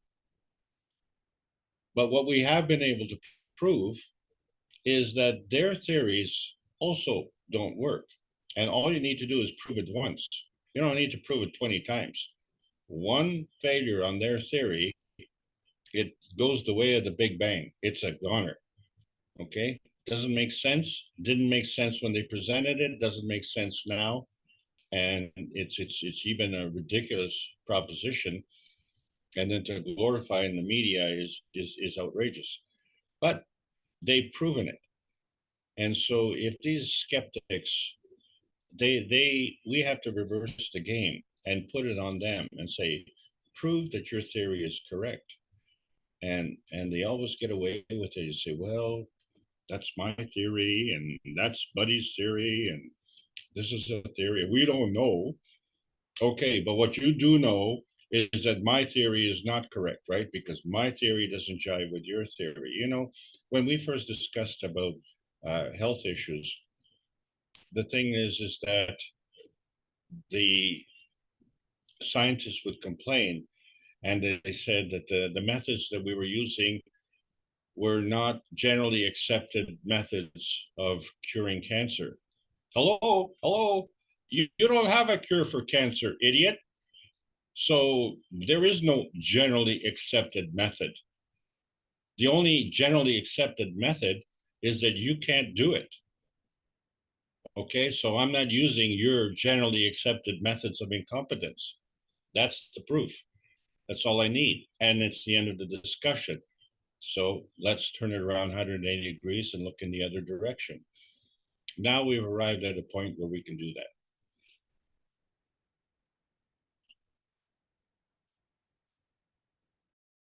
Okay, would someone else like to raise a question or come in?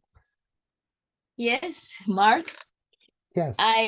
I'm so glad that in resonance and in synchronicity with many people, maybe Alex just presented this, because I study a lot of time these things, what he was talking about. And I achieved to write a trilogy of 3 books of poetry with a history of humanity, proving that plasma science was known long time before in Lemuria and in Atlantis, because in all holy books is written about this flood. And I remember that Mr. Keshe just acknowledges that Mitra is a constructor of all pyramids on this earth. Mitra is a divine feminine creative power, like Shakti and like Isis, like Demetra and other feminine creative forces from the universe. Yesterday was the day for Nobel Prize, and also today. And I made a video presenting these books, and also I share with you a note about these books, and this I share with the Nobel Prize people there, because they start to speak about pseudoscience. And in my comments, I put all these things about the history of humanity, about the connection between science, technology, and spirituality, I mean theology. And that we need a common paradigm of the science and of the technology and spirituality. In order to understand our history, we need to have this common approach, otherwise we will not understand. For example, I will give you an example of the pyramid. In the pyramid, we have embedded, if I can say like this, the mystery of the humanity. We have 7 chakra, I mean 7 centers of energy spiraling, this spiraling energy, which enable us as a human being. So the pyramid is like a human being. And all these measurements are in harmony with our body, and also with measurements of the earth and the moon. Means there is codified the travel at the soul level in the moon and in all universe. How we can do this? By this Shakti energy, this spiraling energy of two snakes.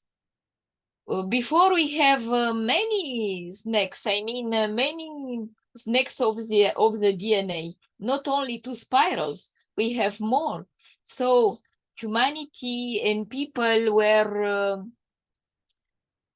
had more capabilities because they have more information, more DNA. But after the floods, as far I understood and I know, we were genetically modified, and we have only two spirals from these so-called creators or visitors from outside, this Enki or Anunnaki, I don't know.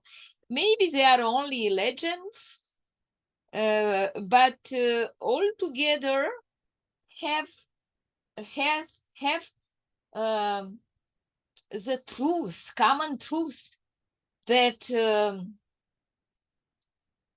we are the product of the interaction of the soul of the sun, and sun is considered the creator of the universe in all galaxies. Even our time, this astrological time, as Mr. Alex said,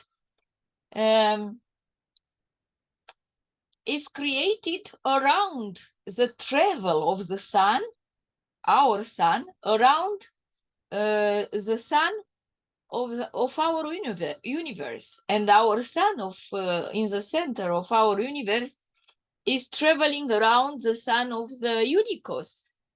So this plasma, big plasma, which is very powerful, these suns, many suns, they are the principle of the creator, and they feed all souls and all suns of our planet, and the son of the man, and son of the moon, and son of other species.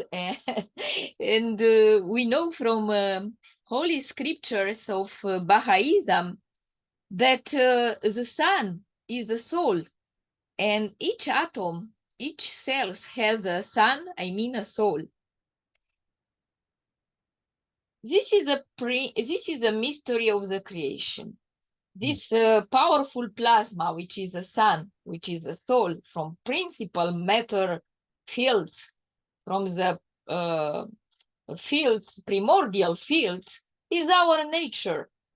So we are as much powerful as the sun. If we have a good conduct and we elevate our soul, we can create other universes, because we are the seeds of the creator. We are the fractal. We were created in the image of the creator. We are the image of the creator. I mean, the fractal of the creator. We are a fractal toroid field which irradiate like a sun. All we are suns able to create new universes. So this is the mystery, the secret of the pyramid, that through our centers we elevate our energy, starting from the first chakra, I mean awakening this energy till at the 7, 8, 9 chakra, depends if we are in Aztec, I mean in shamanism, or we are in Hinduism, holy teaching, or holy books.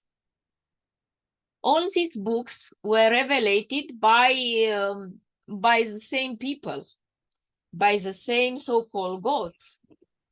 And God is a sun. And people coming from Sirius, which is another sun, I mean, it's a twin sun of our galaxy from Sirius.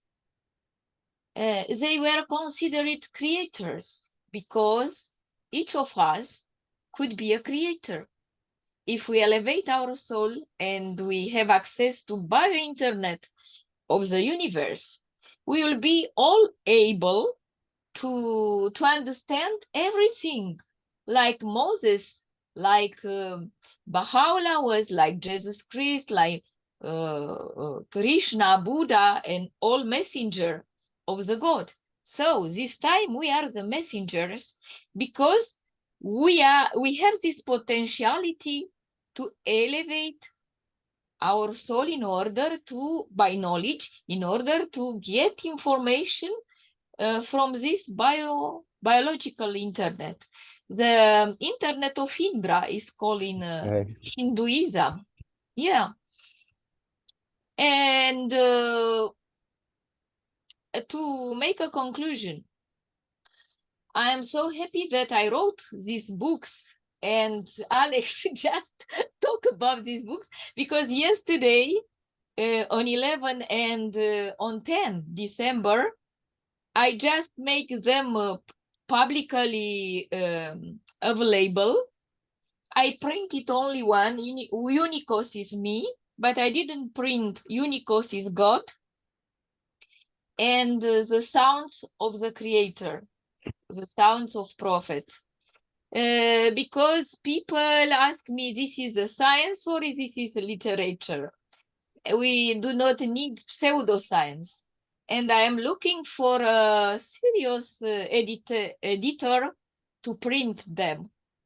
I have many editors who would like to print them, but I need something which is serious and taking into account in order to make a difference with these books, which are the fruits from my soul to the soul of humanity. I'm talking in poetry, like many other philosophers talks to the people. By poetry, you can touch the soul. If you talk in metaphors,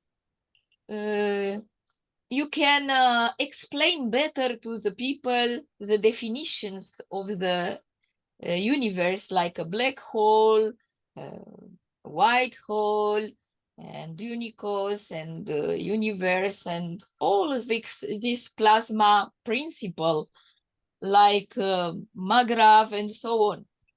Thanks to Mr. Keshe and Alex and all and Jalal and all teachers, I got also this knowledge very quickly, and I was able to teach my Romanian community very quickly. And they trust me because I know English. I can know English, and I transfer Alex knowledge in Romania and in Romanian. And I thank you twice for his presentation and for the kindness to allow me to transfer this knowledge in Romanian language. I can talk too much, so I don't want to talk more. Thank you very much for listening me. I hope you understand the essence and the conclusion that sun is a creator, and between creator and creation, it is not difference. Unicos and God and creator is the same, because creator is in everything, everywhere. Yeah. Beautiful. Thank you. Thank you for sharing your understanding with all of us. And, you know, I thought reading more books would help me along the way. maybe Mr. Keshe's books, but Mr. Keshe said he doesn't read books. And of course, why would he, when most of the knowledge that's in most of the books is probably mostly incorrect. Although it's an amazement to us when we read it, but we have no real way to gauge if it's accurate or not, or maybe just on the soul level, we may get an impression of that. Well, that's exactly right, Mark. And, you know, when I first read these books, I was, how shall I say, I was quite surprised because they were filling in some of the blanks that I had within, you know, my understanding. And I'm talking about Velikovsky. He was, you know, around the age of 1951, and Zitzin, who was, I think, 20 years ago or something like that.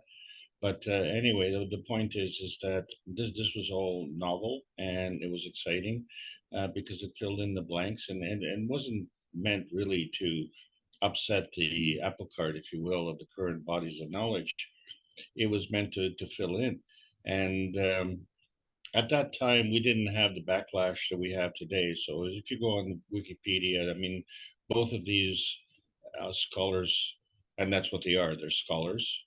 And because they had the advantage of knowing these understandings of Rosetta Stone, being able to interpret all of these things, so they didn't have to worry about the translation of someone else. They went directly to the source and they translated the material and compared the different languages, and that's how they arrived at their conclusions. But to be classed as fringe theorists, well, wait a second, you know, the science that we have can very easily be considered a fringe theory. And, you know, in the absence of the plasma science, we have too many questions. And in the presence of the plasma science, this is what we know. What we know is incomplete. What we know is inaccurate. What we know has been misinterpreted over the ages. And if we wish to revisit with the new knowledge, then we come to different conclusions. So the story, the way it was presented, was in the savior and the creator of humanity. And what I see now is the marauder, right? The plunderer who's come and basically exercised their physical superiority by violating universal laws and claiming some kind of advancement. Well, we now have irrevocable proof that is just not the case, and these books prove it. So, you know, the ones who are calling it the fringe theory are actually the perpetrators of these ongoing historical, and let's just call them actions, okay, for lack of a better word, but it is continuing. And now we've really come to the end of the road because the rate of change on the physical basis, as you can see, is so slow. So we're going to change the rate. And by changing that rate, we do two things. We change the rate of change and we change the field strength of change. So, you know, we're talking about sending 500 next week. Next month, be 5,000. Following one to be 50,000. I mean, look at the exponential curve and notice the numbers, order of magnitude, and why not? Because when you're advancing technology, it has to be advanced. You don't advance through retrograde. And so the only reason I even dwell on this subject is because we need to terminate this discussion. We need to absolutely terminate the discussion with respect to how our physicality works and understand that it doesn't work from the physical into the plasma, but it works from the plasma down to the physical. And that manifestation comes from the relationship of a variety of fields. And we don't get to choose which fields are we going to accept. We need to open up and accept. And then we can see and make decisions based on what we receive. And then we have the ability to make that choice. So we have a lot of knowledge and understanding that we have to undo and then redo and then incorporate. But we need to do this in a graceful manner. I see, Alan, you've opened your mic. Was it inadvertent? No, I've opened it on purpose. Oh, great. Thank you. I would really like to relay some information. Now, I've got a problem. I've got slight memory problems, but a long time ago, when we started the Peace Storm, and you used to have to go and spray stuff all the time, and with having a bad memory, I used to forget about it. So I decided at the time that because we are all GANs within our bodies, I decided that I would create through my mind an actual pyramid above my house. And in that pyramid, at the top of the pyramid, I would put a star formation. And then I decided where I live in England, it's a quiet place, but I've also got 4 sons who live close to me, a friend which I knew I could count on.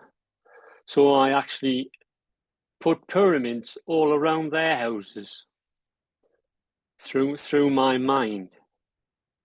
And at the same time, I put star formations in each one of their pyramids. And then I linked all of the pyramids together with the fields from each of the star formations, from one to the other, and then across from one to the other. So then I had to have a central pyramid, which again formed the star formation, which produced a dynamic plasma. And that dynamic plasma I directed up into the atmosphere to be part of the Peace Storm. Now, I did this back in when we were in lockdown, and I've continued to reinforce that information all the time, even up till now. Now, it sounds very advanced, and did anything happen? But the thing was, once I did this system and put it in position, where I live is quite quiet. It's a very smallish town. But then we started getting chemtrails on a constant basis.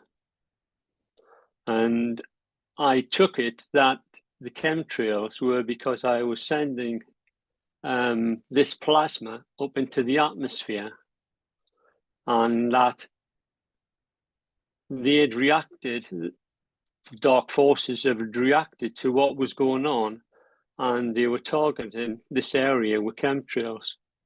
What would anybody think of that?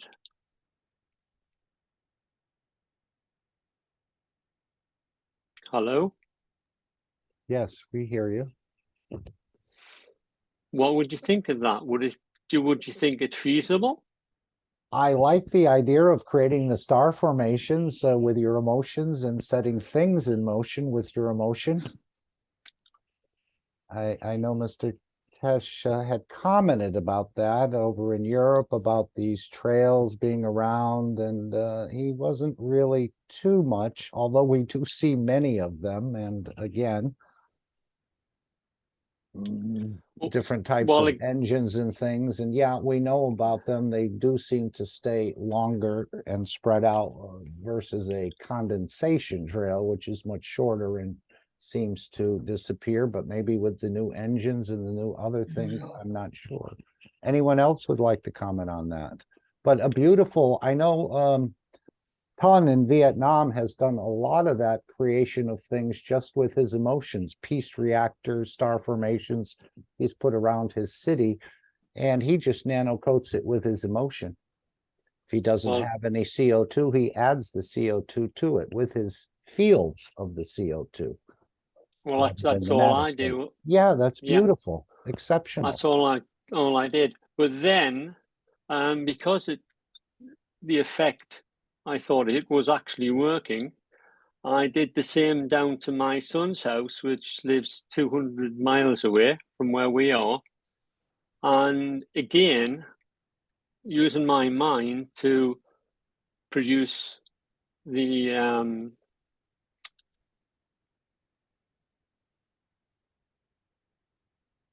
what's the word? The star formations. Yeah, the star formations at the top of the pyramids again, and again, even the time I was there, I was only probably there about 3 weeks. By the time I left, there was more chemtrails in the sky, which I thought was very, very suspicious. And even more so because actually where he lives is very close to GCHQ, which is a very clandestine operation. But then again, after that, I took the same information when I went to Bulgaria. I have a place in Bulgaria, and I stopped there for 3 months. And I did the same outside of my holiday complex. And again, chemtrails started coming, which I have never, ever, ever seen in Bulgaria. So that's 3 occasions.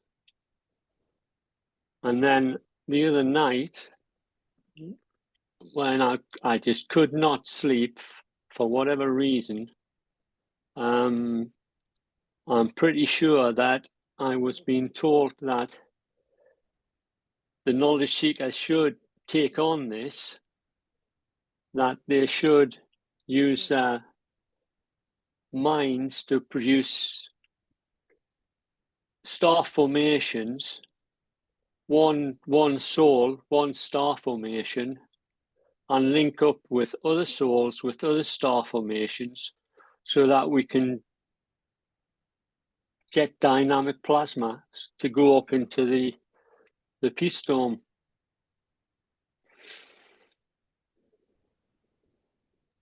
Very interesting. I like the whole concept. You have your mic open. Would you like to make a comment?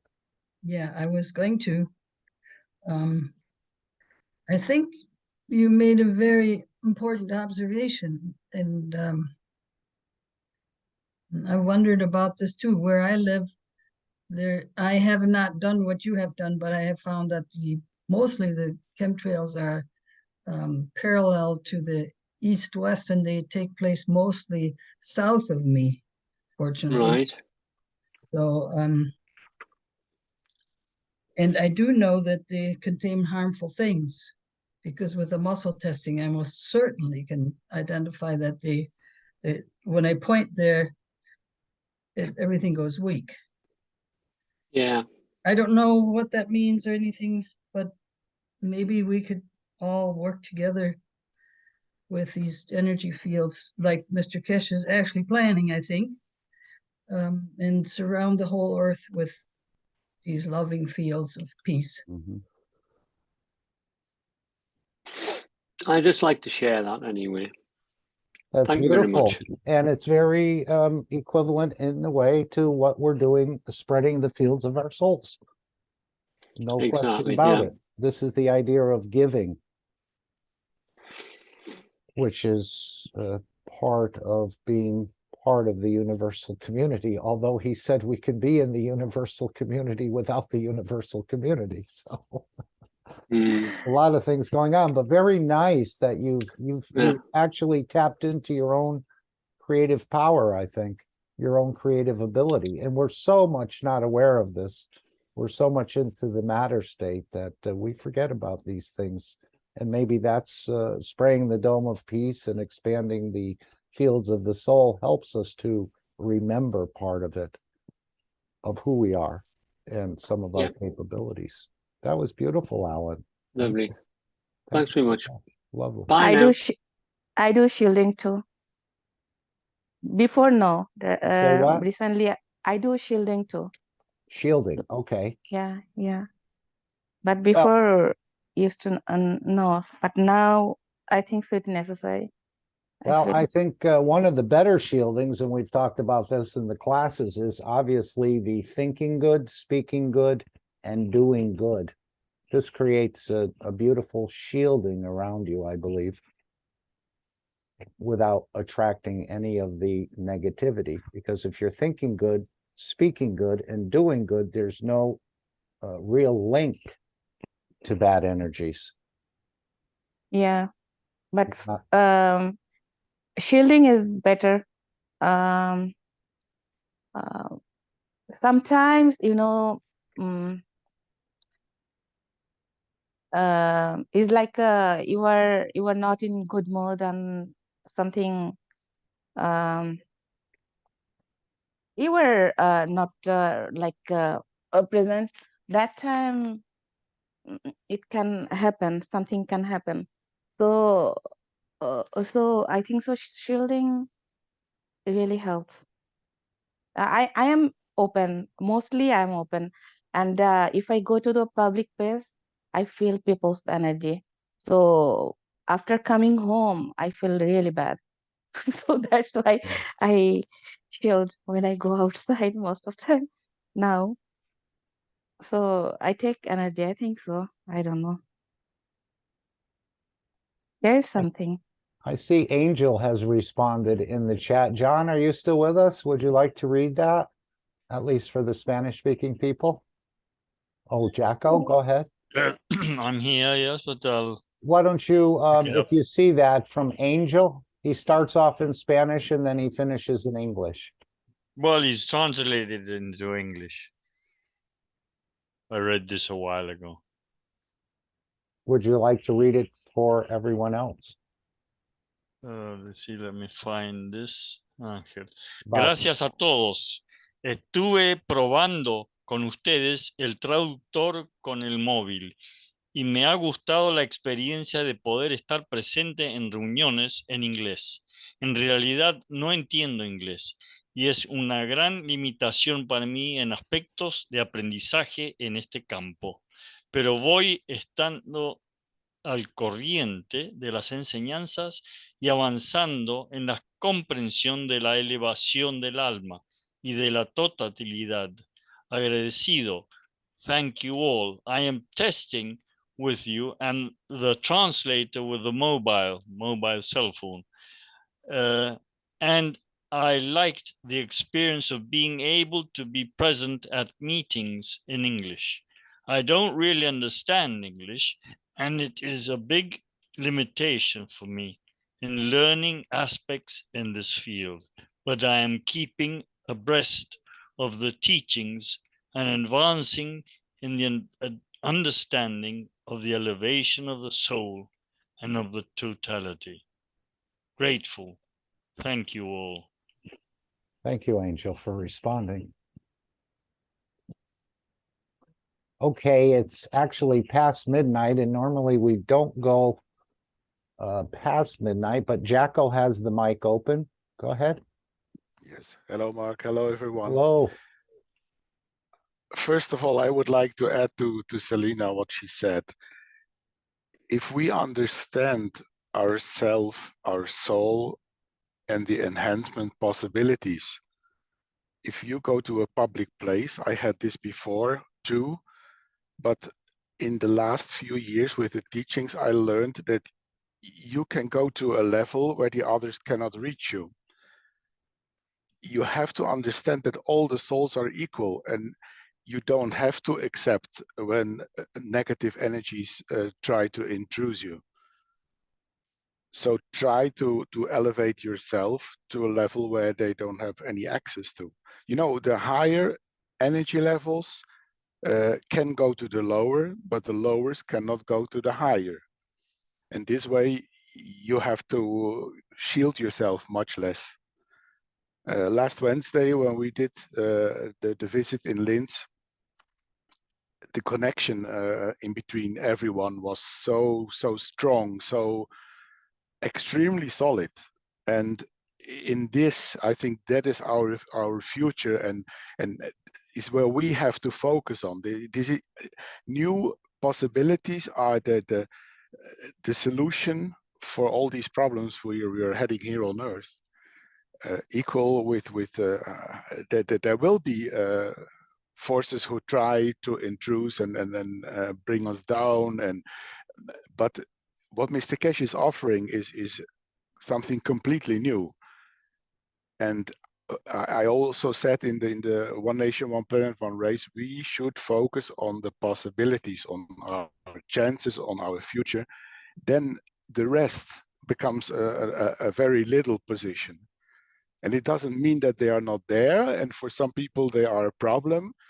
But in this constitution where we are testing now, where we are moving our souls to positions which we didn't know before, that opens up enormous possibilities.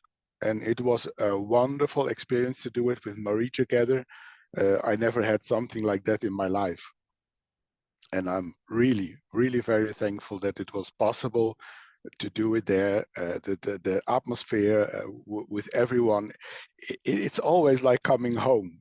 This place is a very special place on Earth, and I'm very sure in the future, mankind will remember these experiences, these tests that Mr. Keshe is doing there, because of the elevation and because of these possibilities.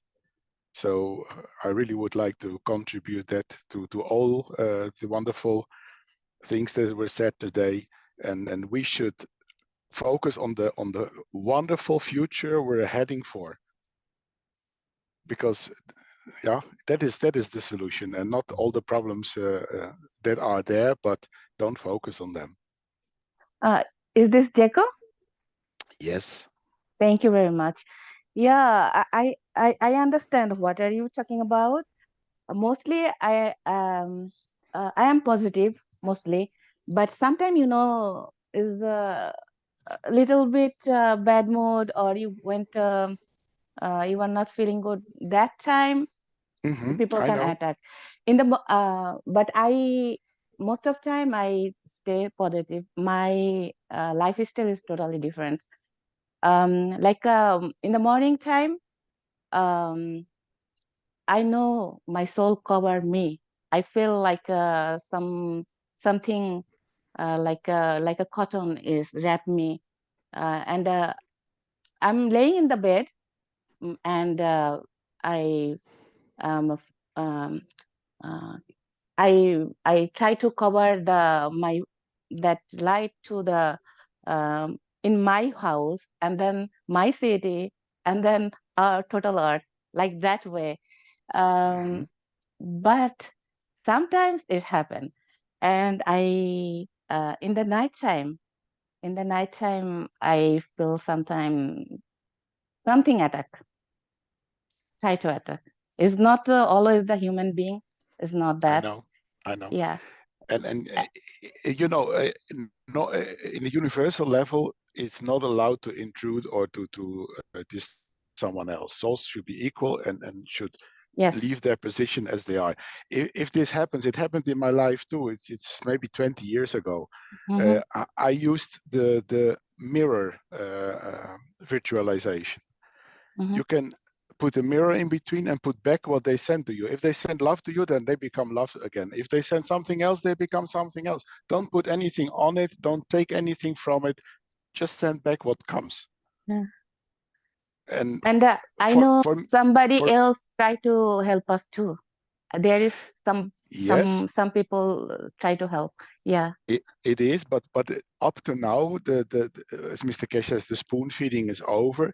It's up to us to understand and to learn what our soul is. And Right. you can work with your own soul. You can ask your soul if you want to do some work, if you want to elevate someone, we can offer this elevation to someone else. If the soul takes it or refuses it, is up to the soul. But in my experience, I had it different times, that if you offer this elevation, it works in a second. And it means that the soul is open for this and takes it and uses it. Then you see the elevation. You know, the expanding of your own soul is what we learned in the system, is the wonderful thing we could and were allowed to experience in Linz. With this, you can start spreading your soul. And that means it's like with the love. The more you give, the more you receive. I was discussing with Marie after the session in Linz, and she was very afraid that she was a taker. I told her, to a certain amount, you have to be a taker, but not to take for you, but to take to give to the others. And in this circulation, if we start to do this, there's a more situation coming. So it's the same with the love. The more love you give, the more you will receive. With the soul, the more you spread your soul, the more you will receive the knowledge to learn and to grow further. And that's the Yes. beauty of the thing. Yes. And whatever we are talking right now is another level. What about what are we learning right now? That is another level. So yes, but it's actual. Yeah, it's going on, you know. And you can also. I'm a member of the Universal Council for the Dutch language. We are there to serve, and this means you're allowed. We open up our souls. You're allowed to connect, and as a group, we can finish what we're planning to, what goals we ever set. You know, this is not just a game or just some instance far away. We want to become one as one, and that means every one of you can connect. We do it normally at 9 o'clock, but you can do it all the time. It's not time restricted. Right. And I notice myself, I have a time setting for doing, but in fact, if you do it all the time, it doesn't matter if you take a timestamp or not. This goes much further, you know. And it's a wonderful thing what is happening at the moment, and I was very thankful to be there and have the possibility to talk to Mr. Keshe, because we're doing this together, and together as group we can match what goal we set ourselves, is the peace on earth. Beautiful. He spoke highly of you and Marie and the humbleness. He just, Mr. Keshe, you just had your mic open. Would you like to have the final word here? I don't know. Yes. Good morning, good evening. Thank you. Yeah, it's just what was just said. We usually, when we allow people to come in, when you feel a disturbed fields within the system, we have a facility, we built a facility that we can, in a way, take surplus energy, so whoever is taking out. And it's very easy. We see if somebody is taking or somebody is whatever, trying to give. The system cannot be what I call misused or cheated. And one thing which was very interesting, when the two members of the Universal Council came in, we ran this test.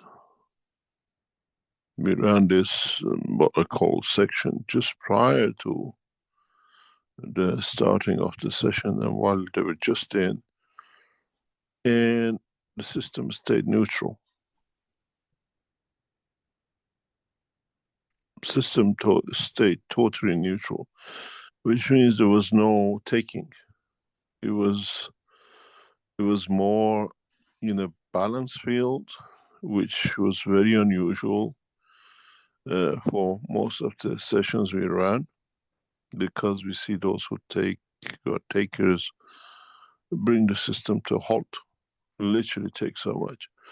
But with the two Universal Council members, it was what I call calmness, being there not to take or not to, what do you call, disturb. They were there to give, and the system shows it. And I just said, chapeau. The two souls here are at this moment in, and we knew they're connected to outside with then running around as what I call insult mole, reporting everything and everything else. And it's very strange, and in a way shows the Universal Council members are there to what they committed themselves to. And it was a very pleasant, it was a pleasure to see it. And if we could keep members of the Universal Council in that step of neutrality, but at the same time in a giving position, we will succeed. And it was a pleasure to have both of them here. I have one question, Mr. Keshe. Yep. When we started in the system, the very beginning, when you did the regulation, I had an enormous shivering on my spine, on my back. There was sorry? Yes, we do that. We usually take surplus fields. We monitor a lot of things randomly, but effectively. Very, very small systems, but we know its operation, we know its use, and with a glance, we know where we are. And what you felt is what we set out deliberately to what we call take surplus energies to do that.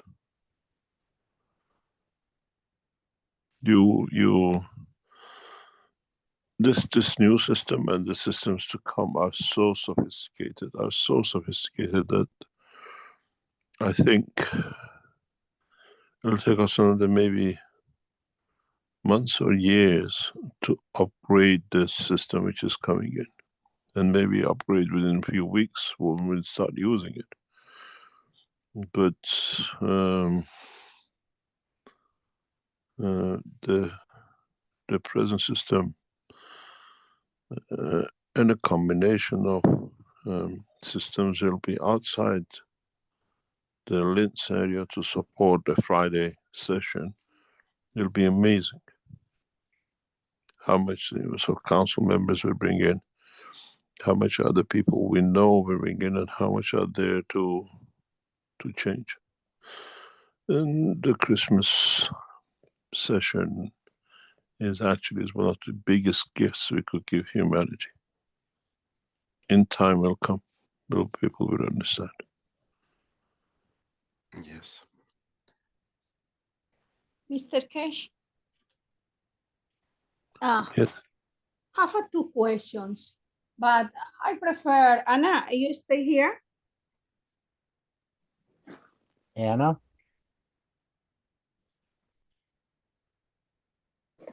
Okay. Anna. Okay. The first question is about the December 16, because I have my daughter have a Rett syndrome condition. And I need all the time stay with her all the time, and I put your own headphones, and I need put my headphones too, because I need stay with her all the time, and spending, she move it or get out or whatever it is, and understand. But maybe I don't know, but it's possible to stay with her at that time or not. The unit connects to you, not to anybody else. No, for my daughter? No. Okay. And can you only one headphones? Okay. Only with my daughter and take side her, no? No, the whole process is one session. You cannot take pieces of it.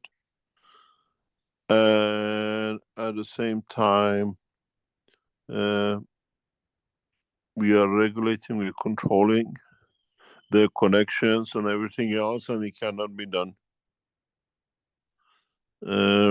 But these sessions are not for curing or helping or a lot of people expecting to see things. These sessions are set for a spectrum of emotion. And is not there to cure people, is not there to do something which a lot of people have idea, they come in and they get cured or whatever. This is not the purpose of these sessions. These sessions are made to introduce people to technology in the emotional side and then take it into the next steps. We expect and we frame this for about 100 people. We have already passed our quota of 100. We expect the January session to go to a few hundred and then build up to, by the end of next year, something like 100,000 people per session. We know what we are planning and what we're going to do. And none of these are to create a condition of a cure or somebody will receive something, but we want to know. The purpose of it is to understand the diversity of the actions we can reach at the same time through one system in emotion. If we can create emotion of wellness in one person, emotion of flight in another person, emotion of sadness in another one, or emotion of you like it, transportation or transmutation. We want to see how many conditions we can transfer at the same time in the emotional level. We block anything physical. We have a full control over it. The physical side of the system is fully blocked. But about the creation, emotion will create. And this is part of the test for a space technology. When you land on the moon, what your emotion will create physicality of. If you feel an emotion happy, would you become a vertical being on the moon? If you feel frightened, would you become a solid emotion and become a stone that nobody can touch you? This Christmas test is for us to understand your reactions, or those are involved, how they will react in the space travel. It's part of a bigger picture. It's a gift to humanity in a way, as a Christmas gift to how you feel, like for example, let's say on Mars when you arrive. What would you see as emotion? What would you consider as emotion, and how you will manifest yourself in respect to that emotion? Would you become an elephant? Would you become a lion? Would you become a fish? Would you become a water? Would you become a wind? Not to be affected. Okay, thank you so much. I have a second question, but I need maybe Anna or Lenka or John for translator, because I need to understand completely about the function. I don't know who helping Go me. ahead, Anna. Anna is here. Okay. Hola. Okay. Ya, ok. O Alenka. Ok, thank you. Necesito saber cómo funciona exactamente el Comprehensive Universal Plasma Cover. Quiero saber how does it exactly functions, the Comprehensive universal plasma coverage. Porque el viernes me contactaron para a ver cómo podemos extender, me dijeron una solución para salud, para un amplio grupo de la población, y no sé si se los pueda ofrecer ahora o no. I got a phone call Friday requesting if we could get like an extended group and coverage. And I am not sure if I could offer this now. Would you please clarify for me? What are we talking about? About the universal coverage? Yes, the universal coverage. Yes, yes. Yeah, the universal coverage, first of all, it should become effective sometime in the next few days. It's a very complicated system for our IT team to bring it into operation. What it is, it's beginning of a structure to, in a way, to create a present generation and the next generation to leave, when you look at it, as we say, maintenance, or we call it enhancement, to maintain a balance in the energy level of the soul, which you do good, act good, and think good. And if any diversion, it creates a peak or whatever, we can balance it. And you have to have the system, what I call the system, twice a year. The family package is there for people, for families who see themselves as, it's like, we don't sell insurance policy. This is a use of system policy. It means if you need, you get in touch with Keshe Foundation and say, okay, if anything happened to us in next 20 years, 10 years, we are prepared so much to have the use of the system. It's very much like a car breakdown system. You pay for a policy if your car breaks down in there's a company which come and tow you up and repair, take you to a garage and repair you, or repair the car. And this is what we are offering. We are not offering an insurance policy. We are not offering a health policy. We are offering access to a system that can back up you in the time of need. We don't pay to another insurance company. We don't pay for your hospital or whatever. It gives you a guarantee that you have the usage of the Keshe Foundation technology in the next 20 years. Then in that process, whatever happens, you use it, but that's for the wellness only. Then we have the one for the energy. And if you look at the wellness, we have categorized it in different ages and different usage.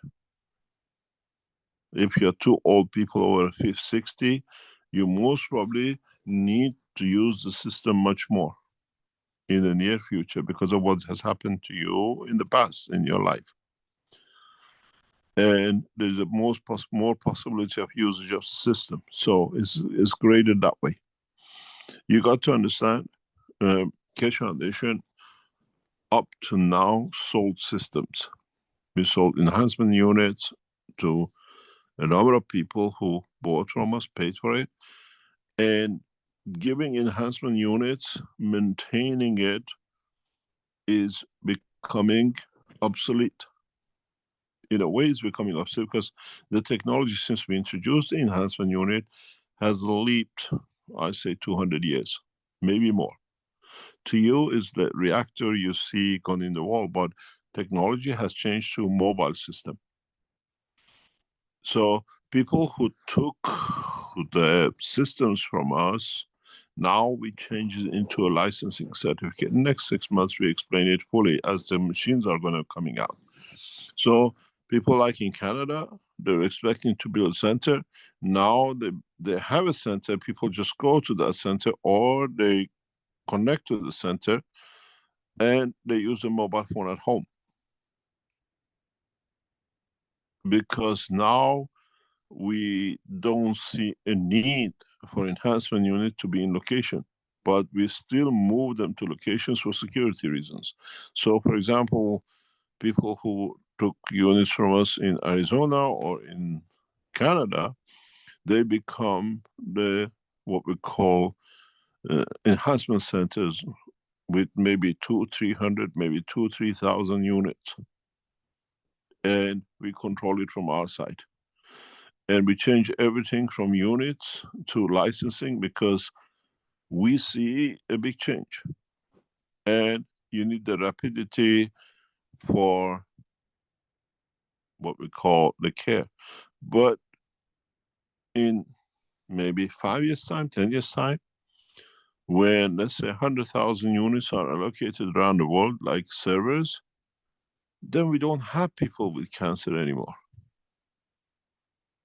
If we have 10,000 units working 24 hours a day, that's 240,000 multiplied by 6 times a year, 1.5 to 2 million. We can reach a target in 5 or 10 years, there's no more cancer left. So people go for enhancement to feel better. People go for to maintain to stay healthy. So the situation in the next 10 to 20 years with this new technology of remote will change.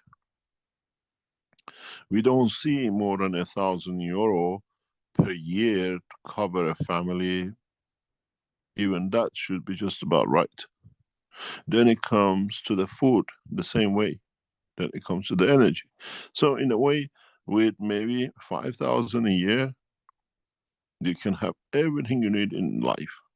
The food, the energy, the what you call wellness, and then other factors which comes in. You want to travel, you want to go to moon, everything can come under one package cover. Step by step we bring this remote mobile communication we brought in will change the history of man. People are not realizing you're just waiting to be there or to become a satellite and the rest. But the game has changed. You don't need to go to a telephone on the wall to be fixed to make a call. You carry a mobile. You got the freedom. This mobile system will give you the same. The impact of what we are doing is so colossal that even our own team has got time to catch up with. You don't need to have a wire to your house for your electricity. We have developed technologies already in our hand. We can deliver energy to your house through mobile systems. Because it's a package which is sent. And this will take more and more. The same becomes, I was talking to heads of nation appointed negotiators today, and yesterday I said to them, the biggest part of the Keshe Foundation technology will come in entertainment and sport. The entertainment and sport will cover huge part of the Keshe Foundation work. And all this is as package there, which we put in there, entertainment and the sport. You're healthy. Scientists in Liverpool have confirmed that you can do exercises through emotion and increase the usage of your muscles by 3 times. You can recover from injuries 3 times faster.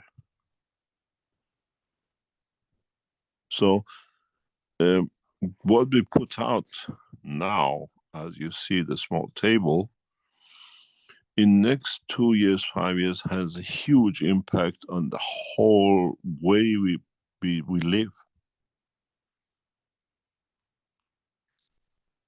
This is a beginning of a revolution in science and social structure.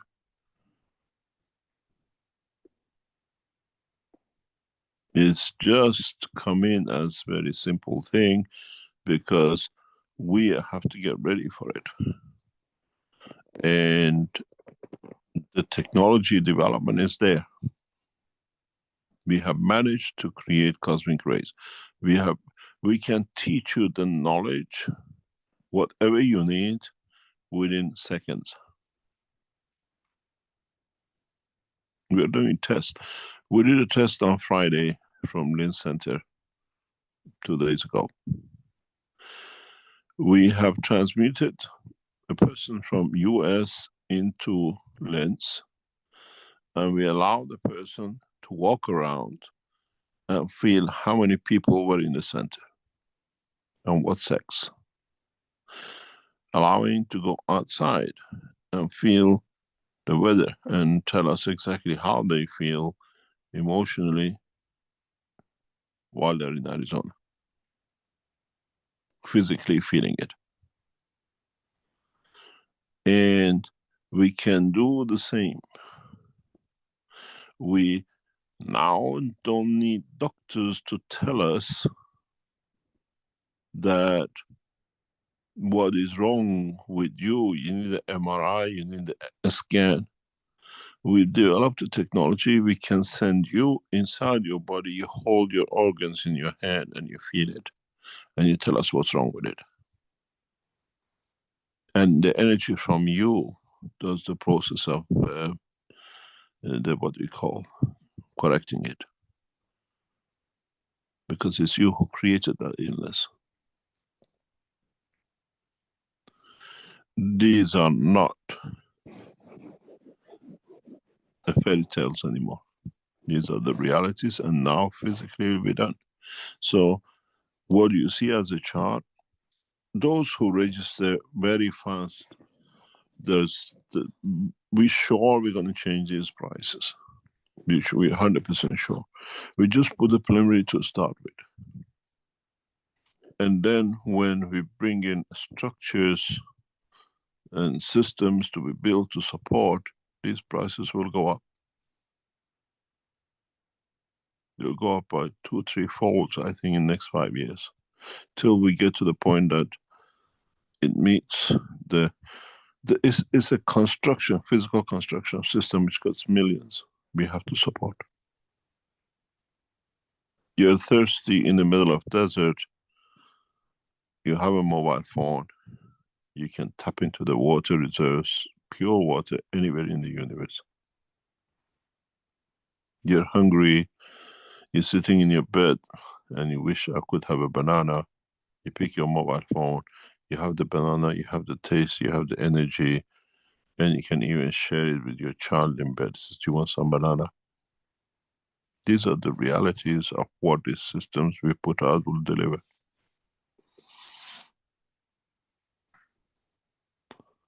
Science has changed. A lot of people tell us, oh, you're wasting time, you don't deliver, because technology is going so fast that we can't deliver, build you something and give you something else. The units which were going to US from Iran, they're ready. They'll be shipped in the next 2 weeks, we think, maybe even earlier. But okay, you get it in US, but you get it with the other people who ordered it. But the new generation is obsolete. While we are developing, it is obsolete.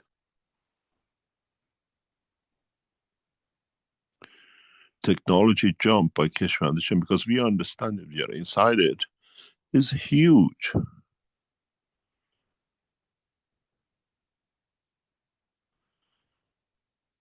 One of our people can stand in the middle of hundreds of people and connect to all of them at the same time, and they all feel.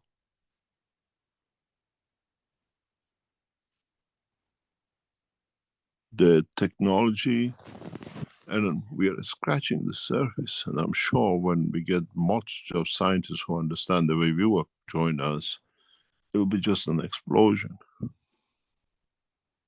I would not buy a Tesla car. I would not buy the God knows aircraft. If I was the airlines, I'd stop spending billions, committing myself to buy billions, because people within next 5 years go from New York to Tehran in milliseconds. Who needs the aircrafts?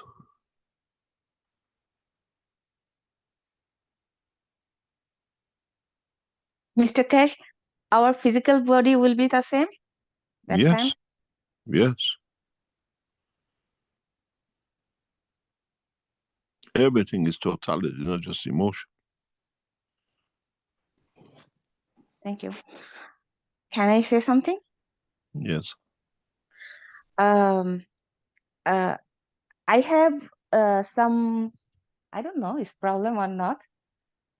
When I was little, from that time, I feel somebody watching me all the time. And then, few years ago, my aunt came from the New York, and she was with me a few days. So that time, when I cook, I feel that time too much feel somebody is there. So my auntie is in home, she's in second floor. When I was cooking in the first floor, she went to the first floor and she walked nearby me and this and that, and I didn't see her. And then she came back to second floor. 2-3 days she repeated the same thing. And then one day she told me, "Oh, do you know what? When you cook, you were not there. You were cooking there, but it seemed like you were not there. You didn't see me. I went there." And then, so after that, I was thinking about that.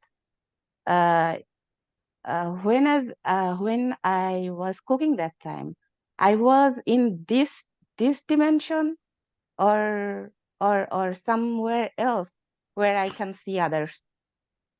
The thing is, this capability we all have. Earlier on, there were people talking about the knowledge, how knowledge we have. Once you understand the work of the plasma of the universe, and once people understand the work of cosmic rays, or what I call rays of the creator, you don't need to go to school. You have access to the whole of the knowledge of the universe, but it'll be where you need it. You have a phone in your hand with the computer with hundreds of apps in it. You don't use the apps unless you need to do something which relates to that app. It's the same. We all, through this new understanding of work of the plasma, which we do it within ourselves, we have access to all the knowledge of the universe.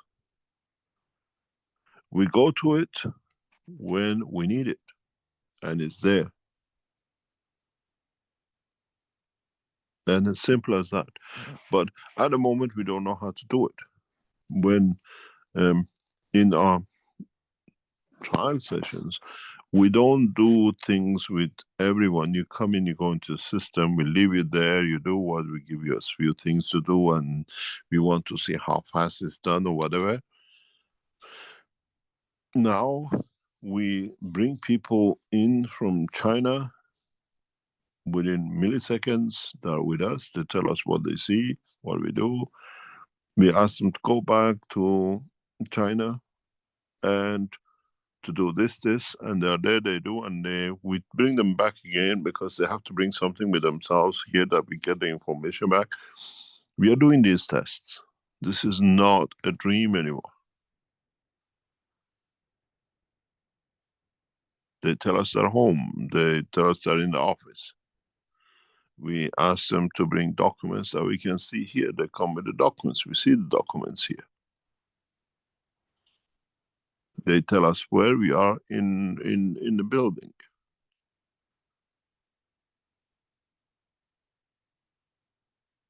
So this is, you are not unique. And people, I met people years ago, which are in 2 locations. They can be, because this is what you do when you're asleep. You physically are here, but you dream and you go and see a grandmother who died 100 years ago. But you know the emotions of grandmother. You, the way it's done in the future, we teach how you do it.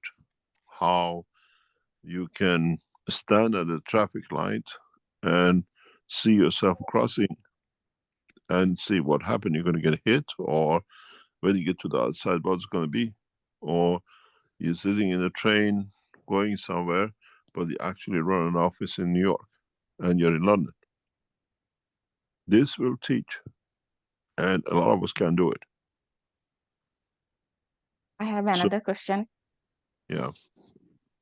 So, a lot of people saying the Earth magnetic field is changing. So If anything happen in Earth, so should we go to the another dimension or stay here? The Earth's magnetic field changes every 600,000 million years, whatever they call it. Sun magnetic field changes every 11.5 years. Do we see anything changes in the sun? No. So when you understand this, why doesn't the brain allow you to understand the other part of it? Do we see the sun exploding? Do we see it turning? No. It's an polarity change of 11 years on the sun affects us on this planet directly. But we are not aware of it because we got used to it.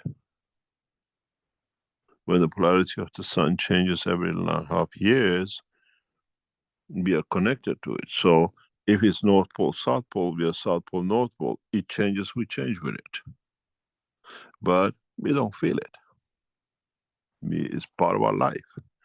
And we see psychological changes every 1.5 years in human race.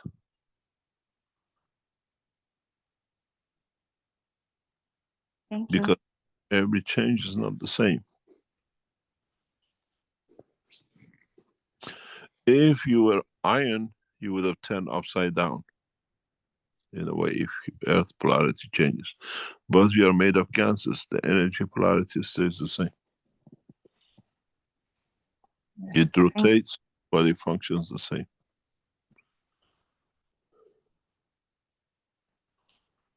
I have a question. This is for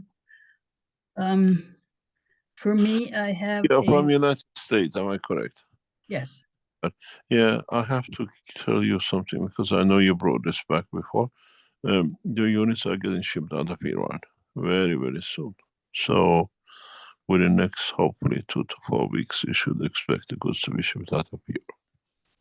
And someone was supposed to help me set this up in a way that these units would plug and play. You just plug it and play. I mean, they were supposed to be distributed in such a way that it would cover the town. I'll set it up with you personally what to do. Okay, I have another question, and the question is, I still feel very, very tied down by the physicality of money or the lack of it. Because once I spend it, it's gone. And you know what I mean? And I think that's a problem with all the human race. Even Mrs. Trump has a problem with spending billions. yeah, but all my money goes to the Keshe Foundation. All my life has gone to the Keshe Foundation. I know, but there isn't such a. I would like to have a way to increase the flow of it somehow to come to me so I can send more to the Keshe Foundation because I have many more wishes. Huh? There is a historical fact. A few years ago, somebody goes to one of the what we call leaders of the faith, and he says, asking what do you want? He says, I want to be rich enough to be able to expand your faith. He says, if that's your true wish, you go. And he goes and he becomes one of the richest men in the world. But he never forgets where he came from. And always built that. But the other people who received it abused it, and it went the wrong way. This is one of the reasons we put section 7 in there. When we give you everything, when you have everything, you don't need the money. We teach how people, their time, their energy, their fields will support the work of the humanity or the universe. We abolish the money, but it has to come with the knowledge and technology. You will have enough pleasure to live that the money will not count on it. At the moment we expand life in a different way, but if I send you to the moon or send you to the Mars or give you life in the middle of desert, which you like to live that way, do you need billions on the moon? Or do you need millions on the Mars? The development of the technology will bring that change. And we need time. We have jumped maybe 50, 100 years in past 2 years in development. But our team has to understand it, otherwise it becomes just a fairy tale. Our team has to stand step by step of it. And we are training people in different countries to that level. And that's why we go totally different way now than a few years ago. And we set up to bring that change. We lost millions in past few weeks. But now we find another way to do it in a different way, but we'll succeed to do it. Maybe it was the best thing which happened to us. But the same as you, we are tied up to the financial side to bring the expansion. And we get restricted, and we see it. And we try to bring that change. We got the same problem as you have, but in the larger scale. Sure. And the different thing is, people come to Keshe Foundation to steal from the Keshe Foundation as knowledge seekers. We get set up by knowledge seekers to be defrauded. And then people who come to, we ask for support, they say, oh, you're doing your fraud, bro. No, we trust knowledge seekers. We got robbed in Italy by knowledge seekers, we got robbed in Africa by knowledge seekers, we got robbed in other places by knowledge seekers. So knowledge seekers, from now on, we don't trust nobody in knowledge seekers to come with us. We rely on outside, we develop outside. With a few very knowledge seekers we know we can trust. And that process will bring us that, what we're looking for. No energy need, no need for food, no need for, what do you call it, healthcare, no need for worrying about if I go to a sports center what I pay, because it's part of the same thing. But you put by effort of the soul, you get paid by everything else for your physicality. It's a very beautiful system, and maybe 2 years, 3 years will affect it. If I can give everything you need to your soul through a direct way that you can live, you can have all the amenities you need, you can live wherever you like, you can fly anywhere you like, you can have the pleasures you like, where you pay with the transfer of energies. You could be on the Okay. Mars, you could be here. I have one more thing, and that's Yeah. maybe more. Just I've been playing with these thoughts. We have these other people here who say, when we get done, you will own nothing and you will be happy. Who's that? Who is that? The Klaus government? Schwab. Klaus Schwab. They say Oh. you can create fear in people and do and say things, but you can create trust and you can bring a strength and you can do more. What I mean is through these implants that we receive through injections, we're supposed to be controllable and or probably have our mood changed so that we feel happy, and we have to rent everything. We end up poor, what we will be happy, supposedly. I understand what you're saying. It's very interesting what you said, because I was talking to one of the top guys in CIA in the past 48 hours. And he said to me, Mehran, do you know what the problem is? Most of the top agents have died in past 12 months because of Corona.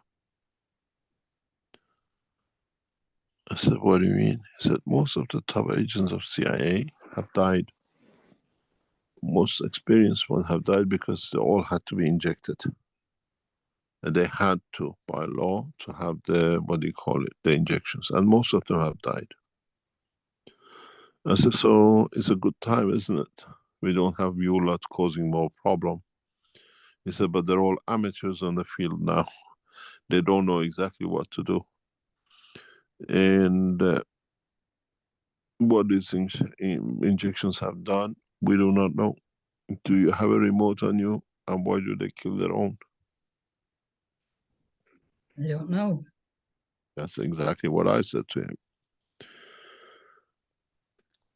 More official agents and high-ranking workers have died because of since they received the injections. Young ages, 52. One of the head operational officers, friend of us, don't want to go that deeper in that, died at the age of 52 from Corona. And they had all the immunization.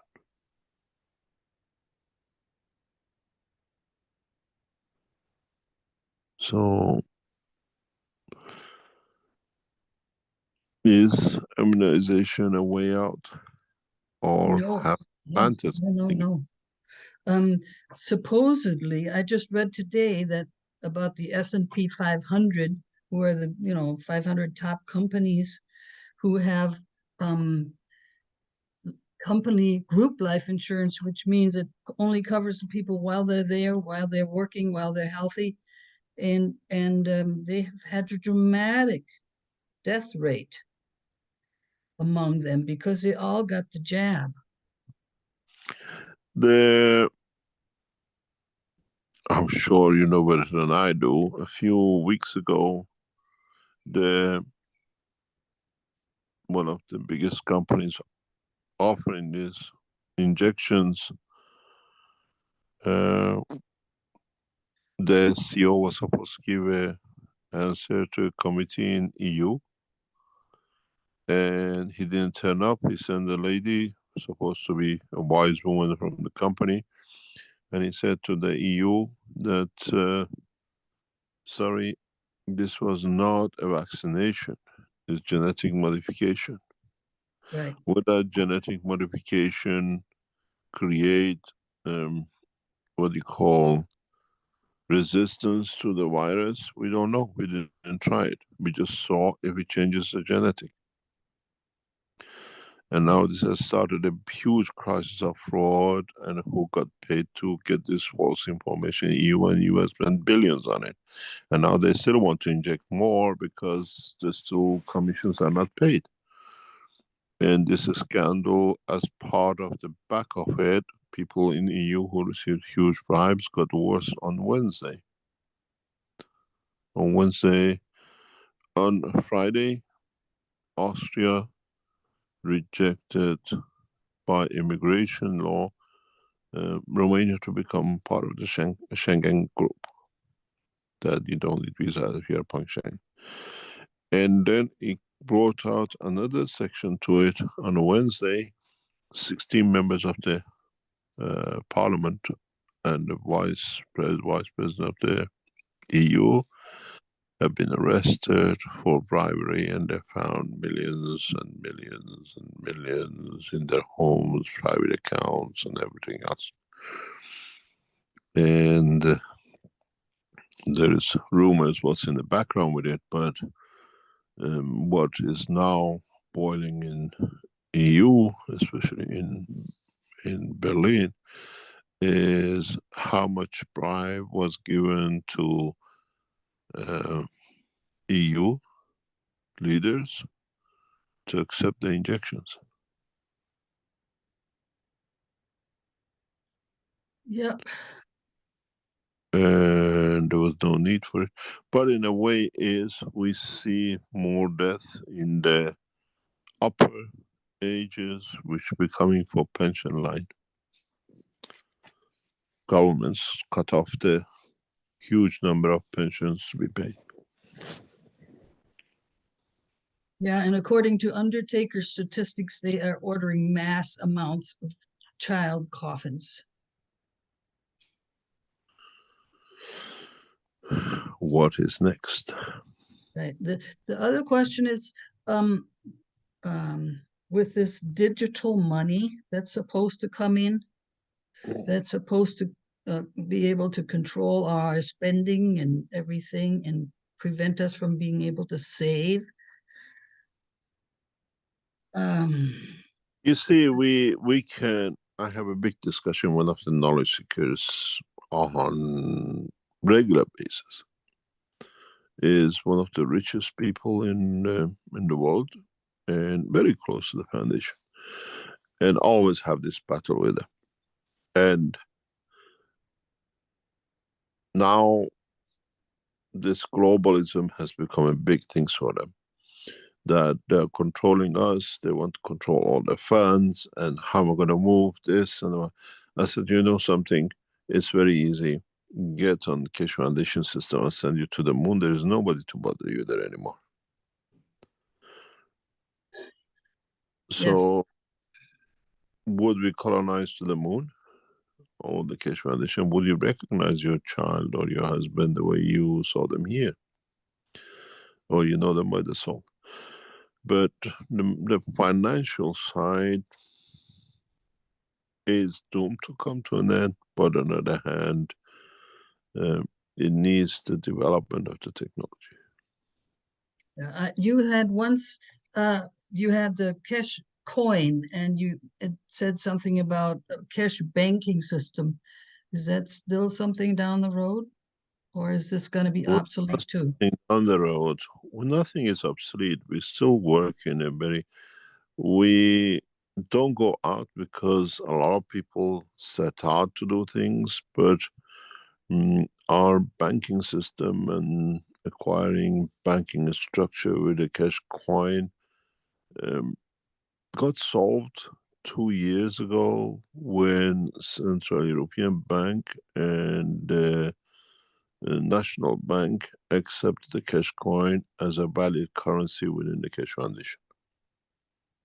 Because there was a big dispute that we had with European Central Bank that we are issuing what they call it, the bitcoins like. And we explained to them, they went through our documents, they went through our banking system, and they accepted that Keshe coin is an internal structure of the Keshe Foundation, is allowed to carry on. That's why you still can buy Keshe coins. And the Keshe coins will be changed into a new banking structure, which is something between the cyber bank and the physical bank. When we bought the first bank some 30 years ago. You could just walk to a bank and buy a bank and stuff. Nowadays, to acquire a bank is not that easy. And some of the knowledge seekers, maybe they're here or not, they know who are working with us in the background. We're working on that level for nearly 2 years, 3 years. It takes time to do. But Cashcoin is now becoming more powerful, especially with the connection to the package we put out this week. If you want from outside to buy a contract from Keshe Foundation, you buy Cashcoin. We don't give you a contract through. So we are strengthening the, if you're a knowledge seeker, we have a track record of you. You can join, pick the policy up. If you're outsider, we have no track of you. You buy a Cashcoin to pay for the policy, for the What do you service. mean policy? What do you mean? This what we put, universal coverage, is like a policy of that allows you to use the facilities of Keshe Foundation. You cannot buy by dollars the enhancement program. Universal coverage you cannot buy. You have to buy a Cashcoin to be able to access to the coverage. This gives a huge credibility and validity to Keshe Foundation in the coming months. Very few knowledge seekers, maybe a few thousand, you'll be able to pay us €2,500 directly.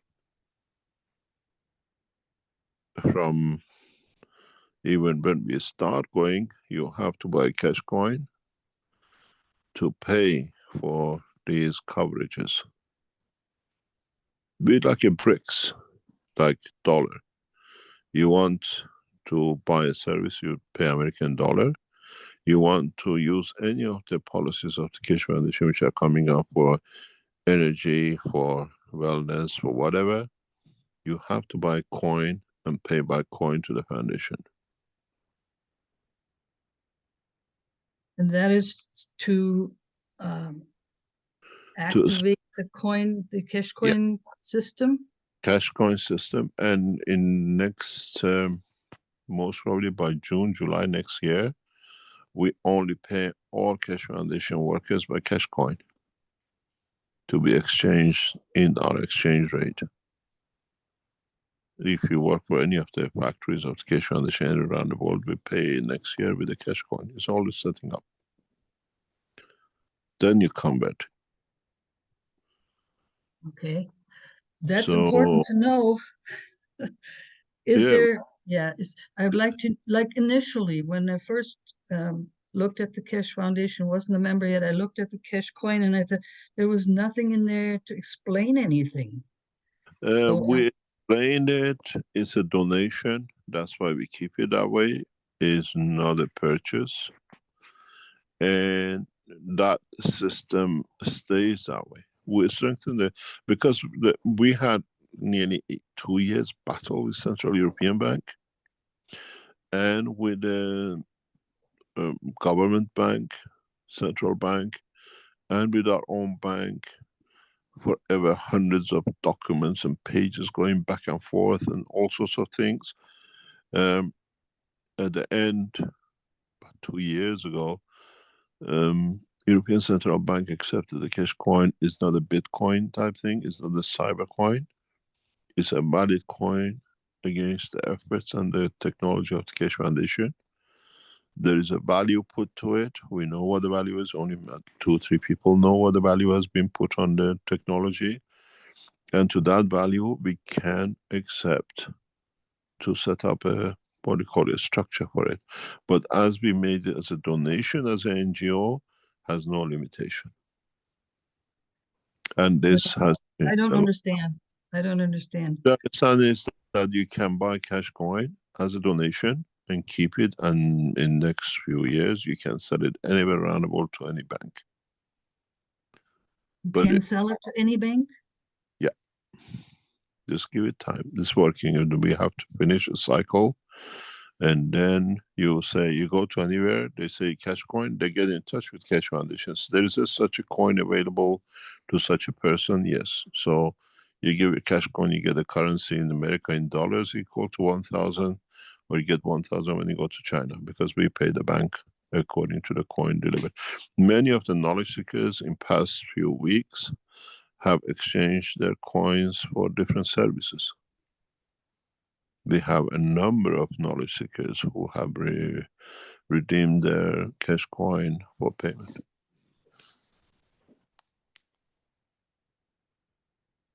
Yeah, I didn't ever do anything with it because I couldn't figure out if there was any way, any kind of accounting as to the accounting is donation.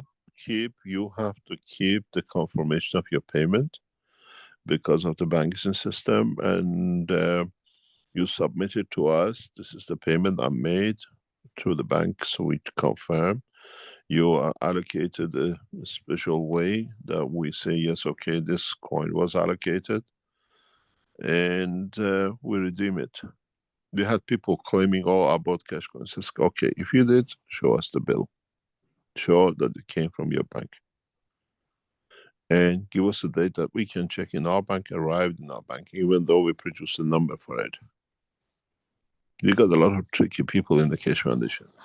So it's a very straightforward. Cash coin in next few months will become the only way you can buy services, even goods from Keshe Foundation. If you buy an energy system or you buy an enhancement, what you call it, services, you go to the Keshe Foundation, you buy the coin, and then from that account, you can buy goods from the Keshe Foundation manufacturing side. Okay. We have we gradually make it as a one coin policy. In next year, more or less, we are ready to go. We don't need that structure of the banking. So very soon, when you go to PayPal, you cannot pay us with PayPal.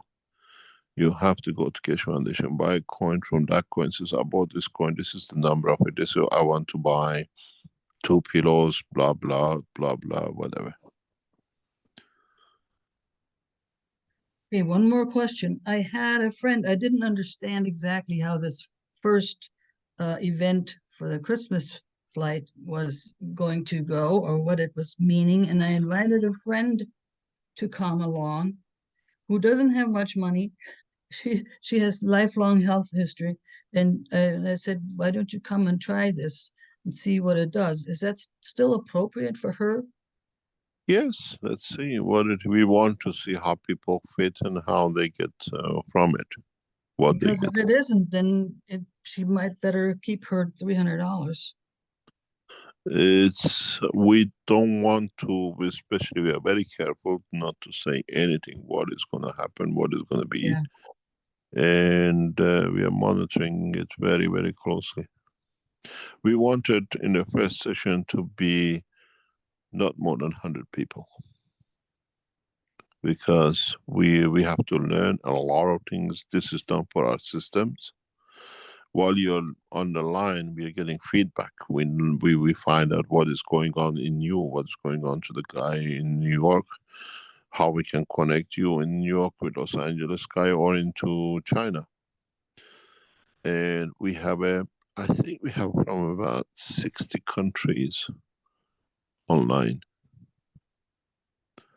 We're keeping a statistic, and we passed the quota of 100. We are, I think we are nearly 200, but we were happy with 100 without rejecting anyone. But the next event in December, we are targeting 1,000 to 10,000 in January, February. These events are going to be repeated, and we want people to come in a specific way, and then we'll see what comes out. And it has to be 2 sessions. If you're on the 16th, you're on 19th. You have to be, if you're there to follow up. And then you see the other effect of it, and then you see what you want to do with it. So that means I need to pay another 300? Depends. See any of the 5 sessions fits what you want to do. Are you addict? Do you want a food? Is there your Parkinson's medicine? The payment for the one just covers the first one and not Yes, not two. Okay. But you have for the second one, you have to see which one it fits you. Right. And then you go sorry. into there. You go into those channels. Okay. We don't want more than 5 or 10 people in the Monday sessions, because we don't need more than, if we go over 10, I'm not happy with it, because it's in a more depth but in a different way, and we want to understand. This is all to do with the space technology coming up in next 2 years. Okay. The biggest breakthrough for our knowledge seekers was or manufacturing and research was to reach cosmic rays. Now, being able to do that, a lot of things are speeded up. It's a lot of things has changed. You saw that we showed the system electric generator and the gas production, and then we went into now these are even on the edge of technology 6, 8, 10 weeks ago. They're obsolete. The way the technology is going, maybe in another 2 weeks, 3 weeks, even the way the development is going, we'll see small packages producing kilowatts, because we are doing it now. We have achieved a huge steps. This was originally tested in Iran, but we couldn't release the technology. People couldn't understand. Not even Iranian scientists understood it. And now we have teams in 3 countries who understood, and they're working, and they all come together. The units for US, as I said to you, should be with us in next 2 or 3 weeks, hopefully. And then the new generators are amazing. I was looking at it last week, what's been developed and what the enhancement is. The 2 vertical unit for for transportation already built, and hopefully it'll be assembled, tested in next 2 weeks or just after January, after Christmas in January. Then we see amazing things happening. Another question, a practical question with the Zoom room. You said we had to have our own Zoom room. Does that mean we have to go to Zoom and get in our own, or do You have a Zoom, you have to have a Zoom account. I'm sure all the people who participated have received an email. You should have received an email by now from the Keshe Foundation support team. I mean, is it the Zoom account that I have through Zoom the account. Keshe Foundation? Yes. You have That to have one's it. sufficient. Yes. And you need to know to use a headphone.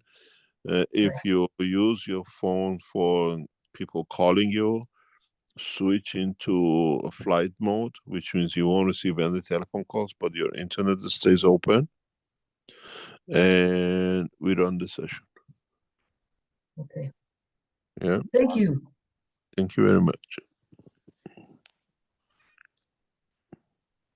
I think I will need to send you a different shipment address, because that shipment place is full of other stuff now. So when it comes to it, dispatch will get in touch with you.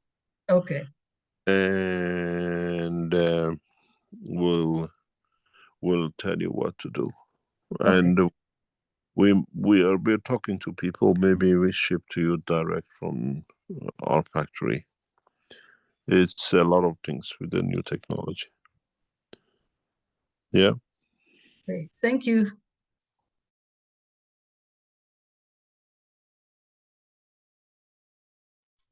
Can I make a question, please? I think so. Mr. Keshe, is there any connection with the cosmic rays or the transmutation with unconditional love?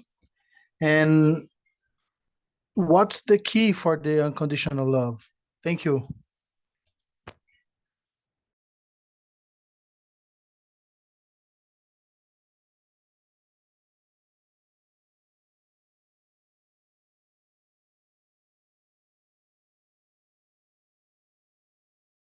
Do you want to try that one more time, Danilo? Did you hear me? Yes, I did. I don't know if Mr. Keshe can hear me. Yes, but I don't understand what you mean. Okay. Is there any connection with the feelings of unconditional love and cosmic rays?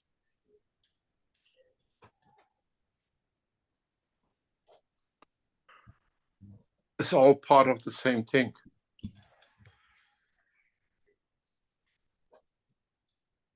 And my second question is, what tip can you do to us to hold on, to keep this feeling of unconditional love? Because I tried, I experienced it only once, and for me it's very hard to recreate this inside me. It's not easy as a human. Not easy. Because we continuously judge.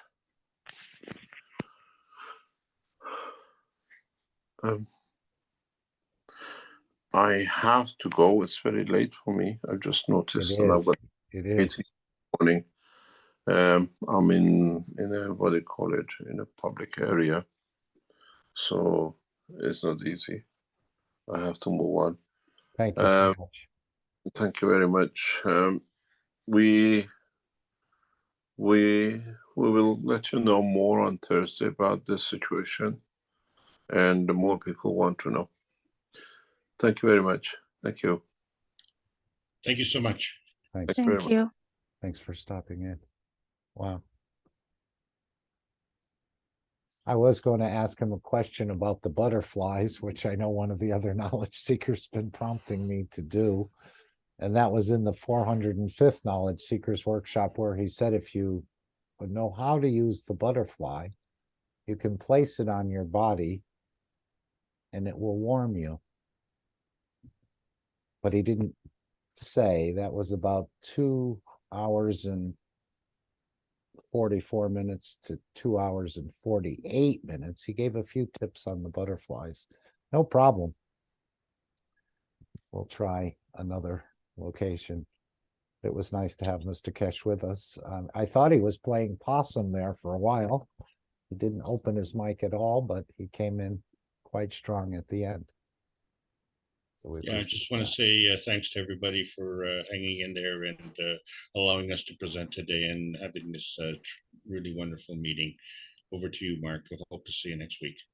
Okay, any last words from anyone? I'm just going to play the final disclaimer, and we thank all the ones from Europe and so on. It's obviously past 1 o'clock in the morning there, so Mr. Keshe is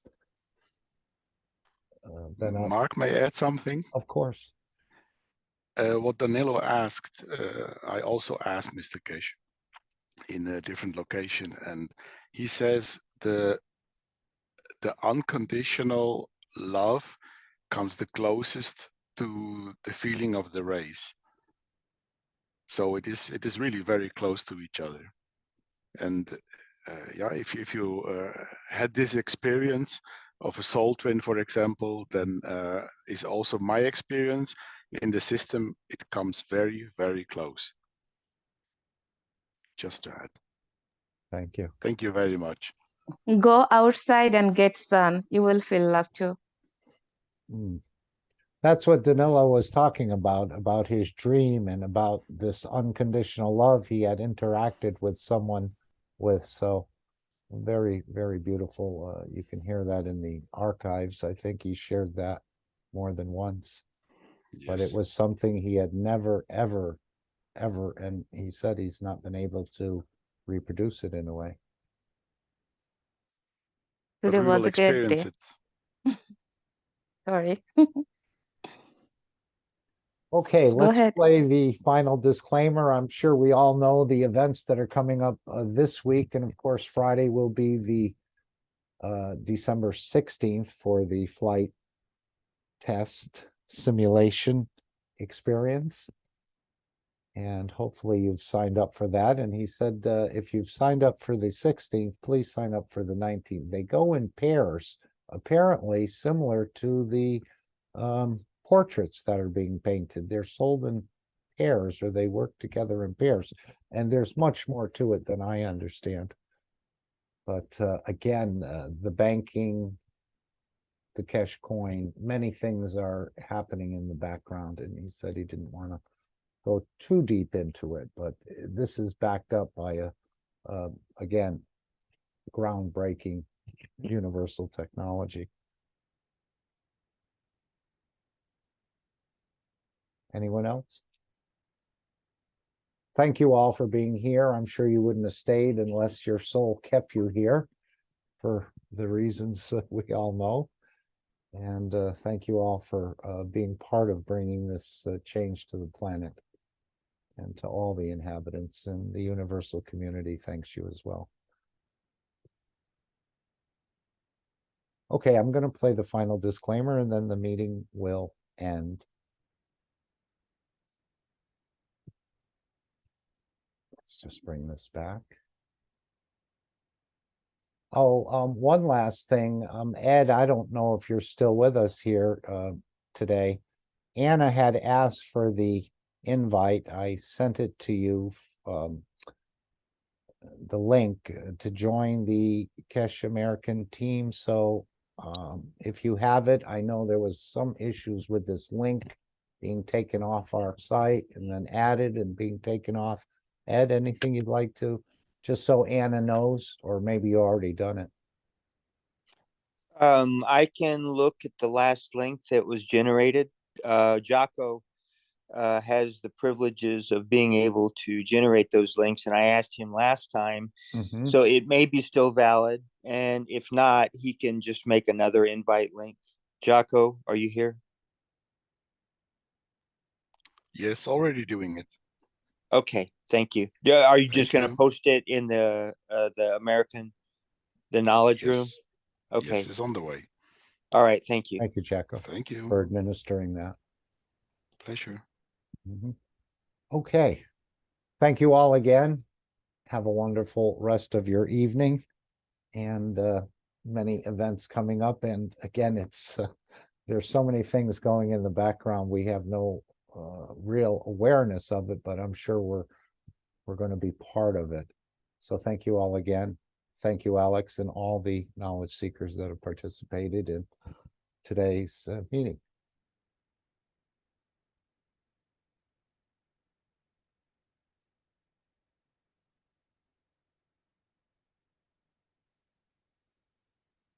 Disclaimer. The information and education material contained herein is meant to promote the general understanding and dialogue of GAN's processing. Such information is not meant or intended to serve as a substitute for a healthcare professional's clinical training, experience, or judgment. For patients and individuals, such information is not to be a substitute for professional medical, therapeutic, or healthcare advice or counseling. For medical issues or concerns, including decisions about medications and other treatments, readers, viewers, listeners should always consult their physician or, in serious cases, seek immediate assistance from emergency personnel. Prescription information, procedures, and use of medical devices information should be undertaken only by properly trained and certified medical personnel. We specifically disclaim any warranties, express or implied, including implied warranties of merchantability or fitness for a particular purpose. Such information is provided, as is, and is believed to be accurate at the time of its publishing, but it is the viewer's job to evaluate the accuracy of any information found in this presentation. Every case presented is of their own experience, applied by themselves for themselves, and it applies to their case only. Every person experiencing health problems should seek professional medical advice and consult their course of treatment with a doctor. The processes of plasma balancing described herein are a natural process which supports the body but does not replace medical advice or therapies one is already subject to.